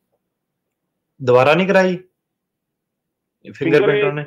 6 ਸਾਲ ਹੋ ਗਏ ਜੀ ਮੇਰੇ ਦੁਆਰਾ ਹੋਈ ਸੀ ਨਾ, ਦੁਆਰਾ ਰੀਸ਼ੈਡਿਊਲ ਸੀਗਾ। ਮੇਰੇ ਬੱਚੇ 18 ਸਾਲ ਦੇ ਹੋ ਗਏ ਸੀ, ਇਸ ਕਰਕੇ ਉਹਨਾਂ ਨੇ ਰੀਸ਼ੈਡਿਊਲ ਬਣਾਇਆ ਸੀਗਾ ਜਿਹੜਾ। ਹੁਣ ਤੁਹਾਡੇ ਫਿੰਗਰਪ੍ਰਿੰਟ ਹੋ ਗਏ ਸੀਗੇ ਉਸ ਤੋਂ ਬਾਅਦ ਕਿ ਨਹੀਂ ਹੋਏ ਸੀਗੇ? ਨਹੀਂ, ਰੀਸ਼ੈਡਿਊਲ ਬਣਾਇਆ ਹੈ, ਅਪਾਇੰਟਮੈਂਟ ਹਜੇ ਆਈ ਨਹੀਂ ਡੇਟ।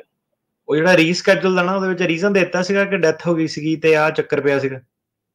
ਇਹ ਤਾਂ ਜੀ ਵਕੀਲ ਨੂੰ ਅਸੀਂ ਦੱਸਿਆ ਹੀ ਪਊ, ਦੱਸਦੇ ਨਹੀਂ ਕੁਛ ਵੀ, ਵਕੀਲ ਨੇ ਦੱਸਿਆ ਨਹੀਂ ਕੁਛ ਵੀ, ਰੀਜ਼ਨ ਕੀ ਦਿੱਤਾ। ਵਕੀਲ ਨੂੰ ਇੱਕ ਵਾਰੀ ਈਮੇਲ ਪਾ ਦਿਓ ਕਿ ਆਹ ਚੀਜ਼ ਦੱਸਣੀ ਸੀਗੀ, ਆਹ ਜਿਹੜਾ ਮੇਰਾ ਰੀਜ਼ਨ ਸੀਗਾ ਤੇ ਮੈਂ ਤੇਰੇ ਤੋਂ ਉਮੀਦ ਕਰਦਾ ਕਿ ਮੇਰਾ ਰੀਜ਼ਨ ਤੂੰ ਦੱਸਿਆ ਵਾ। ਤੇ ਫਿਰ ਉਸ ਤੋਂ ਬਾਅਦ ਜੇ ਕੋਈ ਬਾਹਲਾ ਪੰਗਾ ਪੈਂਦਾ ਤੇ ਫਿਰ ਆਪਾਂ ਉਹਦੇ ਬੇਸ ਤੇ ਘੱਟੋ ਘੱਟ ਇਹ ਆਰਗਿਊ ਕਰ ਸਕਦੇ ਹਾਂ ਕਿ ਵਕੀਲ ਨੇ ਸਹੀ ਤਰੀਕੇ ਨਾਲ ਆਰਗਿਊ ਨਹੀਂ ਕੀਤਾ। ਅੱਛਾ ਜੀ, ਸਮਝ ਗਏ? ਠੀਕ ਹੈ ਜੀ। ਠੀਕ ਹੈ ਜੀ, ਮਤਲਬ ਮੈਨੂੰ ਵਕੀਲ ਨੂੰ ਇੱਕ ਵਾਰੀ ਮੈਸੇਜ ਭੇਜਣਾ ਚਾਹੀਦਾ ਨਾ ਵੀ? ਬਿਲਕੁਲ, ਈਮੇਲ ਕਰੋ ਵਕੀਲ ਨੂੰ, ਜਿੱਦਾਂ ਜਿਹੜੀ ਉਹਨੇ ਈਮੇਲ ਕੀਤੀ ਸੀ ਉੱਤੇ ਰਿਪਲਾਈ ਕਰੋ। ਥੈਂਕ ਯੂ ਜੀ, ਥੈਂਕ ਯੂ, ਮਿਹਰਬਾਨੀ। ਓਕੇ ਜੀ। ਨਵਦੀਪ। ਸਤਿ ਸ਼੍ਰੀ ਅਕਾਲ ਭਾਜੀ। ਸਤਿ ਸ਼੍ਰੀ ਅਕਾਲ ਤ੍ਰਿਕਨਾ ਸਾਹਿਬ, ਸਤਿ ਸ਼੍ਰੀ ਅਕਾਲ ਜੀ। ਮੁਬਾਰਕਾਂ ਜੀ ਪਹਿਲਾਂ ਤਾਂ ਸਿਟੀਜ਼ਨਸ਼ਿਪ ਦੀਆਂ। ਧੰਨਵਾਦ ਬਹੁਤ ਬਹੁਤ ਭਾਜੀ। ਸਰ ਜੀ, ਮੇਰਾ ਨਾ ਕੇਸ ਸਤੰਬਰ 6 ਨੂੰ ਡਿਨਾਈ ਹੋ ਗਿਆ ਸੀਗਾ ਨਿਊਯਾਰਕ ਦੇ ਵਿੱਚ ਜੀ, ਤੇ 21 ਸਤੰਬਰ ਨੂੰ ਮੇਰੀ ਅਪੀਲ ਵਰਜੀਨੀਆ ਕੋਰਟ ਦੇ ਵਿੱਚ ਰਿਸੀਵ ਹੋ ਗਈ ਸੀ ਤੇ 8 ਨਵੰਬਰ ਉਹਨਾਂ ਨੇ ਮੇਰੇ ਕੋਲ ਬਰੀਫ ਮੰਗੀ ਸੀਗੀ, ਮੈਂ ਜਮ੍ਹਾਂ ਕਰਾ ਦਿੱਤੀ ਆ। ਠੀਕ ਹੈ।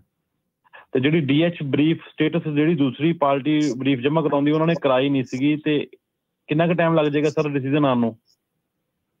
ਜਿਹੜੇ ਮੇਰੀ ਕੈਲਕੂਲੇਸ਼ਨ ਆ ਨਾ ਉਹਦੇ ਹਿਸਾਬ ਨਾਲ ਹੁਣ ਜਿਹੜਾ ਆਹ ਇਸੇ ਹਫਤੇ ਮੈਂ ਕਰਕੇ ਹਟਿਆ ਜਿਹੜੇ BIA ਦੇ ਕੇਸ ਆ ਨਾ, ਉਹਦੀ ਹੁਣ ਜਿਹੜੀ ਔਨ ਐਵਰੇਜ ਜਿਹੜੀ ਹੈਗੀ ਆ ਉਹ 4.5 ਤੋਂ 5.5 ਸਾਲ ਦੇ ਵਿੱਚ ਜਿਹੜਾ ਫੈਸਲਾ ਉਹ ਆ ਰਿਹਾ ਮੇਰੇ ਹਿਸਾਬ ਨਾਲ। ਅੱਛਾ ਜੀ। ਕਈ ਛੇਤੀ ਵੀ ਆ ਜਾਂਦੇ, ਪਰ 4.5 ਤੋਂ 5.5 ਸਾਲ ਹੁਣ ਉਹਨਾਂ ਦੀ ਟਾਈਮ ਲਾਈਨ ਜਿਹੜੀ ਹੋ ਗਈ ਹੈ।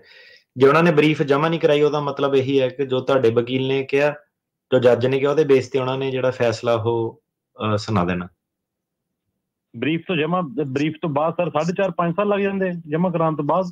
ਟੋਟਲ ਜਿਹੜਾ ਜਦੋਂ ਫਾਈਲ ਕੀਤਾ ਸੀ ਉਤੋਂ ਲੈ ਕੇ ਹੁਣ ਤੱਕ। ਅੱਛਾ ਜੀ। ਤੇ ਕਹਿੰਦਾ ਸਰ ਚਾਂਸ ਹੁੰਦੇ ਉਹਦਾ ਇਹਦੇ ਵਿੱਚ ਕੇਸ ਗ੍ਰਾਂਟ ਹੋਣ ਦੇ? ਵੈਸੇ ਇਹ ਤਾਂ ਭਾਜੀ ਹੁਣ ਡਿਪੈਂਡ ਕਰਦਾ ਕਿ ਆਰਗੂਮੈਂਟ ਕੀ ਹੋਏ ਆ, ਗੜਬੜ ਕੀ ਹੋਈ ਸੀ ਤੇ ਉਹਦੇ ਆਰਗੂਮੈਂਟ ਕੀ ਆ। ਚਾਂਸ ਤਾਂ ਹਰੇਕ ਚੀਜ਼ ਦੇ ਹੁੰਦੇ ਆ। ਤੁਸੀਂ ਕੁਝ ਹੈਲਪ ਕਰ ਸਕਦੇ ਇਸ ਕੇਸ 'ਚ? ਤੁਹਾਡੇ ਕੋਲ ਆਈਏ ਆਪਾਂ ਹੁਣ? ਨਹੀਂ, ਇਸ ਕੇਸ 'ਚ ਤਾਂ ਨਹੀਂ ਆਪਾਂ ਹੁਣ ਕੋਈ ਹੈਲਪ ਕਰ ਸਕਦੇ, ਕਿਉਂਕਿ ਆਪਣੇ ਕੋਈ ਕਰਨ ਵਾਲਾ ਕੰਮ ਰਹਿ ਨਹੀਂ ਗਿਆ। ਹੁਣ ਬਰੀਫ ਤੁਸੀਂ ਜਮ੍ਹਾਂ ਕਰਾਤਾ ਤੇ ਹੁਣ ਜੇ ਥੱਲੇ ਰਿਮਾਂਡ ਹੁੰਦਾ, ਕੇਸ ਤੁਸੀਂ ਜਿੱਤਦੇ ਆ ਜਾਂ ਤੁਹਾਡਾ ਕੇਸ ਉੱਪਰ ਵੱਲ ਨੂੰ ਜਾਂਦਾ, ਤੇ ਉਸ ਤੋਂ ਬਾਅਦ ਹੀ ਸਾਡਾ ਕੋਈ ਇਨਵੋਲਵਮੈਂਟ ਹੋਣੀ ਹੈ। ਇਸ ਵੇਲੇ ਤੁਹਾਨੂੰ ਵੇਟ ਹੀ ਕਰਨੀ ਪੈਣੀ। ਮਤਲਬ ਹਾਲੇ ਤੁਹਾਡੇ ਕਹਿੰਦਾ 2 ਸਾਲ ਹੋਰ ਲੱਗ ਜਾਣੇ ਇਸ ਕੰਮ 'ਚ ਜੀ। ਉਹ ਤੁਸੀਂ ਕਰੋ, ਮੈਥ ਹੁਣ ਕਦੋਂ ਤੋਂ 5 ਸਾਲ ਸੇ ਸਾਰਾ ਕੰਮ ਹੁਣ ਵਕੀਲ ਤੋਂ ਥੋੜਾ ਕਰਾ ਲੈਣਾ।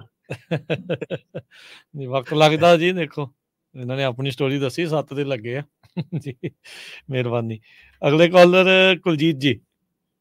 ਸਤਿ ਸ਼੍ਰੀ ਅਕਾਲ ਜੀ। ਸਤਿ ਸ਼੍ਰੀ ਅਕਾਲ ਭਾਜੀ, ਮੈਂ ਇੱਕ ਚੀਜ਼ ਮੈਂ ਜਾਣਨੀ ਚਾਹੁੰਦਾ ਸੀ ਕਿ ਜਿਸ ਤਰ੍ਹਾਂ ਮੈਂ ਗ੍ਰੀਨ ਕਾਰਡ ਹੋਲਡਰ ਹਾਂ, ਤੋਂ ਆਪਣੇ ਬੱਚੇ ਅਪਲਾਈ ਕੀਤੇ ਸੀ ਜੀ, ਤੇ ਪਿਛਲੇ ਮਈ ਦੇ ਅਪਲਾਈ ਕੀਤਾ, ਅਜੇ ਤੱਕ ਕੋਈ ਉਹਨਾਂ ਦਾ ਆਇਆ ਨਹੀਂ ਵੈਲਕਮ ਲੈਟਰ ਜਾਂ ਵਗੈਰਾ।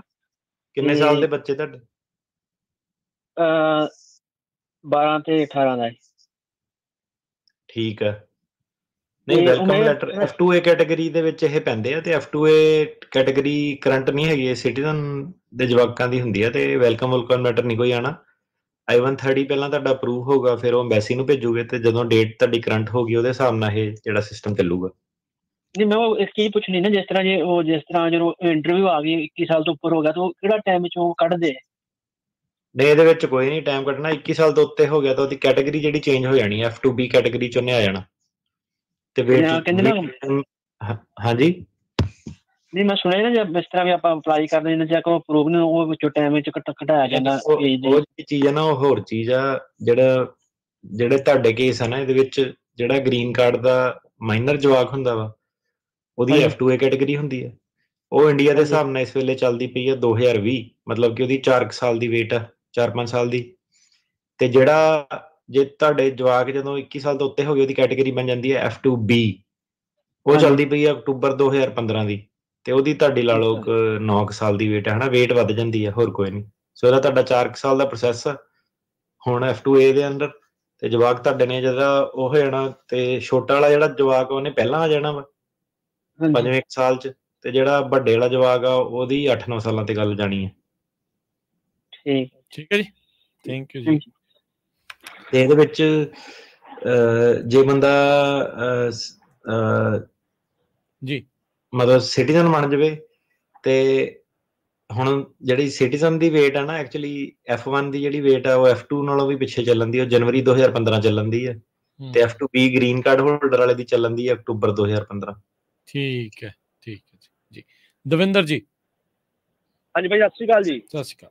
ਸਤਿ ਸ਼੍ਰੀ ਅਕਾਲ ਜੀ। ਭਾਜੀ ਮੇਰਾ ਨਾ ਕੇਸ ਜਿੱਦਾਂ 1.5 ਮਹੀਨਾ ਪਹਿਲਾਂ ਜੀ ਡਿਸਮਿਸ ਹੋ ਗਿਆ ਸੀਗਾ, ਤੇ ਮੈਂ ਭਾਈ ਜਿੱਦਾਂ ਦੁਬਾਰਾ ਕੇਸ ਅਪਲਾਈ ਕੀਤਾ ਹੈਗਾ ਤੇ ਆਪਣੇ ਅਸਾਈਲਮ ਆਫਿਸ ਦੇ ਵਿੱਚ ਹੀ, ਤੇ ਉਹਦਾ ਪੁੱਛਣਾ ਸੀਗਾ ਜਿੱਦਾਂ ਵਕੀਲ ਨੇ ਜਿਹੜਾ ਹੁਣ ਅਪਲਾਈ ਕੀਤਾ, ਸਿਰਫ ਉਹਨੇ 589 ਉਹਨਾਂ ਨੂੰ ਭੇਜਿਆ ਜੀ, ਮੇਰੇ ਜਿਹੜੇ ਬਾਕੀ ਡਾਕੂਮੈਂਟ ਨਹੀਂ ਭੇਜੋ, ਕਹਿੰਦਾ ਆਪਾਂ ਦੁਬਾਰਾ ਵੀ ਭੇਜ ਸਕਦੇ, ਕੋਈ ਪ੍ਰੋਬਲਮ ਨਹੀਂ। ਉਹਦਾ ਪੁੱਛਣਾ ਸੀ ਕਿ ਕੋਈ ਆਪਾਂ ਨੂੰ ਕੋਈ ਚੱਕਰ ਤਾਂ ਨਹੀਂ ਪਊਗਾ ਜੀ? ਨਹੀਂ, ਜੇ ਤੁਸੀਂ ਕੋਰਟ ਦੇ ਵਿੱਚ ਆਲਰੇਡੀ ਸਬਮਿਟ ਕਰਾਏ ਹੋਏ ਡਾਕੂਮੈਂਟ, ਉਹ ਭੇਜੋ ਪੂਰਾ ਬੰਡਲ, ਉਹ ਤਾਂ ਹੁਣ ਔਨ ਰੈਕਰਡ ਹੀ ਹੈ, ਸਾਰੇ ਭੇਜ ਦਿਓ, ਤੇ ਇਕੱਠਾ ਕਰਕੇ ਭੇਜ ਦਿਓ, ਤੇ ਕੋਰਟ ਤੋਂ ਉਹਨੂੰ ਕਹੋ ਕਿ ਮੇਰੇ ਡਾਕੂਮੈਂਟ ਕੰਪਲੀਟ ਹੈ, ਮੈਨੂੰ ਤਰੀਕ ਛੇਤੀ ਦਿਓ। ਠੀਕ ਹੈ ਭਾਜੀ। ਤੇ ਮੈਂ ਬੌਂਡ ਦਾ ਪੁੱਛਣਾ ਸੀਗਾ ਜੀ, ਜਿੱਦਾਂ ਬੌਂਡ ਦਾ ਕਿੰਨਾ ਕੁ ਚਿਰ ਪ੍ਰੋਸੈਸ ਹੈ ਜੀ, ਵਾਪਸ ਆ ਜਾਊਗਾ ਜੀ? 6 ਤੋਂ 8 ਮਹੀਨੇ। ਠੀਕ ਹੈ ਭਾਜੀ, ਓਕੇ ਭਾਈ, ਥੈਂਕ ਯੂ, ਮਿਹਰਬਾਨੀ ਜੀ। ਸਵਿੰਦਰਜੀਤ। ਹਾਂਜੀ ਭਾਈ, ਸਤਿ ਸ੍ਰੀ ਅਕਾਲ ਦੋਨਾਂ ਵੀਰਾਂ ਨੂੰ। ਸਤਿ ਸ਼੍ਰੀ ਅਕਾਲ ਜੀ। ਭਾਈ ਸਾਹਿਬ ਮੇਰਾ ਨਾ ਜੂ ਵੀਜ਼ਾ ਅਪਲਾਈ ਹੋ ਗਿਆ ਸੀ 2024 ਦੀ 23 ਦੀ ਅਕਤੂਬਰ ਦੀ 31 ਤਰੀਕ ਨੂੰ। ਕੀ ਹੋ ਗਿਆ ਸੀ? ਅਪਰੂਵ ਹੋ ਗਿਆ ਸੀਗਾ, ਐਕਸਪਾਇਰ ਹੋ ਗਿਆ ਸੀ? ਨਹੀਂ ਪ੍ਰੂਫ ਹੋ ਗਿਆ ਜੀ, ਪ੍ਰੂਫ ਹੋ ਗਿਆ 2016 ਚ ਕੀਤਾ ਸਤੰਬਰ ਨੂੰ। ਤੇ ਸਮਝ ਗਏ। ਥੋੜਾ ਜਿਹਾ ਸਵਾਲ ਮੇਰਾ ਵੀਰ ਛੇਤੀ, ਕਿਉਂਕਿ ਟਾਈਮ ਆਪਣਾ ਹੋਇਆ, ਸਵਾਲ ਤੇ ਆ ਜਾਓ ਫਟਾਫਟ। ਅਪਰੂਵ ਹੋ ਗਿਆ ਯੂ ਵੀਜ਼ਾ, ਸਵਾਲ ਕੀ ਹੈ? ਹਾਂਜੀ ਤੇ ਉਹ ਲੈਟਰ ਜੀ ਸਾਡੇ ਕੋਲ ਇੱਕ ਨਾ ਮੇਰਾ ਤੇ ਮੇਰਾ ਵਾਈਫ ਦਾ, ਮੈਂ ਤੇ ਇੱਥੇ ਅਮਰੀਕਾ ਜਦ ਵਾਈਫ ਮੇਰੀ ਇੰਡੀਆ, ਤੇ ਉਹ ਲੈਟਰ ਜੀ ਉਹ ਗੁੰਮ ਹੋ ਗਿਆ ਉਹ ਵਾਈਫ ਦਾ, ਤੇ ਉਹ ਦੁਬਾਰਾ ਮਿਲ ਸਕਦਾ ਜਾਂ ਨਹੀਂ ਮਿਲ ਸਕਦਾ, ਕੀ ਹੋ ਸਕਦਾ ਜੀ? ਨਹੀਂ, ਵਕੀਲ ਕੋ ਕਾਪੀ ਮੰਗੋ ਉਹਦੀ, ਹੁਣ ਰੱਖਿਆ ਨਹੀਂ ਉਹਨੇ ਸਾਂਭ ਕੇ? ਫੋਟੋ ਸਟੇਟ ਹੈਗੀ ਜੀ ਉੱਥੇ ਮੈਸੇਜ ਦੇ ਵਿੱਚ, ਫੋਟੋ ਸਟੇਟ ਤੇ ਨਹੀਂ ਨਾ ਆਪਣੇ ਉੱਥੇ ਦਿੱਲੀ ਜਾਂ ਬੰਬੇ ਚੱਲਦੀ। ਉਹਨੂੰ ਤੁਸੀਂ ਨਹੀਂ, ਫੋਟੋ ਸਟੇਟ ਵੀ ਚੱਲ ਜਾਂਦੀ ਹੈ ਉਦਾਂ ਦੀ, ਇਦਾਂ ਕਿ ਤੁਸੀਂ ਆਪਣੀ ਅਪਾਇੰਟਮੈਂਟ ਬਣਾਵੋ, ਤੇ ਜਿਹੜੀ ਇਹਦੀ ਲੈਟਰ ਆ ਇਹਦੇ ਲਈ ਤੁਹਾਨੂੰ ਨਵਾਂ ਜਿਹੜੇ ਲੈਟਰ ਲੈਣ ਲਈ ਨਾ I-824 ਪਟੀਸ਼ਨ ਜਿਹੜੀ ਫਾਈਲ ਕਰਨੀ ਪੈਣੀ ਹੈ। 824, ਅੱਛਾ ਜੀ, ਠੀਕ ਹੈ ਜੀ, ਉਹ ਫਾਈਲ ਕਰੋ ਤੇ ਫਿਰ ਮਿਲ ਜੂਗਾ ਤੁਹਾਨੂੰ। 824 ਇਮੀਗ੍ਰੇਸ਼ਨ ਕੋ ਜਾਓ, ਕਿੱਥੇ ਕਰਨੀ ਹੈ ਜੀ? ਜੀ ਉੱਥੇ ਉਹ ਮੇਰਾ ਵੀਰ, ਉਹ ਤੁਹਾਨੂੰ ਵਕੀਲ ਦੀ ਆਪਣੀ ਸਲਾਹ ਲਓ, ਨਾ ਇਹਦੇ ਵਿੱਚ ਪੰਗਾ ਲਓ। ਵੀਜ਼ੇ ਵੂਜ਼ੇ ਤੁਹਾਡੇ ਹੈਗੇ ਆ, ਵਾਈਫ ਦੀ ਇੰਟਰਵਿਊ ਆ, ਤੇ ਉਹਨਾਂ ਕੋਲ ਜਿਹੜਾ ਵੀ ਤੁਹਾਡਾ ਹੈਲਪਫੁਲ ਬੰਦਾ ਨਾ, ਉਹਨਾਂ ਦੀ ਸਲਾਹ ਲੈ ਕੇ ਇਹ ਕੰਮ ਕਰੋ। ਤੁਹਾਨੂੰ ਫਾਰਮ ਨੰਬਰ ਦੱਸਤਾ ਹੈ, ਹੁਣ ਪਤਾ ਹੀ ਹੈ ਵੀ ਉੱਥੇ ਜਿੱਥੇ ਬਾਕੀ ਕਰਦੇ ਉੱਥੇ ਇਹ ਨਾਲ ਘੱਲਣਾ 824। ਬਿਲਕੁਲ, ਇਹ ਹੁਣ ਜਿਮ ਕੋਸਟਾਂ ਨੂੰ ਥੋੜੀ ਘੱਲਣਾ ਆਪਾਂ ਜੀ। ਮੋਹਨ ਲਾਲ, ਹਾਂਜੀ ਮੋਹਨ ਲਾਲ ਜੀ, ਸਤਿ ਸ਼੍ਰੀ ਅਕਾਲ ਭਾਈ। ਸਤਿ ਸ਼੍ਰੀ ਅਕਾਲ ਜੀ। ਭਾਜੀ ਮੇਰਾ ਕੇਸ ਗ੍ਰਾਂਟ ਹੋ ਗਿਆ ਸੀ 2020 ਚ ਜੀ। ਮੇਰਾ ਨਾ ਪਾਸਪੋਰਟ, ਮੈਂ ਜਿੱਦਾਂ ਮੇਰਾ GPS ਲੱਗਿਆ ਸੀ, ਮੈਂ ਇੱਥੇ ਫੈਡਰਲ ਪਲਾਜ਼ਾ ਦੇ ਆਏ ਸੀ ਨਿਊਯਾਰਕ, ਪਾਸਪੋਰਟ ਉਹਨੇ GPS ਲਾਤਾ ਸੀ। ਹੁਣ ਮੈਂ ਅਪਲਾਈ ਕਰ ਸਕਦਾ, ਮੇਰਾ ਗ੍ਰੀਨ ਕਾਰਡ ਵੀ ਆ ਗਿਆ ਜੀ। ਕੀ ਅਪਲਾਈ ਕਰ ਸਕਦੇ? Passport, Indian passport. ਇੰਡੀਅਨ ਮੇਰਾ ਵੀਰ ਕੀ ਕਰਨਾ ਹੁਣ? ਅਮਰੀਕਾ ਵਾਲੇ ਲਈ, ਹੁਣ ਇੰਡੀਆ ਵਾਲੇ ਤੋਂ ਤਾਂ ਖਤਰਾ ਦੱਸਿਆ ਤੂੰ। ਉੱਥੇ ਤੁਸੀਂ ਦੱਸਿਆ ਨਹੀਂ ਵੀ ਅਸਾਈਲਮ ਉੱਥੇ ਲਿਆ? ਹਾਂਜੀ ਉੱਥੇ ਲਿਆ ਜੀ। ਫਿਰ ਰਹਿਣ ਦੋ, ਹੁਣ ਫਿਰ ਵੇਟ ਕਰੋ, ਹੁਣ ਤਾਂ ਰਹਿ ਗਏ 5 ਸਾਲ ਸਾਰੇ ਸਿੱਧਾ ਦੂਜਾ। ਮੇਰਾ ਵੀਰ ਟਰੈਵਲ ਕਰਨਾ ਤਾਂ ਫਿਰ ਰਿਫਿਊਜੀ ਟਰੈਵਲ ਡਾਕੂਮੈਂਟ ਕਰਕੇ ਟਰੈਵਲ ਕਰ ਸਕਦੇ ਹੋ, ਪਾਸਪੋਰਟ ਹੋਵੇ। ਇੰਡੀਆ ਵਾਲਾ ਕੀ ਕਰਨਾ? ਉੱਥੇ ਤੁਹਾਨੂੰ ਖਤਰਾ ਵਾ, ਉੱਥੇ ਜਾ ਨਹੀਂ ਸਕਦੇ ਤੁਸੀਂ। ਮੈਂ ਕਿ ਮੇਰਾ ਗ੍ਰੀਨ ਕਾਰਡ ਆ ਗਿਆ, ਫਿਰ ਟਰੈਵਲ ਅਪਲਾਈ ਕਰ ਸਕਦਾ ਮੈਂ? ਹਾਂਜੀ ਕਰ ਸਕਦੇ ਆ, ਰਿਫਿਊਜੀ ਟਰੈਵਲ ਡਾਕੂਮੈਂਟ। ਠੀਕ ਹੈ ਭਾਜੀ, ਮਿਹਰਬਾਨੀ ਜੀ। ਜਿੱਦਾਂ 2020 ਚ ਹੋਇਆ ਸੀ। ਨਹੀਂ, ਗ੍ਰੀਨ ਕਾਰਡ ਕਦੋਂ ਮਿਲਿਆ? ਹੁਣੇ ਮਿਲਿਆ ਹੈ? ਕਦੋਂ ਮਿਲਿਆ ਗ੍ਰੀਨ ਕਾਰਡ ਦੀ ਜਿਹੜੀ ਸਟਾਰਟ ਡੇਟ ਆ ਮੇਰੇ ਵੀਰ, ਉਹਦੇ ਬੇਸ ਤੇ ਆਪਣਾ ਸਿਟੀਜ਼ਨ ਦੀ ਕਲੌਕ ਚੱਲਦੀ ਆ 5 ਸਾਲ। 5 ਸਾਲ, ਠੀਕ ਹੈ ਜੀ। ਠੀਕ ਹੈ ਜੀ, ਮਿਹਰਬਾਨੀ। ਠੀਕ ਹੈ, ਓਕੇ। ਇਹ ਚੀਜ਼ ਇਹ ਹੈ ਨਾ, ਪਾਸਪੋਰਟ ਉਸਪੋਰਟ ਭਰਾਵਾ ਇੰਡੀਆ ਦੇ ਨਹੀਂ ਅਪਲਾਈ ਕਰਨੇ, ਉਹ ਤਾਂ ਫਿਰ ਉਹਨਾਂ ਨੇ ਲਿਖਿਆ ਵੀ ਆਪਣੇ ਉਹਦੇ ਕਾਨੂੰਨ ਦੇ ਵਿੱਚ ਇੰਡੀਆ ਤੋਂ ਤਾਂ ਖਤਰਾ ਵਾ, ਉੱਥੇ ਜਾ ਨਹੀਂ ਸਕਦੇ ਆ।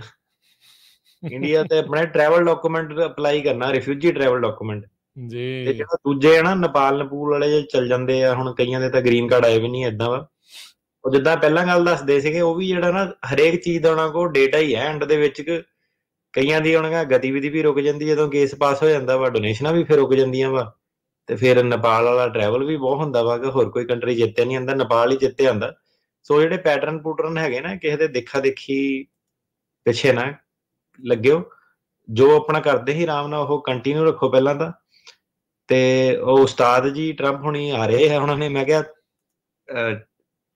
ਸਿੱਧਾ ਹੀ ਉਹਨਾਂ ਦਾ ਤਾਂ ਹੁਣ ਹੈਗਾ ਕਿ ਮੈਂ ਟੰਗਣੇ ਆ ਇਮੀਗ੍ਰੈਂਟ ਬਸ। ਤੇ ਪਹਿਲਾਂ ਹੀ ਉਹ ਆ ਕਿ ਬਾਅਦ ਚ ਨਾ ਆਪਣਾ ਹੋਵੇ ਕਿ ਯਾਰ ਕੇਸ ਰੀਓਪਨ ਕਰਤਾ, ਏਦਾਂ ਹੋ ਗਿਆ ਓਦਾਂ ਹੋ ਗਿਆ। ਤਾਂ ਫੇਰ ਮੈਂ ਕਿਹਾ ਜਿਹੜੀ ਸੱਜਣ ਮਿੱਤਰ ਵਾਲੀ ਸਲਾਹ ਆ ਨਾ, ਜਿਹੜੀ ਉਹ ਕੰਮ ਨਹੀਂ ਫੇਰ ਆਣੀ, ਕਿਉਂਕਿ ਕਾਨੂੰਨ ਨੇ ਲਿਖਿਆ ਕਿ ਪਾਸਪੋਰਟ ਨਹੀਂ ਅਪਲਾਈ ਕਰਨਾ, ਉਹ ਵਾਲੀ ਕੰਟਰੀ ਨਹੀਂ ਟਰੈਵਲ ਕਰਨਾ। ਉਹ ਤਾਂ ਚਲੋ ਚੱਲ ਜਾਂਦਾ ਕੰਮ ਹੈ ਨਾ, ਤਾਂ ਕਰਕੇ ਕਿ ਮੈਂ ਵੀ ਗਿਆ ਸੀ, ਤੂੰ ਵੀ ਚੱਲ ਜਾ, ਤੇ ਮੈਟਰ ਆਫ ਟਾਈਮ ਹੁੰਦਾ, ਚੱਕਦੇ ਫਿਰ ਟਾਈਮ ਨਹੀਂ ਲੱਗਦਾ, ਜਦੋਂ ਸਾਰੇ ਰੀਓਪਨ ਕਰਦੇ ਆ, ਕਦੀ ਵੀ ਕਰ ਸਕਦੇ ਆ ਜੀ। ਬਿਲਕੁਲ। ਕੁਲਵਿੰਦਰ, ਹਾਂਜੀ ਸਤਿ ਸ਼੍ਰੀ ਅਕਾਲ ਸਰ। ਸਤਿ ਸ਼੍ਰੀ ਅਕਾਲ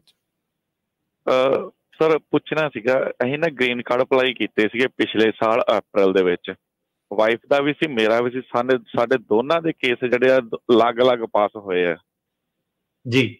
ਤੇ ਅਸੀਂ ਜਦੋਂ ਗ੍ਰੀਨ ਕਾਰਡ ਅਪਲਾਈ ਕੀਤਾ ਸੀ, ਮੈਡੀਕਲ ਸਬਮਿਟ ਨਹੀਂ ਸੀ ਕਰਾਇਆ ਜੀ। ਤੋ ਹੁਣ ਕਹਿੰਦੇ ਵੀ ਤੁਸੀਂ ਮਤਲਬ ਆਪਾਂ ਨੂੰ ਉਹਨਾਂ ਨੇ ਹਜੇ ਤੱਕ ਲੈਟਰ ਨਹੀਂ ਭੇਜੀ, ਜਾਂ ਮਤਲਬ ਆਪਾਂ ਨੂੰ ਆਇਆ ਨਹੀਂ ਕਿ ਵੀ ਤੁਸੀਂ ਮੈਡੀਕਲ ਸਾਨੂੰ ਦੇ ਦਿਓ ਜਾਂ ਕਿੱਦਾਂ ਆ। ਸੋ ਅਸੀਂ ਆਲਰੇਡੀ ਬਟ ਮੈਡੀਕਲ ਕਰਾ ਕੇ ਰੱਖ ਲਿਆ, ਹੁਣ ਅਸੀਂ ਕੀ ਕਰ ਸਕਦੇ ਹਾਂ? ਮੈਡੀਕਲ ਉਹਨਾਂ ਨੂੰ ਭੇਜ ਦਿਓ, ਕਿਉਂਕਿ ਆਪਣਾ ਪਿਆ ਵੀ ਉਹਦਾ ਜਿਹੜੀ ਡਾਕਟਰ ਦੀ, ਮੈਨੂੰ ਹੁਣ ਪਤਾ ਨਹੀਂ ਇਸ ਵੇਲੇ ਰੂਲ ਕੀ ਚੱਲਦਾ, ਪਰ ਉਹਨੂੰ ਭੇਜ ਦਿਓ, ਹੋਰ ਤਾਂ ਕੁਝ ਨਹੀਂ ਕਰ ਸਕਦੇ। ਮੈਡੀਕਲ ਕੀ ਨਾਲੇ 350 400 ਚ ਉਹਨਾਂ ਨੇ ਰੀਫਰੈਸ਼ ਕਰ ਦੇਣਾ ਵਾ, ਦੁਬਾਰਾ ਮੰਗੂਗੇ ਦੁਬਾਰਾ ਭੇਜ ਦਿਓ।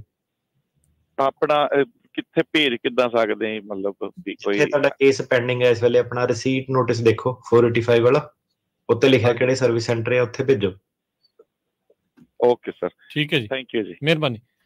ਸੁਖਵਿੰਦਰ ਜੀ, ਸਤਿ ਸ਼੍ਰੀ ਅਕਾਲ ਸਰ। ਸਤਿ ਸ਼੍ਰੀ ਅਕਾਲ ਜੀ ਸਰ, ਐਕਚੁਅਲੀ ਮੈਂ ਨਾ ਕੇਸ ਲਾਇਆ ਸੀਗਾ ਆਪਣਾ ਅਸਾਈਲਮ ਦਾ, ਤੇ ਮੇਰੇ ਬਾਇਓਮੈਟ੍ਰਿਕ ਆਏ ਸੀ, ਤੇ ਉਹ ਜਦੋਂ ਮੈਂ ਬਾਇਓਮੈਟ੍ਰਿਕ ਦੇਣ ਗਿਆ ਸਰ, ਤਾਂ ਉੱਥੇ ਉਹਨਾਂ ਜਦੋਂ ਬਾਇਓਮੈਟ੍ਰਿਕ ਲਿੱਤੀ, ਉਹ ਕਹਿੰਦੇ ਕਿ ਤੇਰੇ ਜਿਹੜਾ ਏਲੀਅਨ ਨੰਬਰ ਹੈ ਉਹ ਆਲਰੇਡੀ ਅਲੋਟਡ ਹੈ ਕਿਸੇ ਹੋਰ ਨੂੰ, ਪਹਿਲੇ ਹੀ ਅਲੋਟਡ ਹੋਏ ਆ ਸਰ ਜੀ।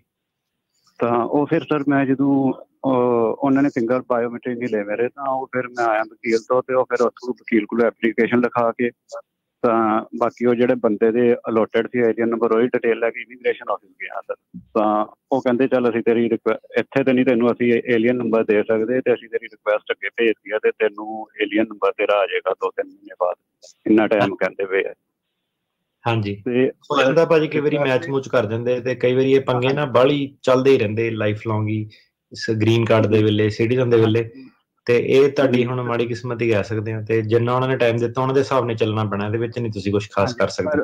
ਇੱਕ ਸਰ ਕੁਐਸਚਨ ਇੱਕ ਹੋਰ ਹੈ, ਪਰ ਉਹਨਾਂ ਨੇ ਰਿਕੁਐਸਟ ਤੇ ਪਾਤੀ ਹੈ, ਪਰ ਮੈਨੂੰ ਉਹੀ ਬਾਇਓਮੈਟ੍ਰਿਕ, ਉਹੀ ਏਲੀਅਨ ਨੰਬਰ ਤੇ ਬਾਇਓਮੈਟ੍ਰਿਕ ਵਾਰ-ਵਾਰ ਆਈ ਜਾਂਦੇ ਆ, ਮੈਨੂੰ 2 ਵਾਰ ਫੇਰ ਆ ਗਏ ਸਰ। ਉੱਥੋਂ ਫੇਰ ਜਦੋਂ ਗਿਆ ਏਲੀਅਨ ਨੰਬਰ, ਉੱਥੇ ਜਾਣਾ ਬਾਇਓਮੈਟ੍ਰਿਕ, ਤੇ ਉਹ ਕਹਿੰਦੇ ਸਰਕਾਰੀ ਕੰਮ ਭਾਜੀ ਏਦਾਂ ਹੀ ਹੁੰਦੇ ਆ, ਹਨਾ, ਵੱਡੀ ਸੰਸਥਾ ਵਾਸਤੇ ਮੁੱਕਦੀ ਗੱਲ ਜਿੰਨੇ ਆਉਂਦੇ ਆ ਤੁਸੀਂ ਜਾਈ ਜਾਓ, ਬਸ ਉਹਨਾਂ ਨੂੰ ਸੇਮ ਚੀਜ਼ ਕਹੀਓ, ਮੈਂ ਪਹਿਲਾਂ ਵੀ ਆਇਆ ਸੀ, ਏਦਾਂ ਸਬਰ ਰੱਖੋ, ਪਹਿਲਾਂ ਵੀ ਆਇਆ ਸੀ ਆ ਚੀਜ਼ ਜੀ। ਵਕੀਲ ਕਹਿੰਦੇ ਕਿ ਤੇਰਾ ਆਪਾਂ ਫੇਰ ਇੱਕ ਵਾਰੀ ਅਪਲਾਈ ਕਰਾ ਦਿੰਦੇ ਆ ਸ਼ੁਰੂ ਤੋਂ, ਉਹਦੇ ਨਾਲ ਕੋਈ ਦਿੱਕਤ ਨਹੀਂ ਹੈਗੀ ਸਰ, ਜੇ ਮੈਂ ਦੁਬਾਰਾ ਤੋਂ ਉਹ ਆਪਣਾ? ਨਹੀਂ, ਉਹ ਤਾਂ ਨਵਾਂ ਕੇਸ ਨਾ ਅਪਲਾਈ ਤੁਸੀਂ ਕਰਿਓ, ਉਹਨਾਂ ਨਾਲ ਹੀ ਰਿਜ਼ੋਲਵ ਜਿਹੜਾ ਕਰੋ, ਕਿਉਂਕਿ ਐਪਲੀਕੇਸ਼ਨ ਤੁਹਾਡੀ ਪੈਂਡਿੰਗ ਆ, ਤੇ ਉਹ ਹੋਰ ਕਨਫਿਊਜ਼ਨ ਜਿਹੜੀ ਕ੍ਰੀਏਟ ਹੋ ਜਾਣੀ ਆ, ਫਿਰ 2 ਦੀ ਜਗ੍ਹਾ ਫਿਰ 1 ਦੀ ਜਗ੍ਹਾ ਫਿਰ ਤੁਹਾਡੇ ਨਾਲ 2 ਮੈਚ ਹੋਣੇ ਸ਼ੁਰੂ ਹੋ ਜਾਣੇ ਆ, 2 ਏਲੀਅਨ ਨੰਬਰ 2 ਬੰਦੇ, ਉਹ ਤੁਹਾਡਾ ਚੱਕਰ ਜ਼ਿਆਦਾ ਪੈਣਾ ਵਾ। ਇਹਨੂੰ ਸੋਲਵ ਕਰੋ, ਇਹਨੂੰ ਸੋਲਵ। Thank you. ਅੱਛਾ, ਇੱਕ ਬੜੀ ਇੰਪੋਰਟੈਂਟ ਖਬਰ ਸੀਗੀ ਦੱਸਣੀ, ਮੈਂ ਭੁੱਲ ਗਿਆ। ਜ਼ਰੂਰ। ਇੱਕ ਆਪਣਾ ਨਾ ਕੇਸ ਲੂਈਜ਼ੀਆਨਾ ਚ ਜੱਜ ਨੇ, ਬੰਦੇ ਨੇ ਡਿਨਾਈ ਕੀਤਾ ਇਸ ਗੱਲੋਂ ਕਿ ਮੈਕਸੀਕੋ ਦੇ ਵਿੱਚ ਅਸਾਈਲਮ ਫਾਈਲ ਜਿਹੜਾ ਕਰਕੇ ਨਹੀਂ ਆਇਆ, ਸਰਕਮਵੈਂਸ਼ਨ ਆਫ ਲਾਫੁਲ ਪਾਥਵੇ CLP, ਜਿਹਦੀ ਆਪਾਂ ਰੇਡੀਓ ਤੇ ਪਹਿਲਾਂ ਗੱਲ ਕਰਦੇ ਸੀ, ਬੈਨ ਜਿਹੜਾ ਕਹਿੰਦੇ ਆ। ਸੋ ਜਿਹੜੇ ਉਸ ਤੋਂ ਬਾਅਦ ਆਏ ਆ ਨਾ, ਹੁਣ ਉਹਨਾਂ ਦਾ ਕਿਉਂਕਿ ਤਰੀਕਾਂ ਜਿਹੜੀਆਂ ਆਣੀਆਂ ਸ਼ੁਰੂ ਹੋ ਗਈਆਂ, ਸੋ ਜੱਜ ਦਾ ਸਿੱਧਾ ਹੀ ਫੈਸਲਾ ਸੀਗਾ ਕਿ ਭਾਈ ਤੂੰ ਆਹ ਜਿਹੜਾ April-May 2023 ਤੋਂ ਬਾਅਦ ਆਇਆ ਮੈਕਸੀਕੋ ਥਾਣੀ ਆ, ਗੇਟ ਰਾਹੀਂ ਨਹੀਂ ਆਇਆ, ਤੇ ਕਿਉਂਕਿ ਤੂੰ ਗੇਟ ਰਾਹੀਂ ਨਹੀਂ ਆਇਆ, ਤੇ ਜਿਹੜਾ CLP ਹੈਗਾ ਉਹਦੀ ਤੂੰ ਖਾਨਾ ਪੂਰਤੀ ਜਿਹੜੀ ਪੂਰੀ ਨਹੀਂ ਕੀਤੀ, ਉੱਥੇ ਅਸਾਈਲਮ ਜਿਹੜਾ ਫਾਈਲ ਨਹੀਂ ਕੀਤਾ, ਉਸੇ ਗੱਲ ਤੇ ਜਿਹੜਾ ਚੱਕਤਾ। ਤੇ ਕਹਿੰਦਾ ਮਤਲਬ ਹੁਣ ਜਿਹੜੀ ਜਨਤਾ ਉਸ ਤੋਂ ਬਾਅਦ ਆਈ ਹੈ CLP ਵਾਲੀ, ਆਪਾਂ ਨਿਊਜ਼ ਕਈ ਵਾਰੀ ਜਿਹੜੀ ਕਵਰ, ਤੇ ਉਹਨਾਂ ਨੂੰ ਹੁਣ ਜਿਹੜੇ ਅੱਗੇ ਆ ਕਾਫੀ ਸਾਰੇ ਕੇਸ ਬਣ ਜਾਣੇ, ਹਜ਼ਾਰਾਂ ਦੀ ਤਾਦਾਦ 'ਚ। ਸੋ ਜਿਹੜਾ ਟ੍ਰੈਂਡ ਹੈਗਾ ਉਹ ਸ਼ੁਰੂ ਹੋ ਗਿਆ, ਤਾਂ ਮੈਕਸੀਕੋ 'ਚ ਅਸਾਈਲਮ ਨਹੀਂ ਫਾਈਲ ਕੀਤਾ, ਕੇਸ ਡਿਨਾਈ। ਜੀ ਜੀ। ਤੇ ਟਰੰਪ ਜੇ ਆ ਗਿਆ, ਉਹਨੇ ਕੁਝ ਨਹੀਂ ਚੇਂਜ ਕਰਨਾ, ਇਹ ਰੂਲ ਹੀ ਜਿਹੜਾ ਡੈਮੋਕ੍ਰੇਟਾਂ ਨੇ ਜਿਹੜਾ ਪਾਸ ਕੀਤਾ, ਉਹਨਾਂ ਦੇ ਤਾਂ ਹੱਕ 'ਚ ਬਹਿੰਦਾ। ਨਾਲੇ ਜਦੋਂ ਦੋਨੋਂ ਹੀ ਤਰ੍ਹਾਂ ਇਹੀ ਸੋਚ ਰੱਖਦੀਆਂ, ਤਾਂ ਫਿਰ ਤਾਂ ਨਹੀਂ ਇਹ ਚੇਂਜ ਨਹੀਂ ਹੋ ਰਿਹਾ। ਕੈਨੇਡਾ ਵਾਲੇ ਪਾਸੋਂ ਵੀ ਉਹ ਮਾਰਚ ਦੀ ਕੱਟ ਆਫ ਡੇਟ ਆ, ਇੱਥੇ ਵੀ ਇਹ ਆਲਰੇਡੀ ਸ਼ੁਰੂ ਹੋ ਗਿਆ। ਸੋ ਹਾਂਜੀ, ਮਤਲਬ ਇਹ ਸੀਗਾ ਕਿ ਸਿਸਟਮ 'ਚ ਆਉਣੇ ਸ਼ੁਰੂ ਹੋ ਗਏ, ਮਤਲਬ ਉਹ ਵਾਲੇ ਸਿਸਟਮ 'ਚ ਆਉਣੇ ਸ਼ੁਰੂ ਹੋ ਗਏ, ਹਨਾ ਜੀ। ਤੇ ਬਾਕੀ ਦੇਖਦੇ ਆ ਉਹਨਾਂ ਦੇ ਕਿੱਥੇ ਇੱਕ ਫੈਸਲੇ ਜਿਹੜੇ ਜਾਂਦੇ ਆ ਜੀ ਉੱਤੇ ਅਪੀਲਾਂ ਪੂਲਾਂ 'ਚ। ਸੋ ਇਹ ਵਾਲਾ ਜਿਹੜਾ ਸਿਸਟਮ ਆ ਚੱਲਦਾ ਰਹਿਣਾ, unless circuit court, supreme court ਤੱਕ ਇਹ ਚੀਜ਼ ਜਾਵੇ ਤੇ ਉਹ ਰਿਵਰਸ ਕਰਨੇ ਇਹਨਾਂ ਨੂੰ ਜੀ। ਮਤਲਬ ਇਹ ਹੈ ਕਿ ਇਹ ਜਿਹੜੀ ਖਬਰ ਸੁਣ ਕੇ ਜਿਹੜਾ ਕਈ ਵਾਰੀ ਬੰਦਾ ਕੋਈ ਸੱਜਣ ਮਿੱਤਰ ਰਿਸ਼ਤੇਦਾਰ ਹੁੰਦਾ, ਇਹੀ ਸੋਚਦਾ ਜੀ ਇੱਕ ਬਾਰਡਰ ਖੁੱਲਾ ਜਾਂ ਏਦਾਂ ਓਦਾਂ, ਉਹਨਾਂ ਨੂੰ ਤੁਸੀਂ ਜਿਹੜਾ ਇਹ ਮੈਸੇਜ ਜ਼ਰੂਰ ਦੱਸ ਦਿਓ। ਹਾਂਜੀ, ਜਿਹੜੇ ਆਏ ਵੀ ਉਸ ਤੋਂ ਬਾਅਦ ਦੇ ਵਿੱਚ ਕਿਹੜੇ ਟਾਈਮ ਤੇ ਇਸ ਬੰਦੇ ਨੇ ਕੀਤਾ ਸੀਗਾ ਰਣਨੀ ਟੇਕਿਆਣਾ ਜੀ ਬਾਰਡਰ ਕ੍ਰਾਸ? ਮੈਨੂੰ ਐਗਜ਼ੈਕਟ ਡੇਟ ਨਹੀਂ ਪਤਾ, ਪਿਛਲੇ ਸਾਲ 'ਚ, ਅਗਲੀ ਵਾਰੀ ਆਪਾਂ ਕਵਰ ਕਰ। ਹਾਂਜੀ, ਪਿਛਲੇ ਸਾਲ 'ਚ, ਪਿਛਲੇ ਸਾਲ ਦੇ ਵਿੱਚ। ਠੀਕ, ਤੇ ਅਗਲੀ ਵਾਰੀ ਆਪਾਂ ਥੋੜਾ ਜਿਹਾ ਇਹਨੂੰ ਜ਼ਿਆਦਾ ਕਵਰ ਕਰਾਂਗੇ। ਠੀਕ ਹੈ ਜੀ। 1-2 ਕਾਲਸ ਹੋਰ ਤੇ ਫਿਰ ਆਪਣੀ ਸਮਾਪਤੀ ਆ। ਤੇ ਪ੍ਰਿਤਪਾਲ ਜੀ, ਸਤਿ ਸ਼੍ਰੀ ਅਕਾਲ ਜੀ। ਸਤਿ ਸ਼੍ਰੀ ਅਕਾਲ ਜੀ। ਭਾਜੀ ਮੈਂ ਸਿਟੀਜ਼ਨ ਆ, ਮੈਂ ਆਪਣੇ ਪੇਰੈਂਟਸ ਲਈ I-130 ਪਟੀਸ਼ਨ ਕੀਤੀ ਸੀ ਤੇ ਅਪਰੂਵ ਵੀ ਹੋ ਗਈ ਤੇ ਉਹਨਾਂ ਦੀ ਵੀਜ਼ਾ ਇੰਟਰਵਿਊ ਵੀ ਹੋਈ ਆ ਤੇ ਮੇਰੇ ਫਾਦਰ ਨੂੰ ਰਿਫਿਊਜ਼ ਕਰਤਾ ਉਹਨਾਂ ਨੇ ਵੀਜ਼ਾ ਦੇਣ ਤੋਂ ਕਿ ਤੁਸੀਂ ਕਲੀਅਰ ਨਹੀਂ ਕਰ ਪਏ ਕਿ ਮੁੰਡਾ ਕਿੱਦਾਂ ਗਿਆ ਉੱਥੇ। ਹਾਂਜੀ, ਉਹ ਹਿਊਮਨ ਸਮਗਲਿੰਗ ਦੀ ਧਾਰਾ ਲਾ ਦਿੰਦੇ ਆ ਤੇ ਆਪਾਂ ਕਈ ਵਾਰੀ ਇਹ ਪਹਿਲਾਂ ਵੀ ਰੇਡੀਓ 'ਚ ਕਵਰ ਕੀਤਾ ਵਾ ਕਿ ਉਹਨਾਂ ਨੂੰ ਦੱਸਣਾ ਹੁੰਦਾ ਸਹੀ ਤਰੀਕੇ ਨਾਲ। ਮੁੰਡੇ ਨੂੰ ਅਮਰੀਕਾ ਤੱਕ ਭੇਜਣ 'ਚ ਬਾਪੂ ਦਾ ਹੱਥ ਸੀਗਾ ਕਿ ਇੰਡੀਆ ਤੋਂ ਬਾਹਰ ਕੱਢਣ 'ਚ ਦੂਸਰੀ ਕੰਟਰੀ 'ਚ ਹੱਥ ਸੀਗਾ, ਕਿੱਦਾਂ ਸੀਗਾ। ਤੇ ਉਹ ਹਿਊਮਨ ਸਮਗਲਿੰਗ ਦੀ ਜਿਹੜੀ ਪਾਉਂਦੇ ਆ ਉਹਦਾ ਵੇਵਰ ਤੁਹਾਨੂੰ ਜਿਹੜਾ ਉਹ ਕਰਨਾ ਪੈਂਦਾ। ਠੀਕ ਹੈ, ਤੇ ਭਾਜੀ ਉਹ ਵੇਵਰ ਹੋ ਸਕਦਾ? ਮਤਲਬ ਕਰਨਾ ਪੈਂਦਾ, ਹੋ ਸਕਦਾ ਤਾਂ ਹੁਣ ਡਿਪੈਂਡ ਕਰਦਾ ਕਿ ਅਪਲਾਈ ਕਰਨਾ ਪੈਂਦਾ, ਦੇਣਾ ਉਹਨਾਂ ਨੇ ਨਹੀਂ ਦੇਣਾ ਉਹਨਾਂ ਦੀ ਮਰਜ਼ੀ। ਡਿਪੈਂਡ ਕਰਦਾ ਕਿ ਹੁਣ ਅਸਾਲਮ ਦੇ ਵਿੱਚ ਕੀ ਆ ਕਿ ਫਿਰ ਮੇਰੇ ਪਿਤਾ ਜੀ ਨੇ ਏਜੰਟ ਨਾਲ ਗੱਲ ਕਰਕੇ ਮੈਨੂੰ ਅਮਰੀਕਾ ਕੱਢਤਾ ਕਿ ਕੀ ਹੋਇਆ ਹੈ ਨਾ, ਕਿ ਮੇਰੇ ਅੰਕਲ ਜੀ ਨੇ ਕੱਢਿਆ ਵਾ ਤੇ ਫਾਦਰ ਜੀ ਨੇ ਇੰਟਰਵਿਊ ਦੇ ਵਿੱਚ ਕੀ ਕਿਹਾ ਉੱਥੇ ਐਮਬੈਸੀ ਦੇ ਵਿੱਚ ਜਦੋਂ ਸਵਾਲ ਪੁੱਛੇ ਗਏ ਕਿ ਪੈਸੇ ਦਿੱਤੇ ਸੀ ਕਿ ਨਹੀਂ ਦਿੱਤੇ ਸੀ, ਕਿੱਥੋਂ ਦਿੱਤੇ ਸੀ, ਕਿੰਨੇ ਦਿੱਤੇ ਸੀਗੇ, ਤੇ ਉਹ ਸਾਰਾ ਜਿਹੜਾ ਬਿਆਨ ਆ ਉਹਨੂੰ ਹੁਣ ਵਿੱਚ ਰੱਖ ਕੇ ਸਾਹਮਣੇ ਤੇ ਉਹਦੇ ਹਿਸਾਬ ਨਾਲ ਕਨਕਲੂਜਨ ਨਿਕਲੂਗਾ ਹੁਣ ਕਿ ਫਾਦਰ ਸਾਹਿਬ ਨੇ ਹੈਲਪ ਕੀਤੀ ਸੀ ਬਾਹਰ ਕਰਨ ਦੀ ਕਿ ਨਹੀਂ ਕੀਤੀ ਸੀ। ਜੀ ਜੀ, thank you. Preet Kaur, congratulations for your new office.